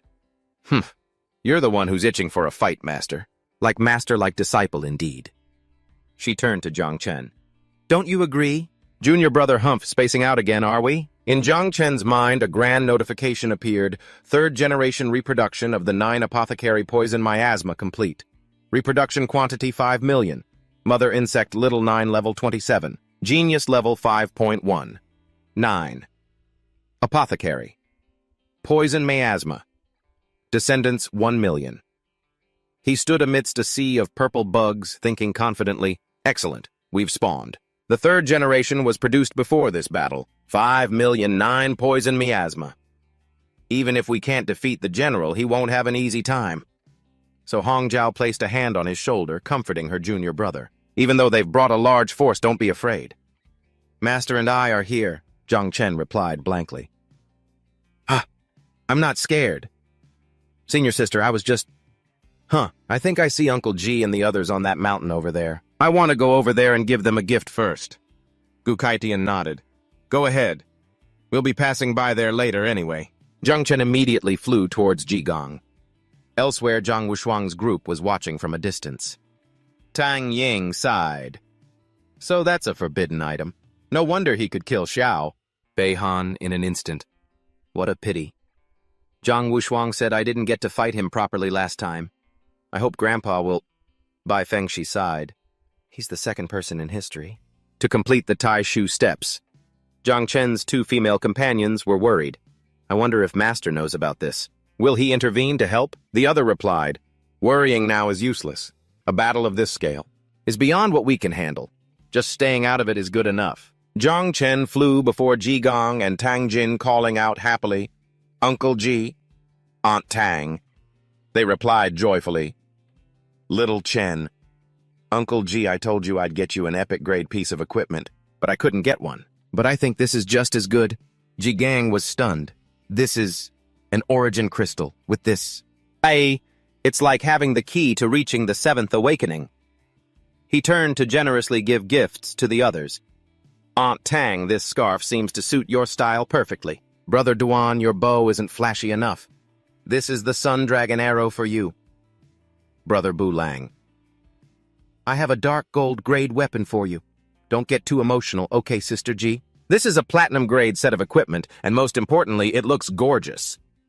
On the mountain peak, Xiao Zhengguo coldly observed Little Chen. He ordered, his eyes blazing. It seems Jiang Chen is about to make his move. Heavenly punishment. Squad, await orders. Commander Duan hurriedly intervened. General Xiao, wait. There are over 100 geniuses from the Heavenly Pride camp still with Gu Kaitian. We can't afford any mistakes. Xiao Zhengguo gritted his teeth and snarled. Fine. If Gu Kaitian doesn't know what's good for him, I'll kill him too. He stood on the floating island facing Gu Kaitian. Old Gu, hand over Jiang Chen to me. Don't make a mistake. Commander Duan stood between them, thinking in despair. Old Gu, I'm sorry. You and Xiao Yunshan are both major figures in Jiangnan. If we fight, Jiangnan will suffer a heavy blow. But it's better to sacrifice Jiang Chen. Gu Kaitian raised his head proudly and retorted, A mistake. In my life, I have no regrets in Jiangnan or the Great Xia. How is it a mistake, my old friend? I brought back all 150 geniuses from the Jiangnan war zone. Not only that, I also led them through the Taishu Palace. The parents below immediately broke into an uproar. The Taishu Palace. The place of miracles. Many great figures have searched for it, but never found the way. I never would have guessed that the Heavenly Blade King could actually get in. With such a great favor bestowed upon them, our children will surely make us proud. We can't just accept this without reciprocating. Even though we might not be able to protect Jiang Chen, we definitely won't stand on the side of the Xiao family either. Commander Duan was astonished. The Taishu Palace, such a monumental contribution. These 150 geniuses will all become prominent after this. And the strength of Jiangnan will soar, all of you. Xiao Zhengguo went berserk, roaring as he threw a punch through the air. Silence. A gigantic wall of water rose up, separating the two sides. He stood amidst the wall of water, declaring with authority, Jiang Chen possesses a forbidden item. According to the laws of the Great Xia, you must die. Gu Kaitian, you are going against the law by sheltering someone who bears a forbidden item. Blockade all the examiners of the Heavenly Pride camp. What contribution? It was a reckless gamble that put the Heavenly Pride camp in danger. The wall of water parted, forming a path. The other titled kings were terrified. Walking on the sea, turning heaven and earth upside down, this is the power of a general. It's over. I can't move. It's too terrifying. We should remain neutral. Gu Kaitian ordered Little Chen, get up here. Hongzhao handled the flight of the Heavenly Pride camp. She replied, yes, master. But Jiang Chen had already acted on his own. He created a barrier that enveloped Ji Gong's group. Sorry, Uncle Ji. Everyone just stay inside the barrier and enjoy the show. If I really can't handle it, you can save me then. Ji Gang was amazed. Little Chen, when did you learn to erect a barrier like this? Gu Kaitian stood atop the water cliff and roared, Bring me my blade! The blade immediately flew into his hand. Xiao Zhengguo faced him. Gu Kaitian, are you really going to draw your blade against me? Gu Kaitian scoffed. What? As an 8th awakened powerhouse, you hold dozens of forbidden water system spells, while I have only a single blade. What are you afraid of? What? Commander Duan flew out again to intervene. He erected a giant ice barrier. Both of you calm down. If you two really start fighting, forget the Heavenly Pride camp. Even the nearby Jiangnan base will be destroyed, for the sake of the people. Suddenly, Xiao Beihan appeared. For the sake of the people. Or how about me and Jiang Chen? Being settled this with a one-on-one deathmatch, Commander Duan was shocked. It was Xiao Beihan whose right arm had been replaced with a demonic one. Xiao Beihan laughed arrogantly. He's the one who took my arm that day. So today I will end him with my own hands. A Commander Duan rejoiced. That's the best outcome. Let the younger generation settle their own grudges. The older generation shouldn't interfere. Jiang Chen faced him suspicious. A one-on-one, Xiao Beihan, you're not that generous. I don't believe it. What's the catch? Spit it out. Xiao Beihan smirked sinisterly. Smart boy, the condition is, you are not allowed to use the 9 poisons miasma. Xiao Zhengguo laughed. Ha ha ha ha ha. Just as expected of my grandson Xiao Yuanshan, for the peace of the Jiangnan base for the people. No one should have any objections, right? Gu Kaitian roared, Nonsense! Don't think you can do whatever you want just because you're standing on some moral high ground. He was pulled back by Jiang Chen in chibi form. Hilarious! You old bastard Xiao! I've wanted to cut you down for a long time. If you have the guts, stop bullying a kid and come fight me.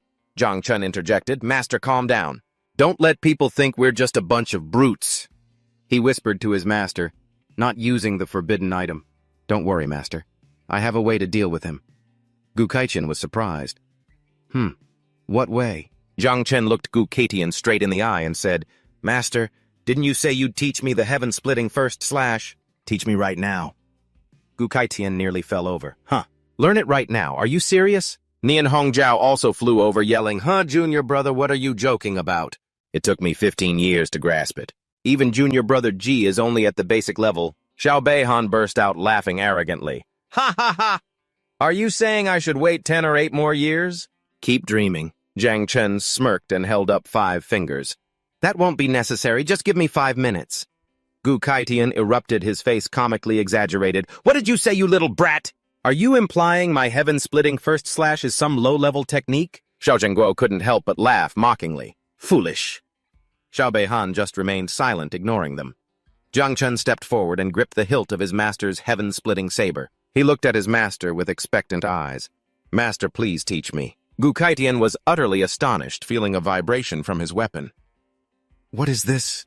The saber is resonating. He stared intently at Jiang Chen. An unbelievable thought flashed through his mind. Back at the Taishu Palace, the one who resonated with the saber's heart was actually little Chen. Jiang Chen called out shyly. Master? Gu Kaichen was frozen solid. Finally, he regained his composure. He crossed his arms and declared loudly, All right then, I will teach you right now. Commander Duan immediately got to work.